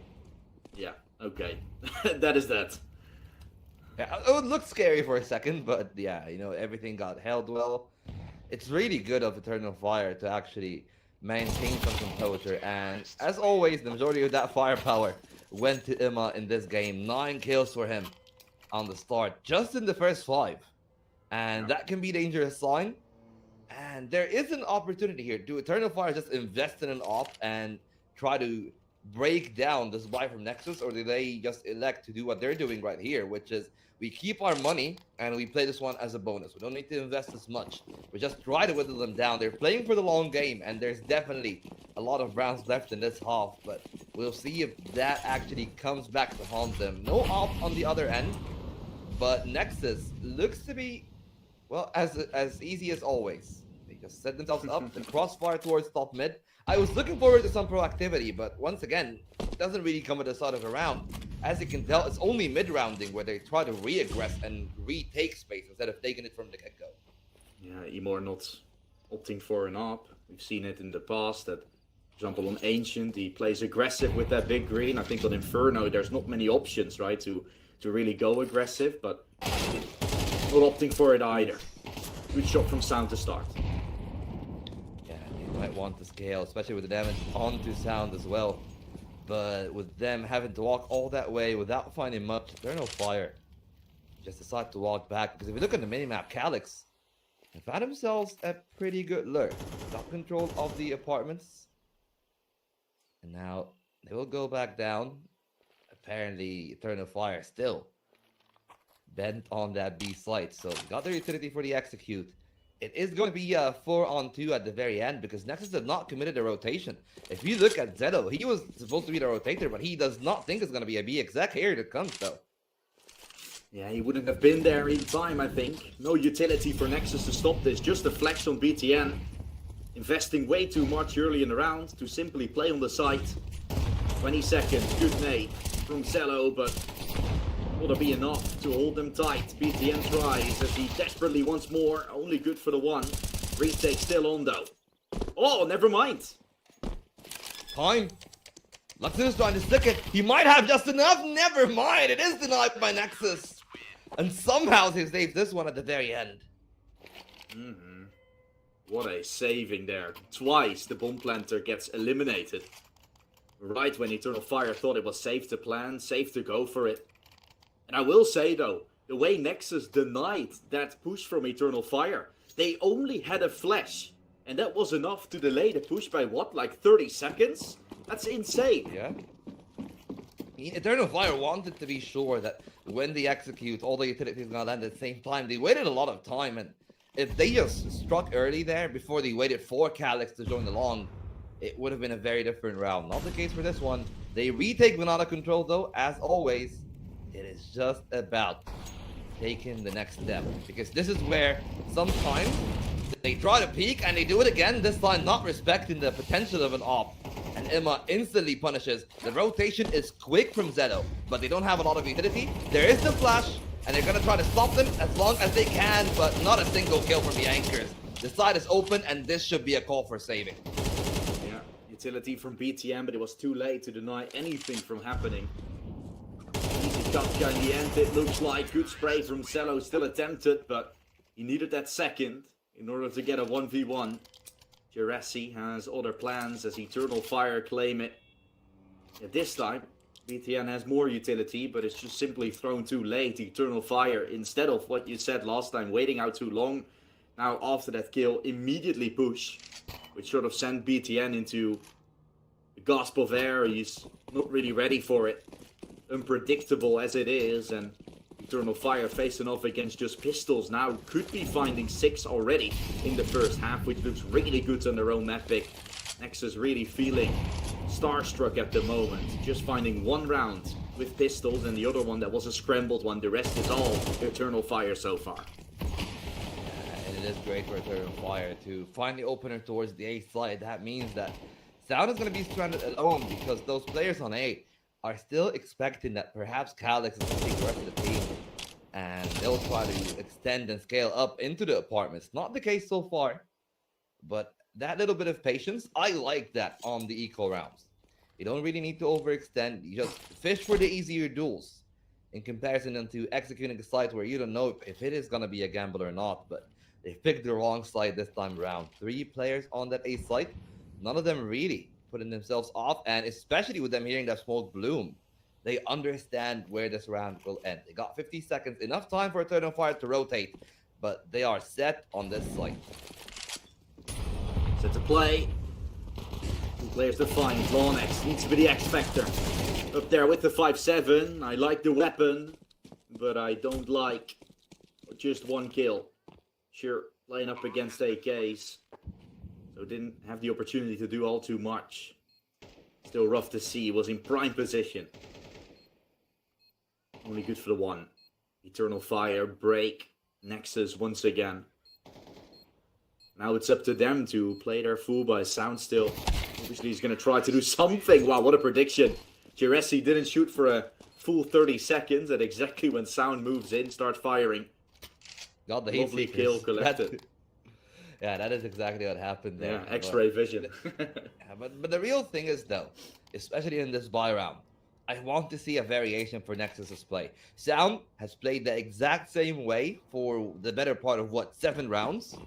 Every time that they got guns, or at least remotely anything that can be strong enough to regress into Banana, they let it go early on, they employ their utility, and after deploying it, then they try to retake the angle. Now a little bit more cautious on the B side play, more aggressive towards the A side, but that means that they will be punished. And that could be Eternal Fire scaling up. They ain't not doing that much damage. Lonix, though, catching them off guard to keep the duels even. A 4-on-4, but they already scaled very heavily on the site itself, and they have cleared the site. It's all about BTN, and he is able to hold for the 1. The smoke dissuades him for a little bit, and it leaves us in a spot where it might be a 2-on-2 retake, unless Calyx can save this round. There comes the first, and Sound could not be strong enough for the trade. It's a very harsh minute here, as a lot of smokes are deployed. There must be a timing for Sound to find the 1v1, as he's closing down the angle. Giresi planted down, looking for the peak as he walks further away. They're closing in, spots the arm, but Sound beats him to the punch. And it is going to be Nexus holding on for dear life. The 3rd round for them on the board. And not just that, while it is expensive, they get the crown jewel of Eternal Fire. The op is going to be pivotal for their CT defense. Oh boy, Lonex finding that kill in the end in apartments, and of course Sound clutching, right? But Eternal Fire, they get the kill on middle, realize Lonex is inside of apartments, but it takes so long for them to enter the site. It takes so long for them to make the decision of pushing. Taking Raga down and finding a player in apps. You're only going to face 1 on site. Just get there. It took way too long. Nexus got in position, and Sound, of course, in the end clutching, but he only found 2 kills. The start of the round could have been played much better. Rough state of things. Seymour is ready for it, wants to go for more. Fully flashed as BTN takes him out this round. Still, a lot less cash as Nexus wanted to. Just 1 person surviving. Trying to play the MP9s as a triple B setup ensued, but looking at it, it's now been wiggled down to just 1. Cello coming in as a desperation rotate strikes. With Eternal Fire still having every control. They don't even have the bomb, they're just looking to apply pressure everywhere on the map. Looking for an open or looking for an entry, they know. Oh! Nexus can only play 1 on each side. But off a beautiful shot like that, they try to retake again every time they've aggressed down Banana. They have been unsuccessful this time. They might catch the bomb in transition. Great read by Giresi to just go to ult mid. Leave the round a piece. They still might catch him on the other end. He's not looking. He's not ready, but he is prepared to find a shot. The op, though, has got the line. And can they hold it on for dear life? It's going to be a 1-on-2, but as we've said, Zeto has got the proper line, but he leaves the bomb he elects to rotate over from spawn, and a lot of time is wasted by Eternal Fire, thinking that Zedo is still holding the bomb. Yeah, this could be unpredictable.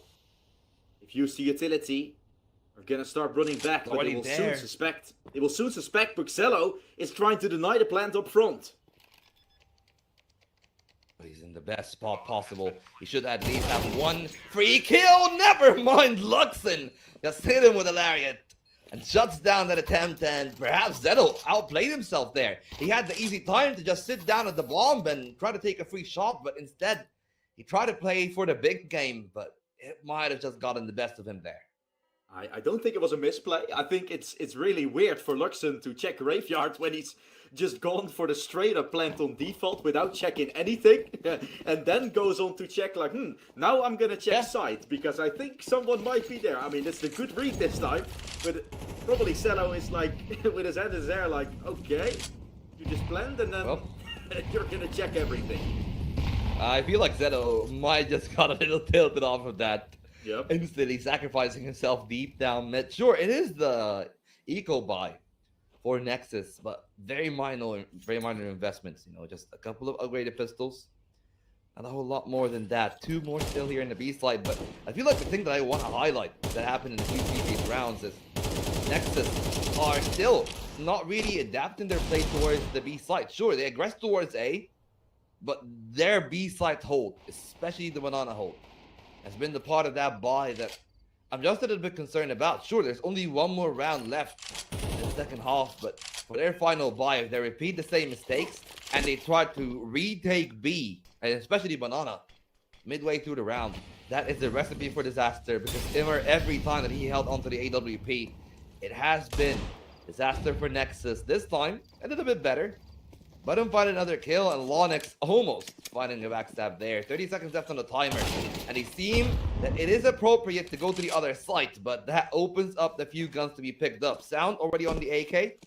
The other one, though, is nowhere near for them to pick up, so Button instead is trying to go to the other angle, spotted easily, and now it just leaves Sound between a rock and a hard place. Do you attempt to clutch, or do you save that AK and hope that it's going to benefit you in the final round? He is going to save, but there is already one pushing. Maybe Luxon trying to enter from the flank. This AK can be really useful into the next round. Won't be a weapon that you can buy. Next to that, I think loss bonus that's starting to build up, so it would be an op. Going to Cello. He's going to be with his knife out. Eternal Fire takes matters into their own hands as they're finding the 8th on the T side. And hey, we're going to see what Nexus will try. I think a triple B stack with them trying to retake. The thing I'm missing, though, with Nexus's retake of Banana is a flash from... just a banana flash from, like, coffins. You can throw a nice pop flash that will immediately set up the AWP. Will immediately set off the AWP. Set off all the AKs that are close. It will make the retake just so much more powerful. Well, now it just seems like they're throwing a lot of utility, but they're still... like dry peeking the half wall. Doesn't make much sense. What does make sense is this frag from Emor. He was checking this aggression from Cello towards second mid. He's not done it a single time, but Emor reads it. That is impressive from the Turk. Yeah, they knew that there has to be aggression somewhere, and they've stopped aggressing towards Banana. Last time around, they tried to aggress towards A, and we've never really seen Nexus repeat the same kind of aggression twice ever since that. So it makes sense they expect an alternate angle, just right on the money for Emma. Perhaps a bit of a stroke of fortune for him there, but it will be a stroke of misfortune if they try to hold on to that banana position. But the utility is perfect for 1. Not expecting down. Sound, though, was going to be disastrous. 2 only. Sure, it brings the round back into being playable, but it is still advantage for Eternal Fire as they go in to put the bomb down. Raga trying to swing, catches his first 2 kills of the game. And now he can tap, but he can also stick. He doesn't know that he's coming from CT. Calyx starting to run. Wants to shift now. Lonex sticking. Is going to go for the full 10-second stick.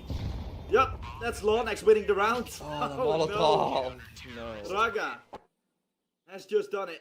I don't think the molly would have even done enough damage for Lonex there to take him down in the end.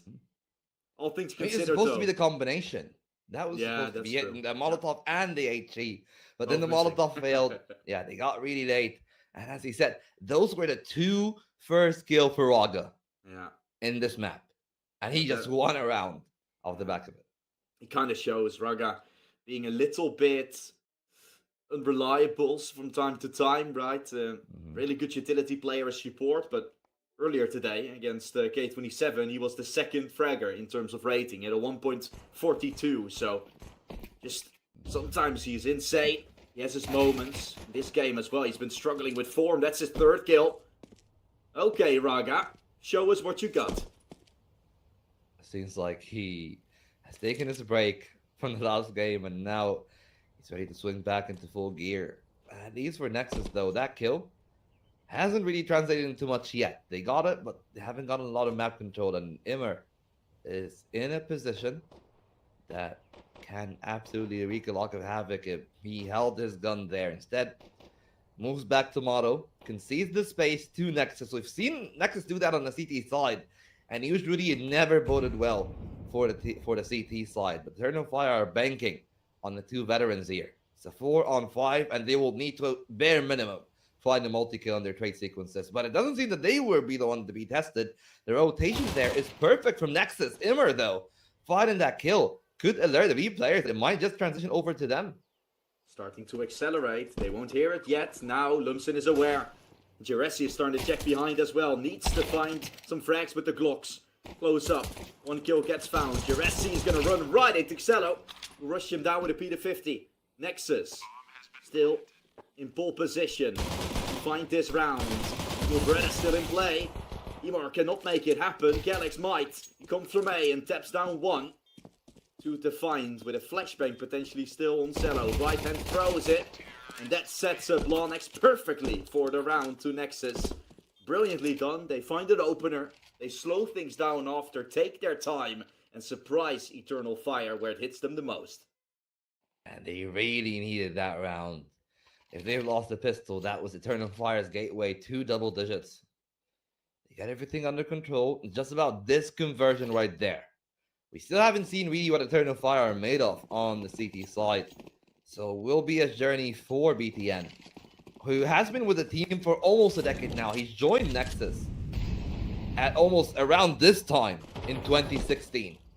And ever since then, he's tried to build them up to be the powerhouse of Romanian CS. Somewhat successful. The results, though, a little bit topsy-turvy, I'd have to say, but they're getting the wrong read again. You know, we talk about their reads. There are 3 MP9s on the angle. M-Star looking to utilize the HE. That's one spraying down the other one on the trade is Luxon. Zedo is trying to peek, but he too will be punished. So whether they are on the T side or the CT side, it seems like their peaks on Banana are unsuccessful. Yeah, that's rough for Nexus. Raga will look to push from on top. He's going to find Emor, but at the same time, Calyx has already taken him away. Bomb still yet to be picked up, and that smoke might provide with coverage, but it might also set Eternal Fire up to push. Closing in. Raga. Not the bomb pickup yet. That might be where Eternal Fire doesn't suspect anything. Won't make the sound when he picks it up. Just waiting. Waiting for the time, waiting for a hit, waiting for a plant. They're now expecting Library as well. Lovely plate. Inspection from Luxon. The end is near, and Calyx finds the final piece. Another force buy that goes to Eternal Fire. They're the ones completing the second round after Nexus won the pistol. I will say though, like you said, BTN has been with this lineup for a very long time. But this is the lineup, I think, for Nexus where I have like most trust in to do good work. And even though the lineup itself, right, it's only been together for 3 months, Sound for 5 months, they've already gotten a good grip, like top 50, which has only happened in terms of the Nexus times like once, right? In October 2020, that's where they found top 50. After that, it's always been 50th, let's say in 2024, and then 60th in 2023. So there hasn't been so many peaks, and this lineup is still so young. There's a lot to gain. Yeah, and a lot of young players on the other side as well, except they're not really relying on both of the veterans. You know, M-Star and Jurassic both really carrying their weight. He does Luxon himself, still not up to the task apparently at this level. Immer holding on pretty well. That multi-kill buys just enough time for the rotates to come in from the B side. Even a one-on-one. Zedo has been having a good game individually. No damaging utility, so it's necessary to find a good shot. The AK seems shaky. A little bit of jitter, but they spot the feed, and it's an easy spray. A rookie mistake from Zedo. Yeah, although he's not a rookie anymore. Gone international, then back to Romanian, but here it's definitely a misplay from him. Planting in the corner would have provided him with at least a plant, 600 to each and every one, and next to that, a fair chance at a round win. Now you butcher it, get Eternal Fire to be in grip of this game, and although I might not have expected all too much from Inferno, the way it goes down right now is not convincing for Nexus whatsoever. Having just pistols to work with, 11 potentially soon on the board for Eternal Fire. This is starting to get out of hand before the game really even sets off. Yeah, as we said, they just played a game that was a lot closer against an opponent that theoretically is on a higher caliber. Iberian Soul is a very solid team. It is Spain's best. And sure, they had a stand-in, but I would have to say, like, Smoya individually had a really good performance. Chips in the night. There you go, the IGL might have had a chance if he had a better pistol, but just the Glock really doesn't do that much. Only 2 more needed for the Turks. And perhaps this is the final buy for Nexus. So seeing it missing a lot of pieces of utility and no AWP in sight either, it is a little bit alarming. But if they are able to do what they have done in the previous map and crawl their way back, then there is some hope still in this map. It's not like it's match point and they're fighting for OT. If they win this one, they could have a chance at actually really whittling down the economy of the CT side, because they only need 2 in a row to break them down to a reset.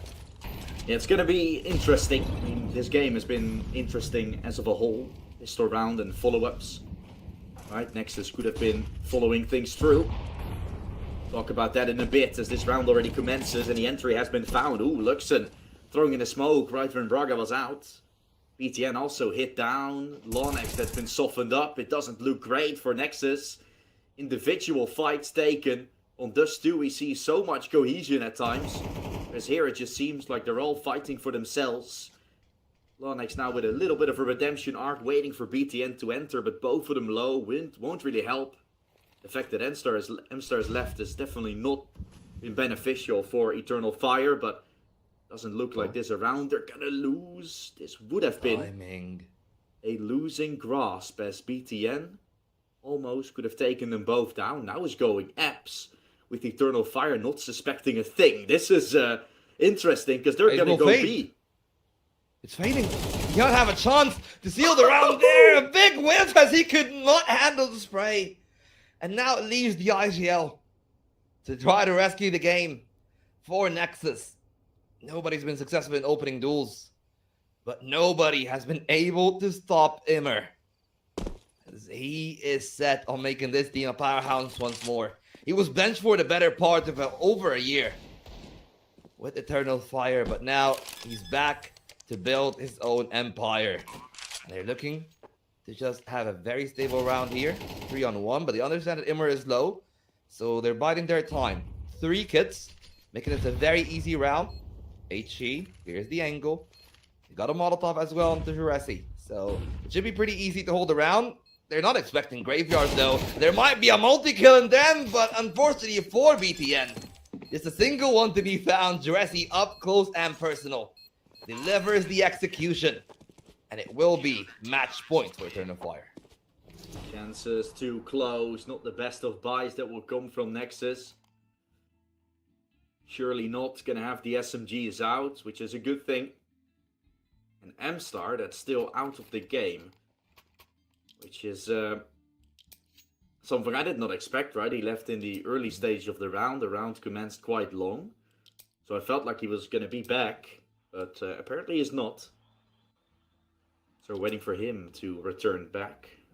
Definitely. We're really waiting for Nexus to return to this game. This is nothing like the game that we've seen before. I believe that this is what now?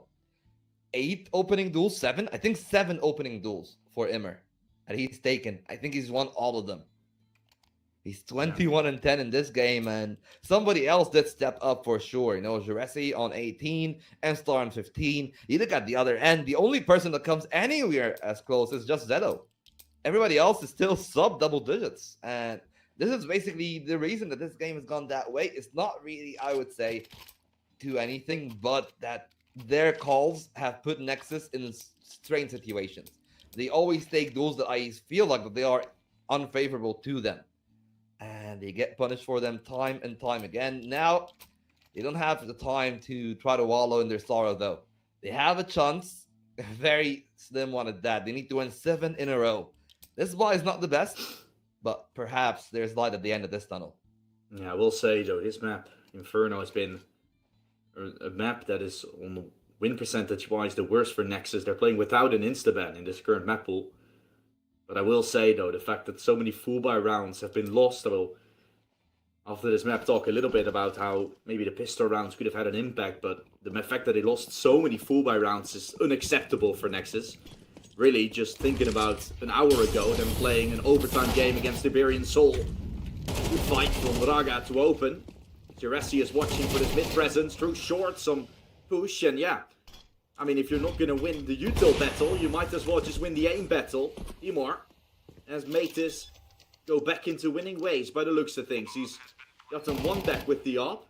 Plant has been found, and looking at a retake here for Eternal Fire. Well, that retake coming in pretty quick. Look at the nade spam. Anybody at the angle would have been dead to rise. The Molotov as well to deny it for a little bit further. They got 2 kits. Immer still on the op, but it's all about M-Star. He's supposed to be the insurance policy. Starts off the retake. They don't know where the other 2 are, but they expect Graveyard to be an option. Not yet, at least. BTN with Calyx. They're looking for the angle. He spots the one. This time, able to convert a multi-kill, and time is running low. No time left for Eternal Fire. This round is over anyways, but they will make sure that nobody's left alive. I can't believe BTN got away with this. The smoke on Graveyard is enough to completely give it away, overwhelm. Yeah, I mean, it didn't give away the position of BTN enough, I guess. When that smoke is a really weird one to all of a sudden be thrown. So yeah, hard times. BTN though, the hero on that round to keep Nexus having a slither of life left. They, although behaving on thin ice, are at least gonna have a little bit of a chance to make this this comeback work. There's still much more needed, and it all started off the back of just some fast pushes without any utility, kind of, which caught Eternal Fire completely off guard. They will try something similar towards B by the looks of things. Yeah, but they understand that Eternal Fire got a much weaker set of firepower, but they're still testing the MP9 up close. And we've seen the 2 MP9s do some magic before. They will do it again. And the Nexus are unable to crack through. This is still an algorithm to them on that B site. So Zeto left in a 1-on-4. And while the superstar of Immer is down, he still got 3 more players to find. One of them set on arches, and it's an easy shot for Luxon. Seal off the first map. Inferno is done, and Eternal Fire prove why this is their home ground. 13-6 is the score. And honestly, that's a really impressive one. Yeah, I was gonna say, not a map that I felt like Eternal Fire was gonna be like impressive on, but this was a really good score line, a real good game from them, and as well as for Emer still to be involved as an AWPer so much on Inferno. I feel like it's sometimes so tough, at least in my experience, from utilizing an AWPer on the map, like on the T side, it's really hard to get the entry points going. On the C2 you can post them on long, but usually that's getting smoked off. You need to make adjustments, going B, maybe an app setup. It's really hard to get that going, but he still showed off so good. And I wanted to touch one more point about like the pistol rounds that we saw in this game, right? The first pistol round went away for Eternal Fire.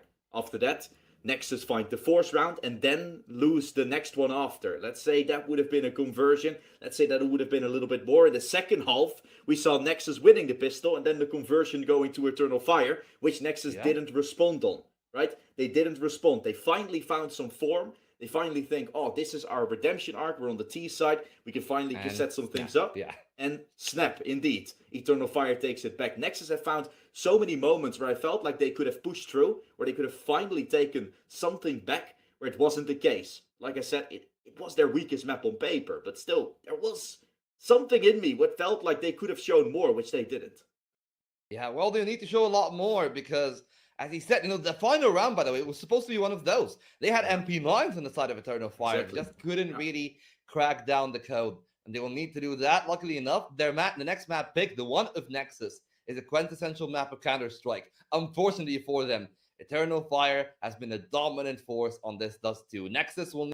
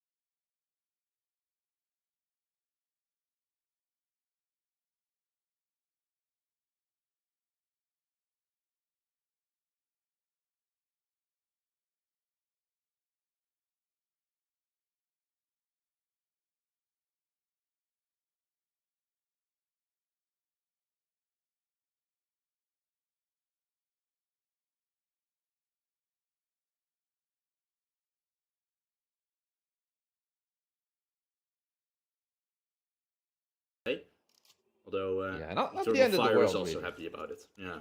Yeah. And especially in a circumstance like this, where the CTs are going to be buying up anyways, forcing a couple of players like M-Star, for example, to stay on that... Wait, is that a Krieg? Yeah, In an SG. 2025. Looking for an opening Okay. towards B, potentially. If it works, I am having some nightmare views of my... Yeah. Our producer switches to it. They're going to go fast B. Yeah, you wanted to look for an opening kill. That doesn't get found. Now we'll see. I mean, the gun is still quite strong as long as you use the scope. Without the scope, it's awful. And Lonix gets taken through the smoke. Okay, Nexus. They're going to save. They have to, right? They don't have kits. They're giving it up that easily. I mean, what can you really do? You know, like, I want to theorize the world where they can retake, but then you look at the utility that they have left, and especially with Raga going down, it's like 2 Molotovs, 1 smoke, and even that save is perhaps completely collapsing. 1 player at Goose, the other one at Pit. Not a lot of hunting though from Eternal Fire, understanding that they too would love to build their own piggy bank to make sure that they can rely on it in a day of need. But right now it feels like they don't need to worry about much. They not just convert the second round, but they also find a big victory. Only 2 players alive for Nexus. The question for me wasn't necessarily why they didn't go for the retake. The question more of was, Lonix is the B anchor. He is playing outside of door, gets smoked off and killed through the smoke. And that is your round of Nexus, right? I mean, technically, they could have just played on CT spawn and hoped for the best. Like, 5 players surviving, let's go to the next round. Because it felt so off in the way they played it. They just didn't hope. They hoped that Eternal Fire wouldn't push towards B, but yeah, it felt like misplays all over the board. But Nexus, let's hope they can recover from this, because no conversion round is found. Volt, we're seeing 3-0 as a start. Raga back to an SMG still, almost no utility on Nexus. I'm summing up a lot of dangerous prospects, and then the entry is just the cherry on top. Yeah, and I don't know if even the Zinner is gonna really stop them for that long. They let it go. Everyone through CT and straight to the smoke. Had the right idea, but not the right connection from Zedo. He's still trying to fish around the angle, but they've heard him burn. So they understand that somebody's there. That's why they're all hugging the right side wall. And they find themselves in the B site once more. 4 on T this time. So perhaps a little bit more likely to see something out of Nexus, especially with them finding the Krieg as well. But this time, again, back to the save. And I like their initial positions more. They're ready to punish, but Raga not really being the best shot in the series so far. He's still the top frag for the team. And we've seen Raga just not being apparent in the first half of Inferno. So far, 4 rounds. Lonix, 0-4. That is the most worrying sign. But also, Zedo and BTN not finding a single kill either. Yeah, it's tough so far in this map. Yeah, for Raga then to already have a bad day, then he picks up the Krieg and is gonna have to try and use that towards lowers. Yeah, he does Calyx down to 10 HP, but he's probably like, yeah, I couldn't have killed him physically. That thing shoots really slow, but it's surprising if you compare the fire rate to an AK. I don't think they're too far apart. It's just that the AK makes that sound and visibly shoots faster. It really is almost the same, which is crazy to believe. All jokes aside though, we're continuing with another round, and oh my! We didn't catch that one. But I must say, Lonix isn't feeling... Lonix isn't feeling all too right. That's a nasty shot for Immer to find, for sure. From bad to worse for Nexus. You know what they say, when it rains, it pours, and this has definitely been quite the flood on the CT side. And as you can tell, still continuing to aggress the Turks. Known for their dangerous aim, for their ruthless aggression, and right now they are punishing Nexus for even daring to appear in front of their screens. Not a single kill yet by the Romanians, and that's what, 3 Molotovs in at button, and the final shot from Calyx to find not just the opener, but the entire round is just proof that this Nexus team might be falling apart for the time being. Yeah, for now they are. I will say though, Volt, this is not meant to sound bad, but is Emor your brother by any chance? You look very similar to him. I mean, we're all Yeah. having the same Mediterranean heritage. I'm Egyptian. Yeah. He's Turkish. We're just apart in the Mediterranean. And as far as I know, like, there are a lot of people with similar features all over. You know, like even Yeah. Portuguese people are a little bit more similar to Turks than you would say the northern people, like yourself, for example. No, I will say though, Emor looks very similar. That's all I'm saying, right? It's Dangerously it's crazy. similar. Yeah. Yeah, the beard and all, then the glasses. It's. I mean, it is. I just got the looking glasses. I just got the glasses recently. It's fine. Okay. You just wanted to look like him more. Yeah, maybe. Yeah, Hey, if maybe. I can aim as good as he is, I'm down for that. Yeah, you probably need to practice a bit. I don't know what phase level you're on.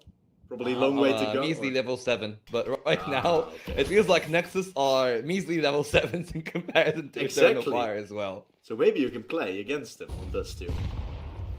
All jokes aside though, here they come. Lonix up close. Famas is a good weapon up close, and so he's finding 2. It isn't enough to hold on to this side. Eternal Fire is making this grand final go by real fast, because you blink and they're 6-0 up. Yeah, and I feel like they wouldn't want to miss on the other side. This is some nightmare fuel for Nexus to lose such a close game against Iberian Soul and then just come here and feel like they're wiped the floor with, really. At least they're saving the op.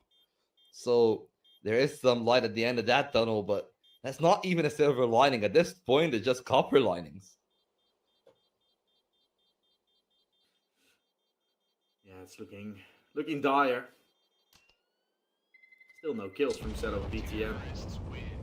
I would say, like, yeah, BTN, IGL, blah de blah. He's had good form in the recent time. He's not been that no kill IGL. Cello, on the other hand, this is his CT side. This is his domain as the Opper. But he's simply found barely anything just yet. Mid has been a fearful position with Emor always watching it. B has been challenged a lot by Eternal Fire, where Cello hasn't been. He hasn't found any sort of information or adaptation. Wow, what a shot. You think you're safe up short? Well, I guess Not not, even there, because yeah. the boost is tagging BTN already. Yeah, down to 18 points of health. Zello still on the AWP, but down is the one that is tested with the realist position. And them losing control of tunnels on the side of Eternal Fire is going to alleviate a lot of pressure for Nexus, which might actually spring them into action a bit too hastily. That there was BTN with no support on the other end, and they're still scaling up. Not winning a lot of duels, are they, on the side of Nexus? At least Sound is successful on the up, finally. Chimes into action, leaving Imma in a 1-on-2, and this time he's caught completely off guard. Finally around for Nexus, but it might just be a saving phase situation here, because the economy of Eternal Fire, this might be good enough to last them the whole half. Yeah, it should be. Loss bonus gonna take into effect as well, or come into play. We'll see though. Still a pretty scrappy round, and it's off the back of Sound playing in lower tunnel for a long time.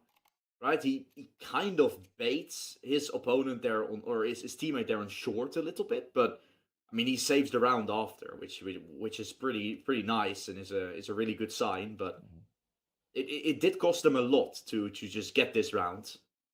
Yeah. But I feel like it's gonna be tough to have like 6 rounds in a row. I don't see happening very easily, considering also Eternal Fire will continuously buy, and I don't know how much this one round really matters, right? Eternal Fire immediately calling in a tactical timeout after shows that they're taking this seriously. They're not just gonna go start memeing around and lose the next 5 to then ha. Then all of a sudden Nexus is in winning ways again. That's not gonna be the case. Emor wants to do that immediately in the start of this round, but yeah, the boost was a little bit too late. He blocked his teammate couldn't drop, and yeah, the cross is not seen. And with that boost, it's also a fear, right? You cannot push short anymore, because the op is already watching that. You cannot push BTN long, though. because the wall banks are are in play. BTN down to 50 health, thought he was safe, but, well, apparently not.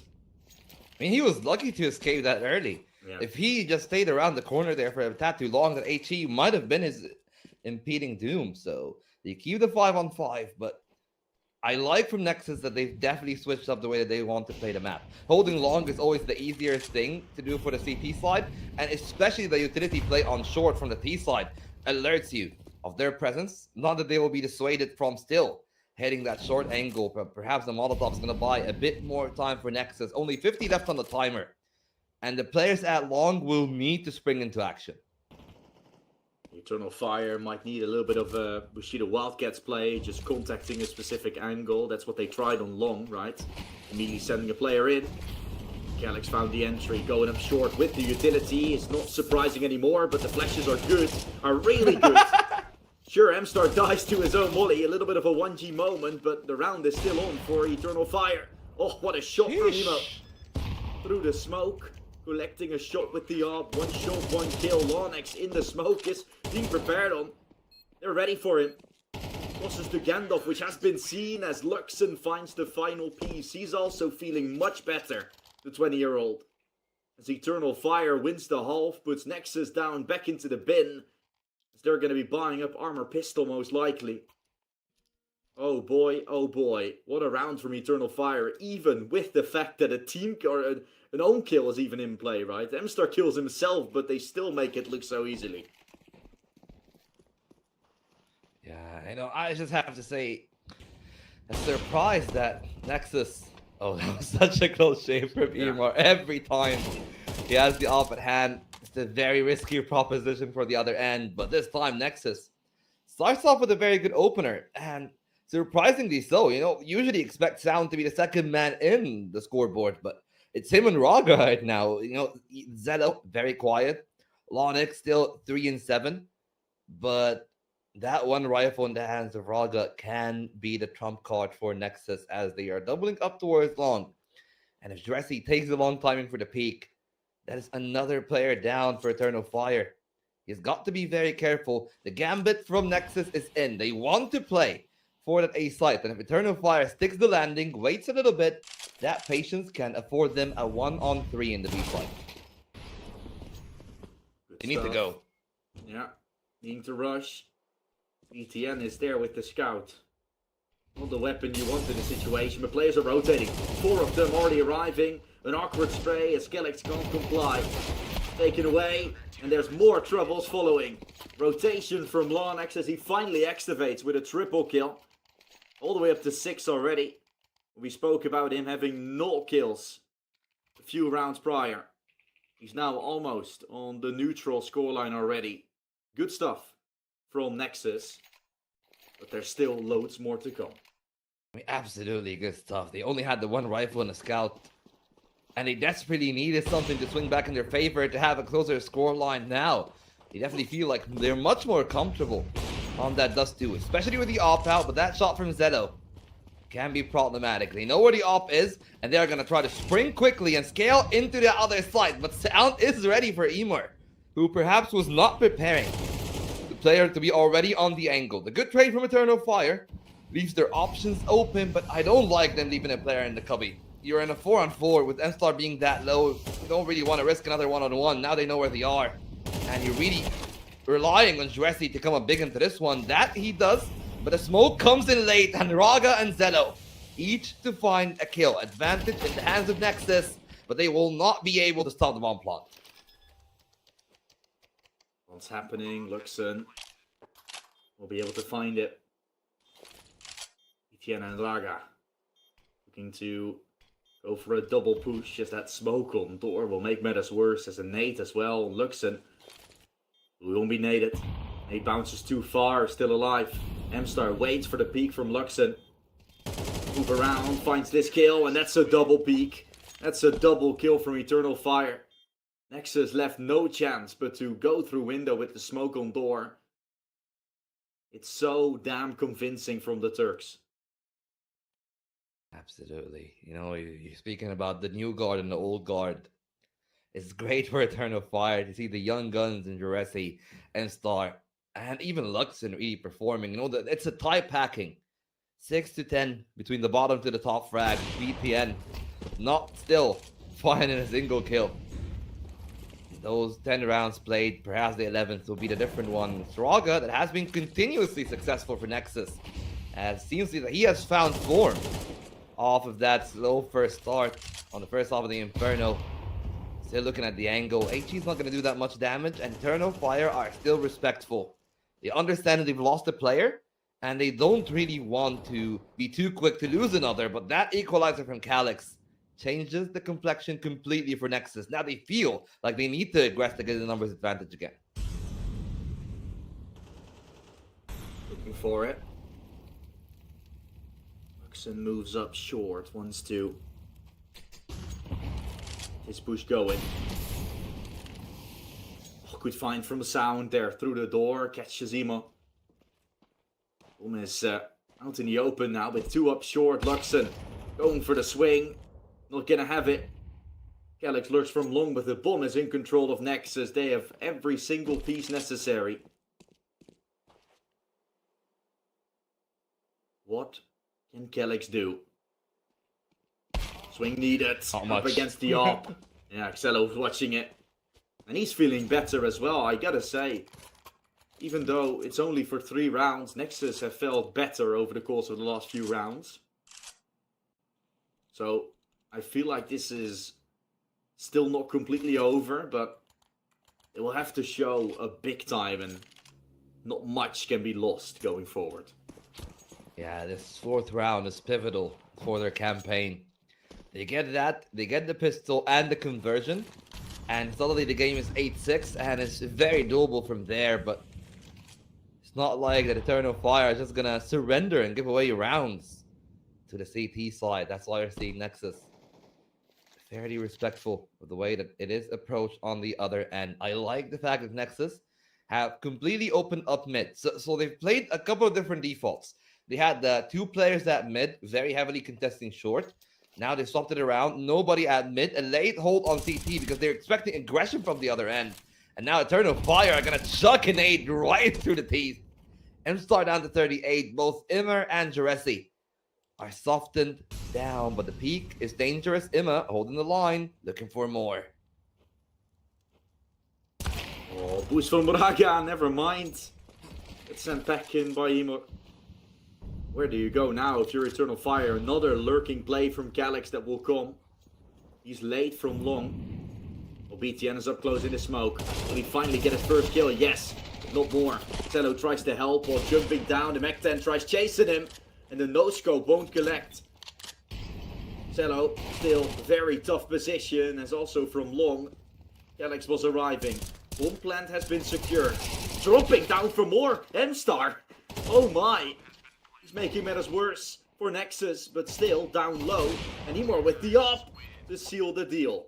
Ending the half on a 9-3 as Eternal Fire are only 4 rounds away from being champions of the Exort series. Yeah, the grand final might be reaching its conclusion. That was the necessary round for Nexus. It was a much weaker buy from the side of Eternal Fire. But then we've seen the other end really not being as successful in their campaign. And you've got to say, it's been Emer on the opener. Sure, he's not been the top of the scoreboard. Very respectable ADR. 9-5 is a good score. But that is exactly what you want to see out of that Eternal Fire. Now they swap over to the CT side, but they got the wrong call. It's a rush towards B, and Emer is supposed to stop everyone. He's done so great with a lot of multi-kills. But this is not to be. BTN shuts him down, and the 5 versus 4 retake commences. Eternal Fire. They went B as well, I think, on their pistol. But it seems a bit questionable, while the hold is great from Nexus. Playing the close plant to perfection, while B side is very hard to retake. We all know that. They succeed. This might be the beginning of their T campaign. Such a great start. They got the right read. Open up the site clearly. Not a single kill for Emer. And while we've seen that happen before, the real worry has got to be here. This conversion. has been won a few times by Eternal Fire. And if they're able to find it here too, then it might be game over for Nexus. They can't afford to lose, so I just want to see them approaching this in a very methodical manner. Them running down long could not be a worse call. The two nades should have found the kill, perhaps. Significant amount of damage onto Sound, but Nexus holds the line, and they will not die. They will not give it away, but they will still bleed a bit. 2 players down. Emer still on the site, but with the player pushing mid in Lonex, they should have map control, and this should be their round if they're able to play it right. Careful. Step on short. Oh. Kill from Emon. Oh, he's trying to go for more. Oh, in the end, Nexus. I breathe a sigh of relief. They breathe a sigh of relief because, god damn. That is something. Emer is in the kind of form where he is fearful to peak. As of now, well, no harm, no foul for Nexus though, but they bleed a lot. That means that they have to heavily reinvest into this one. And if they do lose round 16, then probably their buy in round 17 won't be the best. This one though, should be a foregone conclusion. Not that Eternal Fire are not attempting to bear some teeth, and that could be the first piece of the domino. Fortunately enough for Nexus, it is only a Mach 10, but they have lost mid control. And luckily for them, not a lot to be found by Luxon. They hold CT. They know that there's a player at short. So the HE and the peak in the combination are the best play possible. And there should be no way for Eternal Fire to make the miracle, right? Yeah. I wish I could say otherwise, but this is a round for Nexus. It's not going to be an heroic clutch. Will be the clutch of the year. Something. Doesn't get found. Nexus is going to go up to 6, 3 straight on the T side. An answer to be brewed up by Eternal Fire. Emo on the AWP. I'm also pretty interested to see what Eternal Fire will do, if they will play spawns on the CT side, or if we're going to see Emo rotating over somewhere else. Maybe on short with the op. Excited to see where he's going to find his entry point. He goes up short at least. Yeah. But it could be with a boost. Depends on what Luxon will do, or M-Star rather. Yeah, they're boosting towards lowers, but the fight towards May. Oh my goodness! Raga! That's a one-tap on Calyx. And that means Eternal Fire can't simply watch short anymore, because it's also being pushed by Nexus. They're boxing them in. Oh, they'll spot them, but too little too late. Emor is going to be brought down as well. The AWP did not even have a chance to fire. Through the smoke, they find the kill. And Eternal Fire are going to be frozen. They had such a good first half, but this second one seems like Nexus have got the control of. This should be their 7th. It's just about saving those 2 final guns, and they are as far away as they could be from the Romanians. But you have certainly got to say that the opener there especially was the big part. That's why I see a lot of teams, and I commend that. I don't see a reason, especially in your first gun round, to abandon long, because that is what could actually happen. You know, that's the case. And if that doesn't happen, if they don't pop long, then hey, you can actually contest the players crossing from short, especially with the op. It's such an easy shot for you, much more difficult for the rifles. Not what they went for.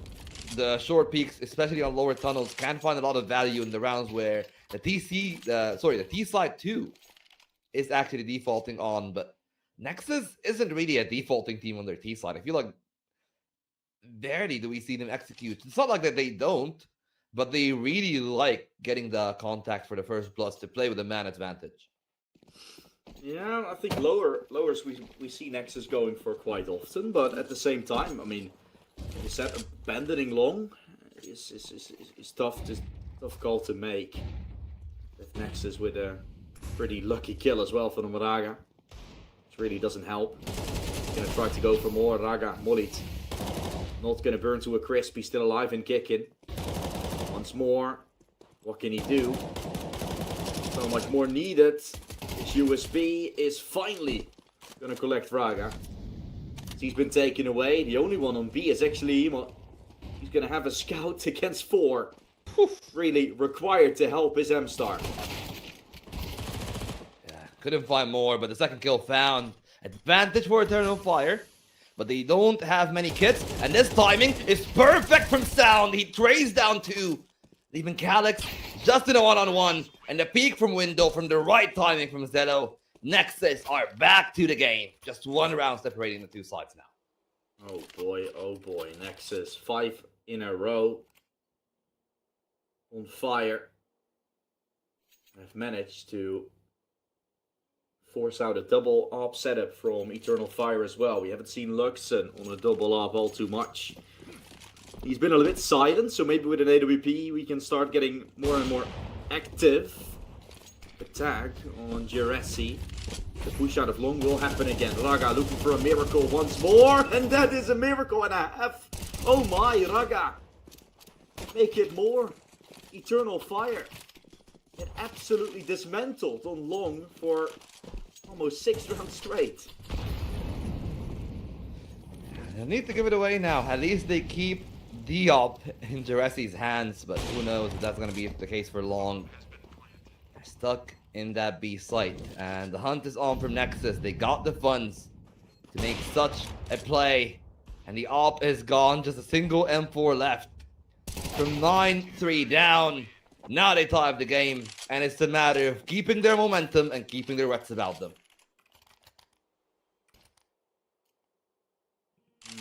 Eternal Fire have not been able to respond to the pushes from Nexus, and yeah, why would you need to default when you can just push out long and find kills on every single occasion? Raga has done so. He's really upped his score.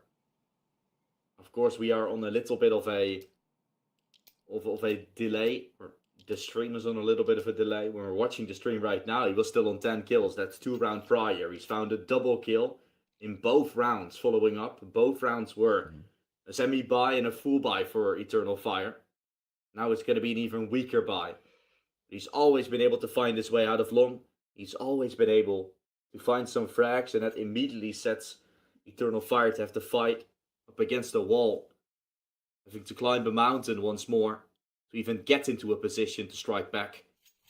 And then a retake can happen, M-Star can make a hero play, but you still need to find those final pieces which Eternal Fire just haven't found. Desperate matters need to be taken, but how? How do you do that? I mean, you go for a big play towards short. Look at how far M-Star is.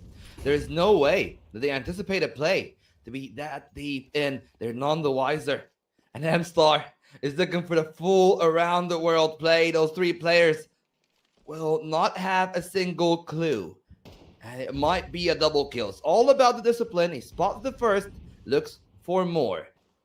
Players on the other side, and that's the head that he needs to find first. VPN down. The AWP had no chance, and this might be their chance to find more, but the pistols need to chime in. Man advantage for Eternal Fire, and Calyx got the AK and the bomb. They're trying to pick it back up, but do they even anticipate a second player here? It's gonna be the real question. Calyx spots the shadow, deals that shot. Eternal Fire, in the most unlikely of scenarios, now have the lead, and it's down to the 2-star players to find Nexus their round back. And they start off really well. They take them all down, and everything is left to the captain. Captain of the ship. The pirate ship, as we can see. A lot of things been stolen. Treasure's been picked. But Nexus strike back. Cannonballs are thrown. Ship is thrown off, and it sinks right in front of their eyes. Eternal Fire lose around. They were in prime position of winning.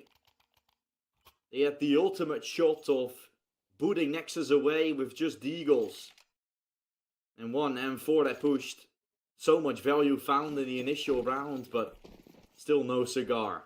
Nexus, now they are in pole position to win this, and with another tag on middle and a rush out long, Nexus do exactly what they've done almost every single round. They're getting away with an entry again.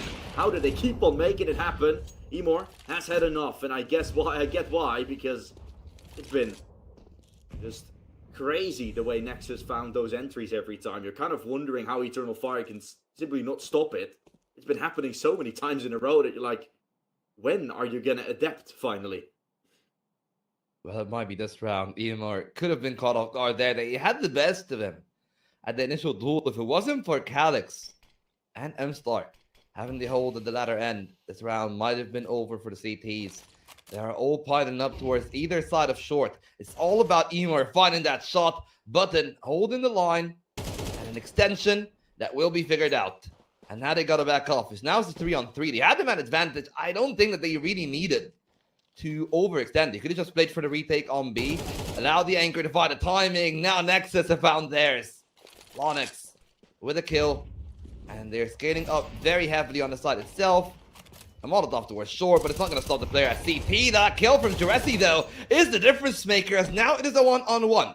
Juresi have the angle, perhaps can find the bomb, but he's not going to go that far. Up on their hand, 27 points of health. And a very tough question to ask. Do you go for the clutch, or do you save the op and try to save the game before regulation ends? Comes and loses. Lonix takes it. Nexus have not lost a singular T round. It's been a one-sided stomping, honestly, for both teams on the T side, but much more so for Eternal Fire. They're even more lost, and they used 2 of their timeouts on the T side. And perhaps that is where some questions have got to be had.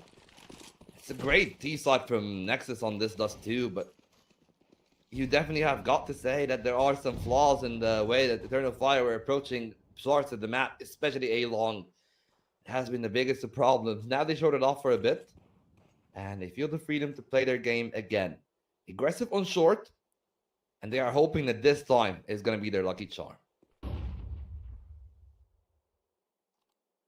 Looking for it.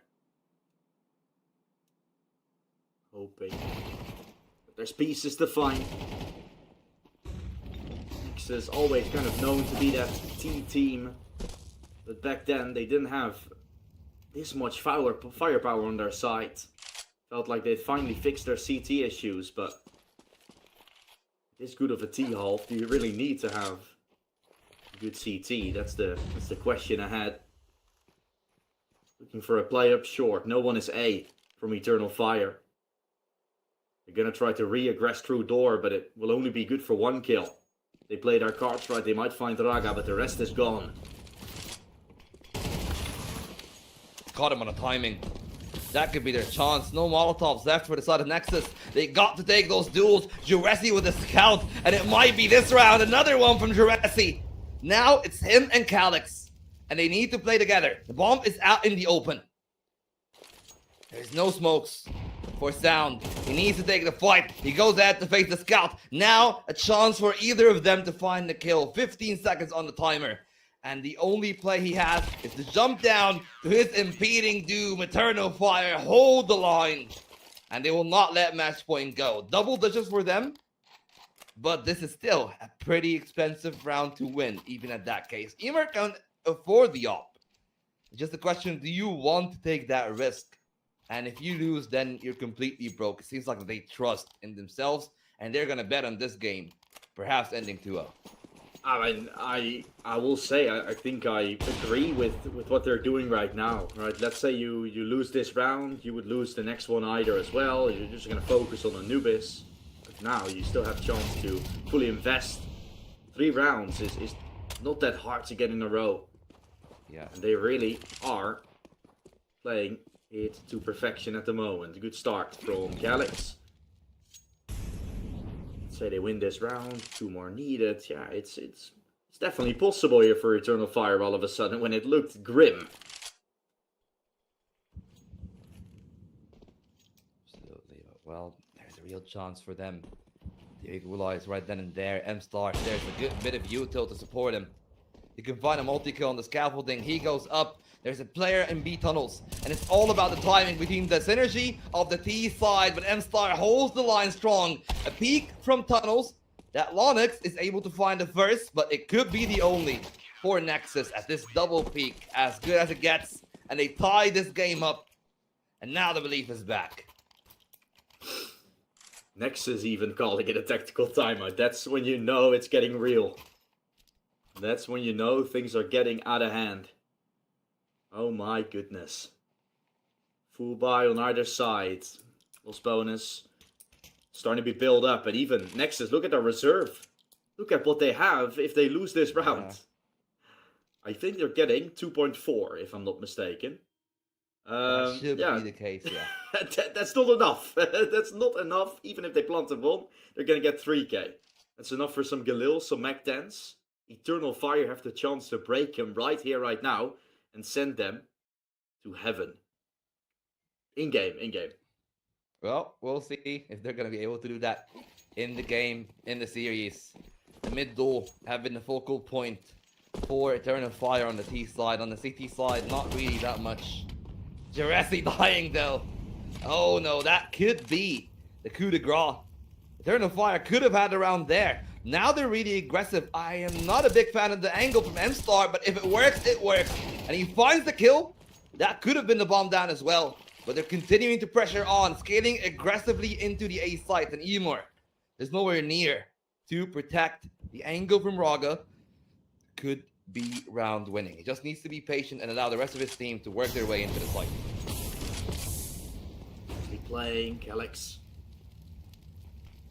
Ready for it. Bring Sand in. This is where they need to strike. Lonex doing so himself. The youngster, only 20 years old, by the way. This is a very important kill in this game. Maybe we're gonna go to Anubis. Nexus is still not done with this. Luxon can be close. Finds one. Wanted the second, and then the third would have been very close to finding it as well. Maybe even in the same spray, he would have been able to take them both out, but no cigar. Eternal Fire. We're so close. And now Nexus is close to take Anubis. Or to take us to Anubis. Well, could that be the case? Or this rugged buy from EF? FAMAS, an MP9, not a lot of utility on the other players. This time, nobody really dealing with mid, and I feel like that kill, that was just a big stroke of fortune for Nexus, because it's not like that they earned the kills. They didn't blow off the smoke. They just had the read that maybe somebody's on the back of it. How about I take a pot shot? And seems like Lady Luck was on their side. You know what has been on their side all game? A-Long. And if they go there again, Ema is there to test. Playing at top mid. A lot of opportunities either or. But Lonex perhaps wanting to force rotates on the other end. Emers though, not really taking the bait. The Molotov is gonna stop them from making the move on A-Long. And now they go back to short. And this is where Jurassic needs to come up big. Last time he didn't even have a chance to have input.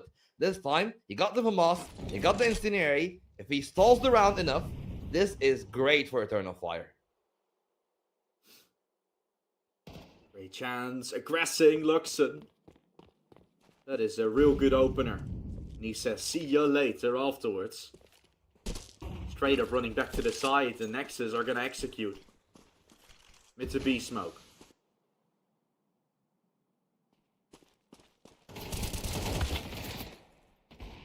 Oh, the timing is not that good, but Zedo still finds the connection on the other end. Two from M-Star, looking for more. He can hold the site. Not a lot of time left for Nexus, so they quickly need to dispatch, and they do just that. 2 kills between Zedo and Sound. Ema with the op, peeking it with a USB on the other end. The Molotov this way to peek from the window, both of which are gonna go through the door. One traded, and Ema will not... Oh, is he gonna be enough?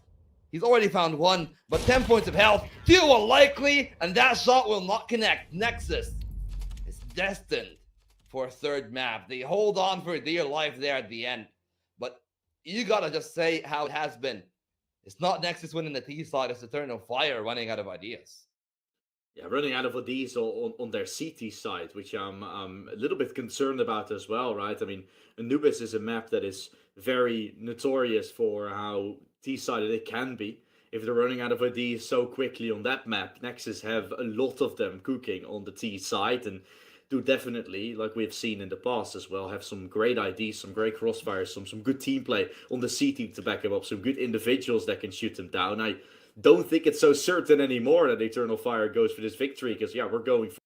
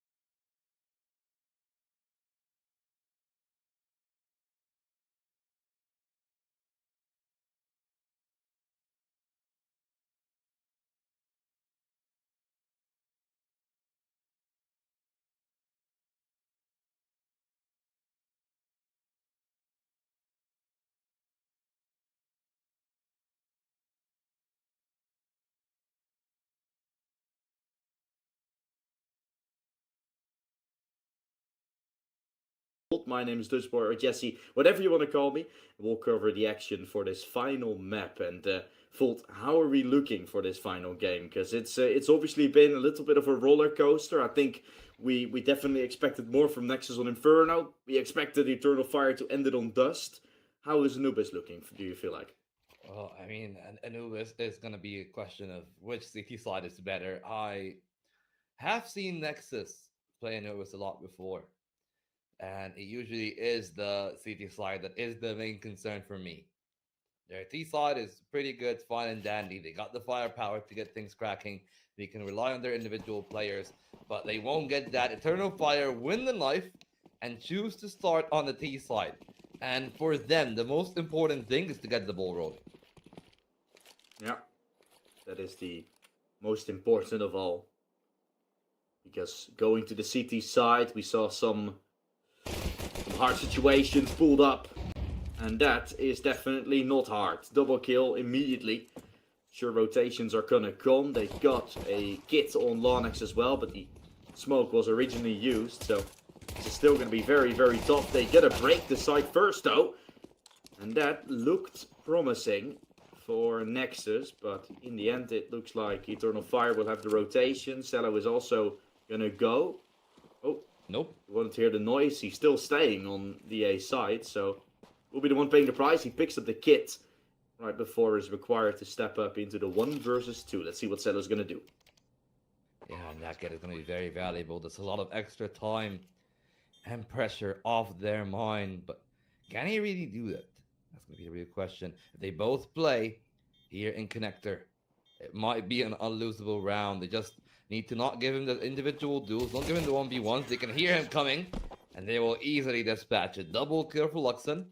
And that is exactly the kind of round that they wanted to play. The execute itself on the site, not so much, but the close and the finish and the start of the round, both of which were pretty clean from Eternal Fire.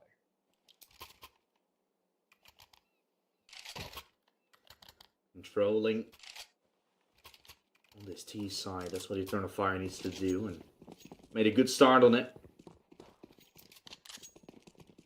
Good affair so far it's been in this grand final. It looked to be a little bit one-sided. Felt like the game was not going to be as cool, but that Dust 2 definitely showed otherwise. It might still be, right, that Eternal Fire just take control. I felt like Dust 2 is a good map for Eternal Fire, but every map is different. Like we said, eventually Nexus might find themselves having an empty tank. Now you're gonna have a lot of players least. Tank in the middle. That's 1 kill right there onto Raga. There's still a lot more needed, and the Glock will clean things up. Nothing to worry about. Just the deagle from Lonex as he's gonna go aggressive. That is at least a 2nd kill in the round for Nexus, so I think you're going to be quite happy about that one. Would have been much worse. Eternal Fire, find the 2nd. Yeah, they're 2nd, they're buy-in now, and with those 2 kills, it puts some strain on some of those players. You know, it could have been a lot better for Eternal Fire. They had all 5 alive.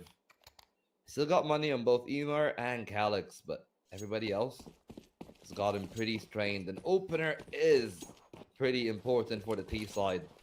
But I feel like the main thing here for me, for Eternal Fire, I want to see them very patient. If you're playing T-Side on Anubis, it's just about letting the game breathe. It's a lot of pressure on the CTs to continuously expand utility, to hold control of parts like A main, connector, middle. You're not really, you know, like the T-Side has such a massive advantage in the utility game. It's a lot easier for them to play the game. As you can tell, they didn't even need to invest much utility to take mid. But they got it already, and they're pushing through camera. Ooh, fast in A. Multiple players set up from Heaven. Cello tries to arrive, but he has to go for more. 2 versus his, and Heaven almost was. Catching through the smoke as Eternal Fire stops them in their tracks. And yeah, patience. I get what you're saying, Volt. Immediately you kind of corrected your point about the fact that it's all about spending less utility for positions taking, right? You can take full water, you can take full A main without even using that much utility. And if you play it accordingly to that, then set up executes, then set up pushes, it's so much more useful. And Anubis can really be very T-sided like we just saw. Yeah, and for Nexus, it's really gonna be about understanding the tendencies of Eternal Fire on those gun rounds. Right now, in that eco, not really much to understand, it's just gunning you down. But in the last gun round, he understood that they really like playing for mid. A main as well as the position that Eternal Fire could be tempted to take if there is no utility investment from the CT side. But my point about patience is if you see Nexus continuously dump utility in one part of the map because they love to take control of that, like A main, then you can be patient there. You're not really forced into staying around because if you have the utility on the T side, you can take mid and there's nothing the CTs can do about it. And if you have that utility, you can also really make it near impossible for players to play inside A main. And they'll have to at least resort back to pillar. So those two positions for me are the main parts where I want to see the T patient there. Elsewhere, it's just about, most of the duels are really T side favored. Whether you're thinking about the dueling connector, the pop out from B main, the also A site executes can be that case. And Nexus really haven't been able to find that much an op out for Zeto though. And that could be a difference maker. Still curious to see where he wants to go with it. Yeah, there's a few spots that you can post him up. In the previous round as well, I think this tactical timeout isn't much about what Nexus really want to do in this round. I think it's more of like BTN waking up as well. He just ran out of the mid smoke. Like, oh yeah, sorry, I have to actually play this game instead of just running around and playing warm-up server.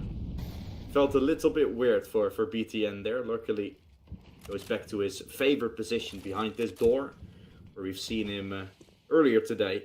It's a lot of value as well in the matchup at start of the day. Good stuff. BTN closing in. He wants to go for more. He's not able to get the kill, and then through the smoke, Emer finds him. Wow, mid is theirs once again, as Eternal Fire have not had any trouble taking this. And if you're giving away an entry this quickly, look at what Eternal Fire does. They're keeping their utilities. They're falling back, making sure they regroup. This is lovely done. Strategical aspect is also very much away, or very much on board at bay at the Eternal Fire squad. Yeah, renewing the smoke at mid, cuts off those rotations. Nexus feeling like it might be a pivot back towards the B side, but they're completely wrong on their gambit. Instead, it's Eternal Fire that thinks they might push B on the CT side, and maybe Eternal Fire reading a step too early. Sound still on the angle. Not the side that Ema is looking at, though. That is going to give away a few kills, perhaps. A lot of damage on the second. And this is the pincer the Nexus needed. 2 from Sound, 1 from Lonix. And not a lot of time left for Calyx and Luxin to try to call this one back. Yeah, Nexus out of nowhere finds some rhythm. The entry goes to Eternal Fire, and from that it's only Nexus, really. Great work for them. The bomb is under control, so this is going to be a round for the side of Nexus. Yeah, misplay potentially as well. We're calling upon. You have all the space necessary. There's only one towards A. Nexus is kind of already setting up for a save because they lost BTN. And then you're going into Temple, providing Nexus with a way back into the round. And if there's one thing you really didn't want to do, was allow them to have too much on the CT side, was allow them to even just get into the CT side in the first place. Because this round didn't feel like one where you had to give a round away. And that being on the CT side is just a double up in terms of painness.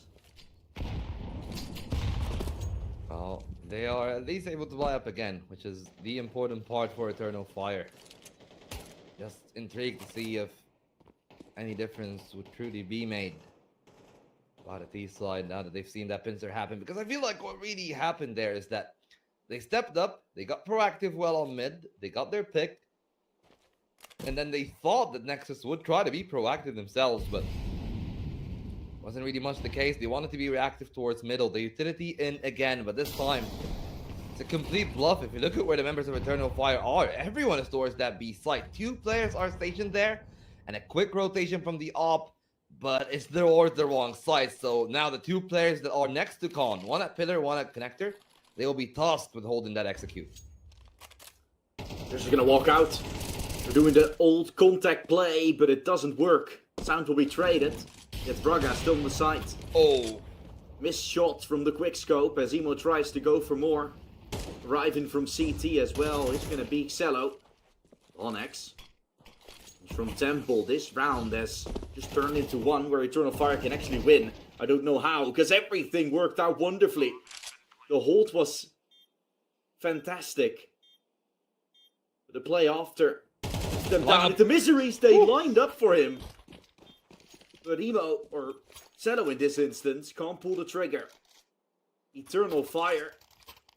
Multiple layers are to that round, right? It's initial B push, where Nexus hold on quite nicely. And then, I don't know what happens. Raga falls back, but goes for a peek. A solo fight comes towards CT from Cello, and Lonex goes alone as well. How is that ever gonna work? Of course, it didn't. They did it. That's the important part for them, but it's an expensive round on either end. We'll have to wait and see if Eternal Fire are going to repeat that same B execute, because it wasn't as successful. No smoke on the CT side.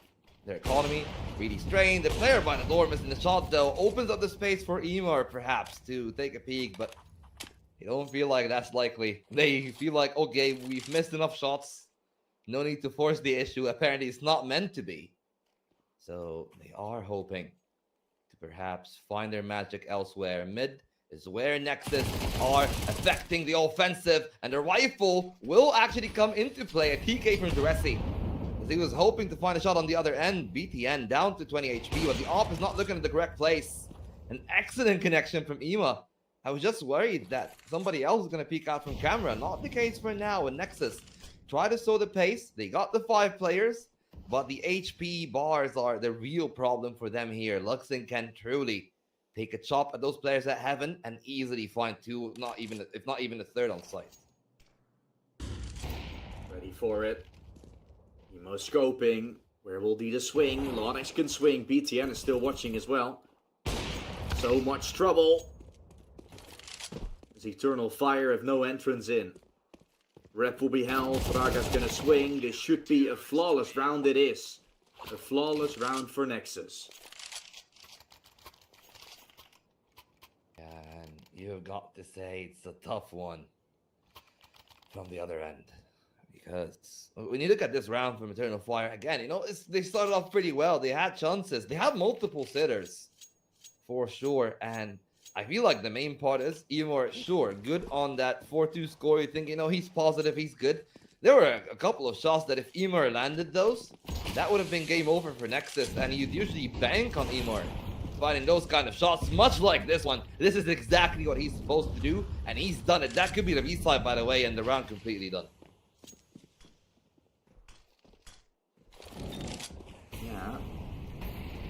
Gonna be a good sign. The opening kill goes away of Eternal Fire. Ressi flashes. Great support and sent them in. Back of side will be cleared. Rushing on. Jaresi wanted to take another one with him. Finds an AK. Swing comes back. Lonex fighting alone as it's BTN still. Looking for his first kill of the game. Waiting in the smoke. The tap will be enough to send BTN looking. At least gonna walk his way up. It might be swung. Oh no. He's let through. He's gonna go for a peek. Again they line up. But no shot is fired once again. Eternal Fire take the round off the back of an entry. Very important T rounds they're getting. And with 6, I think they can be happy at the current state. There's more needed. Look at the buy from Nexus Fold. It's good, but it won't have any utility. Weaponry wise, it's okay, but like I said good, but you can't call it good, of course. Yeah, I mean, here's the thing. If there are good things to be had on either end, and especially Ema fighting this kind of form again, Eternal Fire must be feeling glorious. But for Nexus, you know, considering their utility in that round, I feel like they played an okay one. It's just the fact that when you're on a CT side, I would rather go MP9 and get the utility over those M4s. Nexus trust in their firepower perhaps a bit too much for my liking, because while Anubis is the god of contact maps for the B side, for the CTs. It's about Molotovs like these, a smoke on the back of it to try to create some separation. If they're going in for their execute, they're the ones that open up the smoke, and somehow Nexus still proving that firepower is king as Lonex finds a pair, looking for more. Imar again to strike at the right time. They will bank on him on each and every single kill in this round, and he will continue to be proven as king. He will be having to find that fourth because the timing is perfect from BTN. He finds the first. Imar understands, but doesn't mean that he got the connection. No scope misses. He goes for the Glock, finds the kill, and Eternal Fire denies what could have been a steal from the IGL. Really happy about that one. Imar, 12 in 2, a headshot from the Glock. It's all that could have saved him. He felt like he was dead to right after the no-scope. Just wants and hopes with the Glock and collects a quick snap. An impressive round to win for Eternal Fire. Another time where it's him and him only stepping up. The rest is just hanging tight, but everybody's getting on the board quite nicely. Another entry from Imar. I don't know how he keeps on doing it. There might be more, because Cello was hinting towards peeking. I think he just went there to pick up the rifle and starts falling away. Opening kill towards Eternal Fire once more. BTN seen on middle. He did find himself one kill there, of course, in the clutch. Not the second he'd hoped for. Would and could have been a turnaround point. Not meant to be. Onyx alone towards the A side. He's going to be faced with a Calyx going in for this play. 5-7 is the weapon for the job, is the weapon you want in this situation. One tap to the head, but it's same set for an AK. Calyx oversteps. Beautifully eliminates Lonex, sends him to the deck. The A side is taken. Eternal Fire will most likely move to 8. How much do you need in order to say this is going to be a win for the Turks on Dust 2? 9 was not enough. Seems like this will be enough. Just a single gun from BTN. Eagle not being able to find much. And honestly, you know, in yesteryears, I would have said that this should be game right then and there. But even a 9-3 is pretty salvageable on this Anubis if you're able to hold things off well. And that is going to see what the prospects are, because again, and I don't know about you, about just Jesse, but I'm just gonna take your opinion for it. Would you prefer double ops on this map? Because I feel like that's like it is a gambit, and it can definitely catch Eternal Fire off guard, but it's very expensive on what already is the most expensive map on the CT economy. Yeah, I think in this instance, Nexus just wants to win a round. Like, they will do whatever it takes. If they're gonna find 3, they're at least gonna have a shot at this. So I think it's worth investing double off. You can play one towards con, one towards middle. But yeah, it is really expensive for what has been a really fast setup so far, which has been very fast peaking. So in that instance, I would say as Nexus, you would rather have like 2 rifles to make it happen. But they're just trying to battle Imar in some way, right? They're trying to eliminate him because no one has succeeded. Maybe a double up would.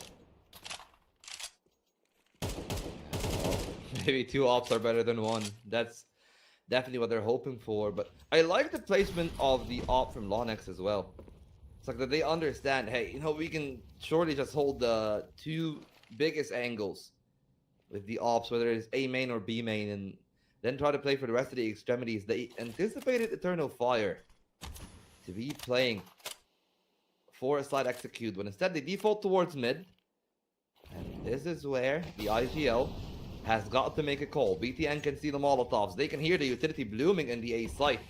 And they try to spring into action pretty early. Players working their way in from the canal. And maybe Calyx can catch them in rotation there on that lurk. Or you can dip back and catch them trying to find Eternal Fire slacking.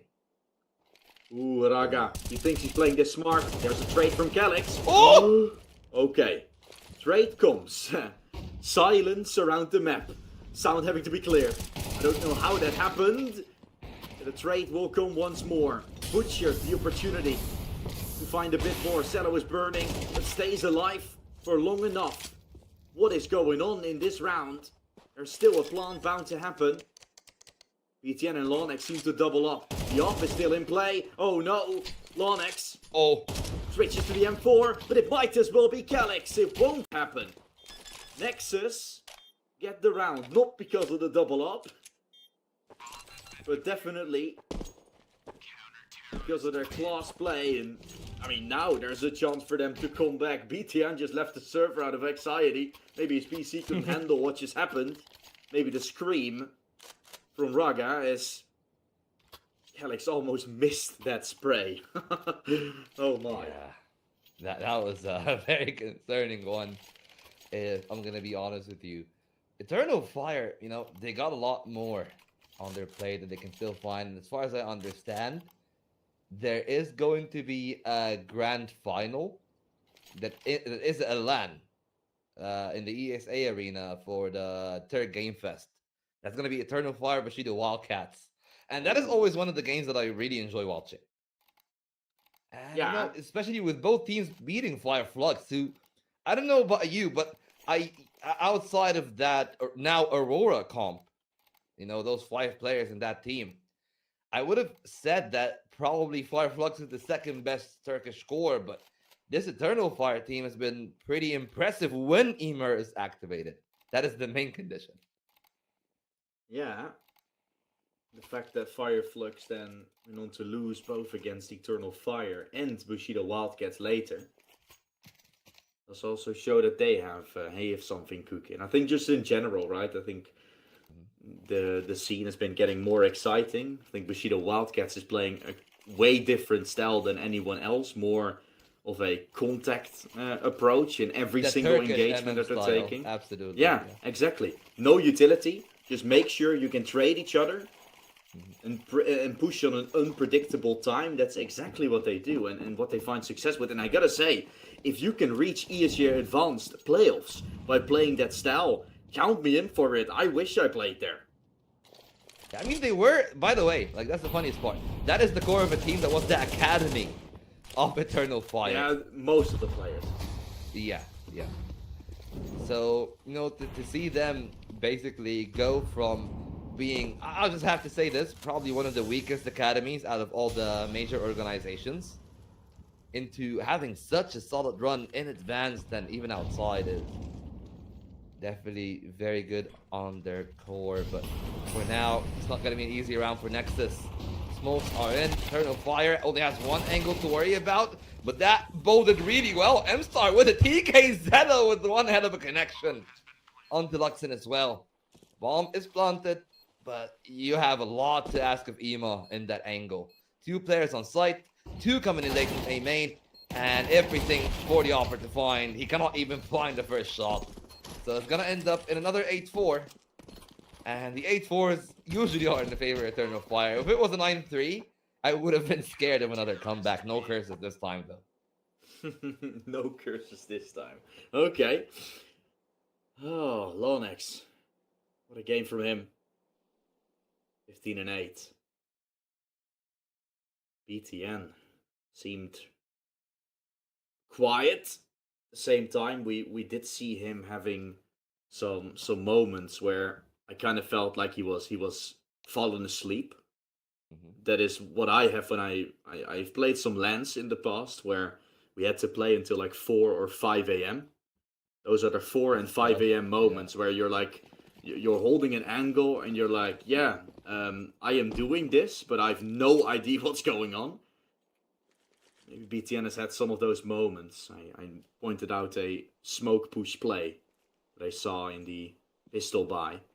All things considered, though, we're still playing, we're still gaming. Dual Berettas are in play. M-Star is going to be ready for it with at least one. All the site is under control. Nexus, can they pick up the pistol? It seems as if Eternal Fire still have a fight back. The bomb will get tapped once. Players are leaping in. They got a smoke and a kit. The exact combo you need for a Ninja defuse. You need to collect the shots for it. They know where each other are. Juresi needs the headshot. A bunch of body shots might do the trick for sound. What's gonna happen? Jiggling back and forth. Right shoulder is all that Sound needs to play. And a beautiful shot will be found. In the exact angle you want to peek. Always having an advantage on your side if you're peeking like that. Sound takes matters into his own hands for Nexus's 5th. We said no curses on 9-3.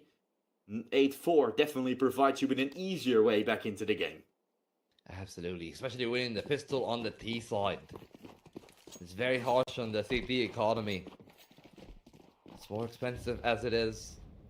The T side can snowball very quickly. The current state of this economy. Nexus, though, feeling pretty confident about hitting that B site. 5 players in. 3 from main, 2 from connector, 2 from Eternal Fire in the angle. But you gotta ask if Calyx and that trusty MP line can do that much. M-Star is the first casualty, Lon X holding the back line. Even Ema cannot really beat the Romanian star on that angle. He's supposed to be their man, and he has been providing so far, but Eternal Fire suddenly flipped the switch. 3 kills to answer back. BTN and Zelo got the rifles, the best guns in that spot, but even with that minute that they have, they ran out of utility, and they need to reclaw every inch of map control. Where exactly did we see this before? A pistol and a potential turnaround. We know so well that was the Inferno, but here perhaps a chance. Calyx is close, and it could be a matter of timing if they look towards the other side. Jaresi is the closest player to the A site as he's working his way towards stairs. And if they are able to cleanly find BTN, it should be an easy round for Eternal Fire. They see the first player in. Zelo goes for the turnaround. Now they might have a chance at the B site. It's all about Luxon and the Galil holding the cross. Ducks in at the right time. Good idea on the peak. Perhaps facilitating the challenge for Jaresi. Only 10 seconds left on the timer. The patience is great if he just bided his time there for the angle. That could have been an easy pick. Instead, they have to claw it through, and Luxon is not enough. Nexus deny the conversion from Eternal Fire, and they shut down their force. Problem with Jaresi is that he has a Mac 10, needs to get close. Can wait a little bit longer, sure, but he needs to close in some distance. Wanted to do that, and Luxon's fight was simply not enough to keep the pressure on for Nexus. They are still closing that one out. Where have we seen that one before? Nexus learned from their mistakes. Now are potentially going to be in the driving seat of taking this. I mean, where have we seen this before? A convincing T-half. That's something we've seen loads of from Nexus. I've seen games on DE Mirage where on the CT side Nexus felt to be non-existent. A 10-2 or in Counter-Strike days 12-3, but then still the comeback in the end. This instance, oh, what a brawl. Lonex feeling it again. He's woken up once more, 21 kills already. When he's feeling it, Nexus plays good. Cannot find his 22nd kill. That will be denied by M-Star. Just 1 kill right now, that's all she wrote. Nexus, pretty happy with how things are going. Some rounds being picked up convincingly, that maybe not so much. I think Cello had an AK. Dropped it over for Galil. Like I said, all things considered though, Nexus pretty happy. Absolutely. Full bite to face. Absolutely, 100%. If I'm Nexus here, I feel like I'm the best spot possible. They should have, with a bomb plant, enough money to afford a full buy anyway, even if they lose that one. And the investment from Eternal Fire is severe. If they're able to break it in this one, then they send them swinging what I like to call the CT struggle pendulum. As you have to save up for one round, and then you buy on the next, but you have to make compromises unless you haven't fully saved. So for the CT side, it's all about winning a buy. That can give you the stability necessary to play the game, but Eternal Fire seems to be very passive. Even Connector, which by the way is not smoked. They could have sent Emer to try to find a pick there. Instead, Emer is just posted towards B main. They find themselves very patient on the CT side. Only A main is going to be the one position that they want to try to contest for map control.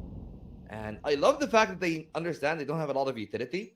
So they want to use it scaringly whenever they are playing for that B site. They waited a bit until the first smoke. The second one, I feel like, is a tad early, and that could actually give 10 seconds of opening for Nexus. They understand that, and they want to find the pick towards B main. Everything on sound. If he finds one here, could be the round. Instead, he can't hold on, and they need to pivot towards the A site. We're gonna run Mac 10 leading in charge. Saraga, he is gonna be left out for now as M-Star. I think he wanted to hold, but goes back into the smoke. They're giving over the site. Pushing heaven will be Raga. It's anticipated upon. Should be an easy fight from Luxon. He's fully taken awareness of this. His whole sole purpose is to hold the smoke, then start spraying as soon as it diminishes. No way for Nexus to hold on. BTN is gonna have to make hero move, but can't. Taking down the teammates for Eternal Fire as they complete a magnificent retake. Well played, well done. And although Nexus have some control, right, with that heaven smoke, you can sit inside, you can hope to find something. It was not going to be your round. You had to take some other space. Camera, for example, because M-Star pushed back, couldn't be taken by Nexus, and then you're always finding an uphill battle from that point onwards. Retakes are so hard on Anubis if you have control. In this instance, though, Nexus playing from the side, and we're just sitting there like chickens. I like the fact that Eternal Fire, even with how high the stakes are not playing headless chicken. They have some proactivity. You see, like that peek towards connector, they wanted to condition Nexus that we're gonna blow off that smoke, and if we send the HEs, you better be aware of somebody actually peeking the angle. Luckily enough for Nexus, that is not the case, so they get that control here, pushed off of connector. But for Nexus, it's actually mainly the other stack towards A site, where I feel like that they are going to end as they're setting up their eventual executes once more. If they can A main, they got a minute on the timer, so they can definitely be patient as the two players at mid try to work their magic. Here they come. BTN.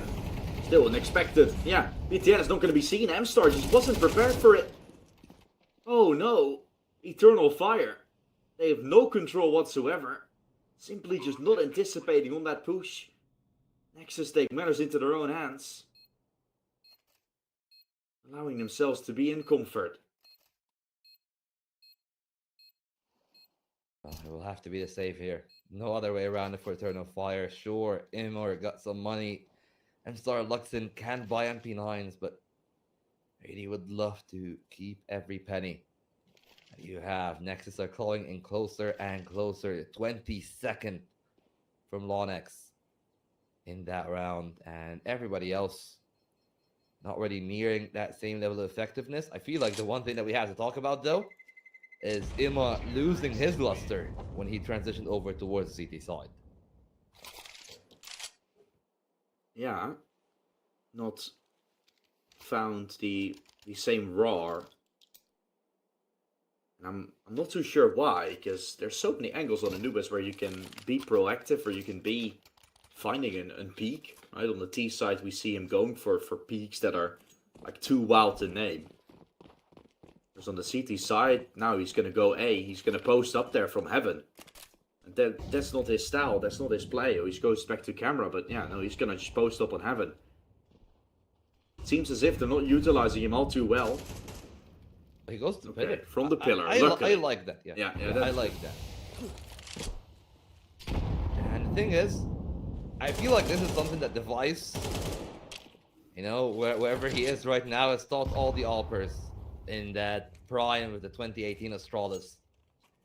If you trust in yourself that much, one, you want to have the freedom. Two, you want to have the chance of multiple angles that you go back and forth from.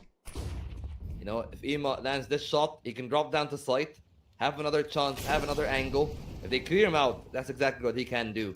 That means he's still got a chance to find 2 kills if Nexus commits that A main play, but then fall them back, and with the bomb pivoting towards that B site.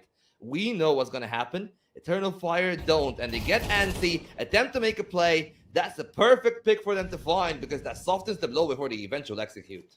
Yeah, and now from connector. Oh, the rotations, no. Ooh, I don't know why they're falling back. They're going back to B. Yeah, just play your same setup. You have an entry. Players were originally setting up towards connector. BTN wanted to lurk through middle, I think. Now he's forced to push B. Forced to make this play. Calyx did a double kill towards connector. And a complete shutdown ensues. What a round for Eternal Fire. That information gain is so crucial. We see it so often on Anubis that you're playing without any control as a CT. That's where the utility towards, for example, B or A with an execute is really useful. You can smoke, you can flash, you can play, but with Eternal Fire realizing that it is a B play, they can stack up 3 towards B. They can set up nicely. Nexus will have to make an overstep. And in this instance, that was a con peek before the main players really came, making it to be the con side that was originally ready to fight. Usually you don't really want that. This connector is usually a position that's really hard to get yourself into if there's literally a player just watching there, and in this instance it was Calyx lining up a double kill. Left Nexus with no chance but to wait it out and go for main, where there was also an M-star position. Beautifully played, and he's gonna make more. He's gonna try to make matters worse. But aside from Nexus, a trade will come from Jirachi, which is huge. And the HE soften up those other players with the M4s. Luxon though has got to be ready. A player on the right side platform that they need to be ready for. They have the right intuition, but could not find a connection. And that is going to leave trades to go back and forth. We were talking about the fundamentals of this Nexus. And they prove that their trading protocols are among the best in this caliber of play. Ema spots the first, but not the second. And sound peaks from the pillar to the 9-11 from Eternal Fire. That could have been a lot worse for Nexus. Because if you look at their economy, if they lost that one, that would have been match point for EF. Real good to pick it up, and originally the round looks very promising with control that Eternal Fire has. Calyx there pushing towards connector. I don't mind that play. He loses his life though due to a real good headshot on the Nexus side. Then goes on to play 3 on back of site, and Eternal Fire still have so much control, but then kind of feel like they're, even though in that instance you really want to play together. One towards CT, one towards backside, and one watching connector. It felt like they could have played more together. Could have gone for a double peak. Went on to trade a little bit, but the advantage always was kept due to the original entry onto Calyx. Playing a losing battle, it felt like on the B side, which you're often doing right on Anubis, really. On the CT side, if you don't have any control, you're usually finding a losing battle, but now with the opening kill originally going to the side of Nexus, felt like you had to make an overstep, had to make something work. This instance didn't manage to come through. I don't know how long Nexus is alive after this double molly and connector, enough room to stand. Well, Nexus looks to push A. Oh wow, some pressure has been used there by Larnex while the rest is going to go A, but that's where Emo comes in and strikes for an entry. Yeah, and important from Ema, perhaps crucial for this round. We've seen the mid play come a few times from Nexus. Those lurks usually not attempted enough from the other side. Thankfully, Luxon this time will find his, and that will signal Nexus to go back towards that B side. A great shot from Larnex on the tail end of that spray. And a lot of those players don't have helmets. A lot of those players falling down to the Mac 10 of all things. It's a single player alone, opening up that B side. M-Star tries to aggress from A, but the IGL could not make the right call. Now Luxon, he too shall fall, and Ema has every right to make the GG call. He found the pick for the team. But somehow a Mac 10 just crashed the whole thing down. Oh no. And it's Larnex again doing it, right? Crazy work from the youngster. Being the X factor at times for Nexus. I've called it before. Always, it seemed so tough for Nexus to hold on to CT sides, but T side still as strong. And it's not even like everybody is doing all too great. It's only just Larnex having 25 kills. Yeah. And you know what? Still not the end of the world for Eternal Fire. They just need to play this round to try to save the AWP again. I feel like investments shouldn't be the case here. Like maybe a few Kevlars, a couple of upgraded pistols, anything more than that is too expensive. I'm not a fan of what MStar Luxon are doing. This, much more of.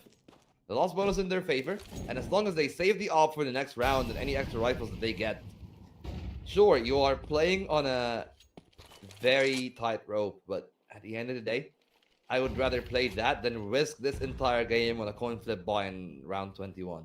Yeah, that's true.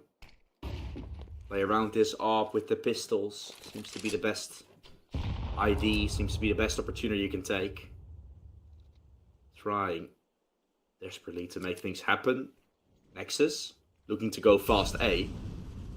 There's 4 pistols posted up. If there's one thing you want these pistols to be doing, it's exactly this play from Nexus that should be able to get Eternal Fire into position. Flashes, sure, but they will end behind the players. There comes a flash as a response. CTs will go for fights. Will try to make it happen. Maybe if they would have waited, but right shoulder advantage would have taken the better of them. I like the play. Just doesn't work. Nexus. Strike once more. The only one to deal with still is Luxon, as I think he already wants to go for saves.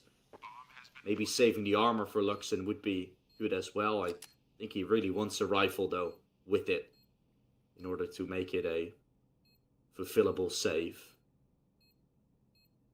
One step away from victory might be Nexus. One away from match and series point, tournament point. Romanians are so damn close right now. Oh, just no use crying over spilled milk. Thankfully for Eternal Fire, they would have been molding if they spilled over the AWP here. In this round, Ema holding strong. Keep the AWP. As he said, if there was patience perhaps from those pistols, if they didn't pull the trigger early with the flash, that might have been the round then and there. But now they got the rifles, and we've seen them be pretty successful in the CT slot for a few rounds. It's just all about trying to discover, or well, rediscover what they had there for them. I feel like the most important factor definitely has got to be a power position from Ema that is tough to crack out, that will make Nexus expend a bit of their utility just to get him out of positions. Otherwise, mid is the other real problem. They triple up on it, and somehow MStar is going to find a double off the back of this smoke just being destroyed. I mean, somehow is the good wording for it, because I don't know how they just managed to make that happen. 3 of them were seen there in middle due to the smoke break. But MStar just spraying through it. His life depends on it. Gets a double kill. Emo not in position. Calyx. Oh no. You have an advantage, Eternal Fire. Finally. You have an advantage. He pushes T-spawn. It's a 1v1 up against Sound, and now Larnax going to start rushing. Cello will join him close second. Oh, he's playing alone though, Larnax. Waiting for Sound, luckily enough, while Cello lurks about. 2 on B. Both now seen. Sound can run. Cello is all the way in middle. They have rotated too. They've rotated too fast. Emo is now going to start falling back. And you know A is clear. Cello, with the smoke, will take coverage. Oh boy, Eternal Fire. What a ambitious rotation that they might have to pay the price for. Might not be just ambitious, it might be overzealous for them to commit to that retake, but they need to. I don't see a way back for them in this game. If they go for that save, they need to commit to that one, but time is not on their favor. 20 seconds only, no kits for those 2 players, and the Molotov comes in just at the right time. Thankfully, they clear a player on site, and it's low HP on Sound, but he will still stick the landing, as he gives match point to Nexus. 1 away from the Exort series victory. Nexus, Nexus, Nexus. Against not much from Eternal Fire. We'll look to put Emor back into position. The AWP and the full utility is going to be in play. You got Calyx on a FAMAS. Same could be set for Jurassic. Tactical timeout, yeah, it is. Turn on fire. What do they have left in the tank? Emor has been able to find more entries, more openings, right, Full, but for some reason, it hasn't provided them with round wins. Nexus always seem to find the better of them. Is it luck? Maybe a little bit as well, because Sound was low and finds a 1v2. But you gotta have those moments when they're presented to you. We just have to see, though. Definitely some fortune, but cracks in the defense showing this is the third time that a mid player from Nexus seals the round and perhaps could seal the fate of Eternal Fire for good. M-Star is able to shake off that hold. Overtime can still be a possibility. 3 players on B main. They're looking at that angle. They get the better of them, and Nexus are looking to find a coup de grace. Just the 3 final players, Ema making a late rotate towards long B, and the smoke is there. Try to dissuade him from the angle. I think that there might be a gap on it, and Ema capitalizes. Calyx to find one. That is the bomb. A player from the other end to shut him off. And as hard as they fought, Eternal Fire now, with their backs against the wall, will have to attempt a retake. Oi. Ready for it. Jumping through. Smoke gets cleared. That's Luxon finding one. What can Luxon do? Smoke towards main. Not on the bomb. Molotov towards connector, but you need to find kills here. You're fighting an uphill battle. You need to find something. Tapping it might not be enough. It's it. Nexus. They win the Exort series for the first time in their organization legacy. They got 2nd place in Exort Series 3. 3rd to 4th place in both 8 and not 9, because there they found the quarterfinals exit. But now they win it. 10, yeah.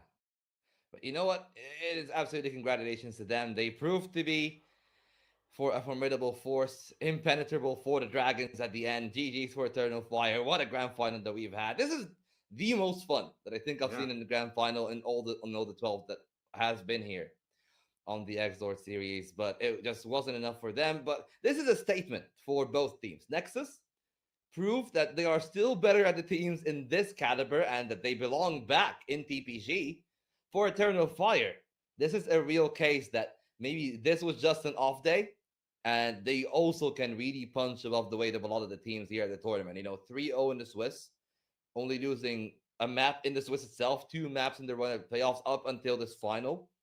So they only lost 4 maps total in their whole time. And I feel like perhaps if the veto went a bit differently, they might have won the whole thing. But it's just tough because Nexus, as I said, all the 3 base maps, like whether you think the Dust 2, the Mirage, even the Inferno, they're a solid team in all 3. The Inferno was just a takeaway, but we've seen on Dust 2 the things that Eternal Fire still needs to improve on before they return to be the same force to be reckoned with.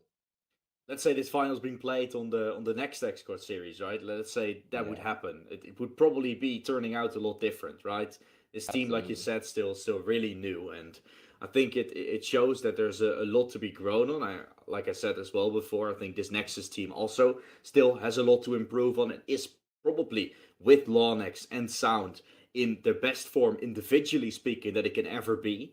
So, or that it has ever been in the 10 years of BTN's time playing there as well, or 8 years it is, and 10 is a little bit. Almost 9 years. Almost, almost 9 years. Yeah, crazy to think, and at the same time, it does show that this Nexus team is still capable of achieving great things. But yeah, it will have to be done in those VRS events as well. It's fun to have won an event like this. Unfortunately, I think they would have much rather liked the semifinals win in the Galaxy Battle than in this one. But hey, a trophy is found, or a trophy, they win another tournament. Hey, it's $5,000, Exactly, it's more than they're going to get at the Galaxy Battle with that loss of theirs. But hey, the good thing is there are still more in the 26th, the 13th edition of the Exort series will be live. So we're going to take a few days off. Everybody needs to have some rest. And that actually leaves me to, I need to just give a shout out to everybody who's been here. Iceman earlier on in the series, between Zane and Range in the production. Zane has been casting a few of the games as well. And then you as well, Jesse, here coming in the final. It has been a very enjoyable time. And Exactly. from me, myself, guys, to all of you who've tuned in, I think we peaked around 6,500 at some point. So thank to all of the Romanian and Turkish fans. And we hope to see more of you later. Yeah.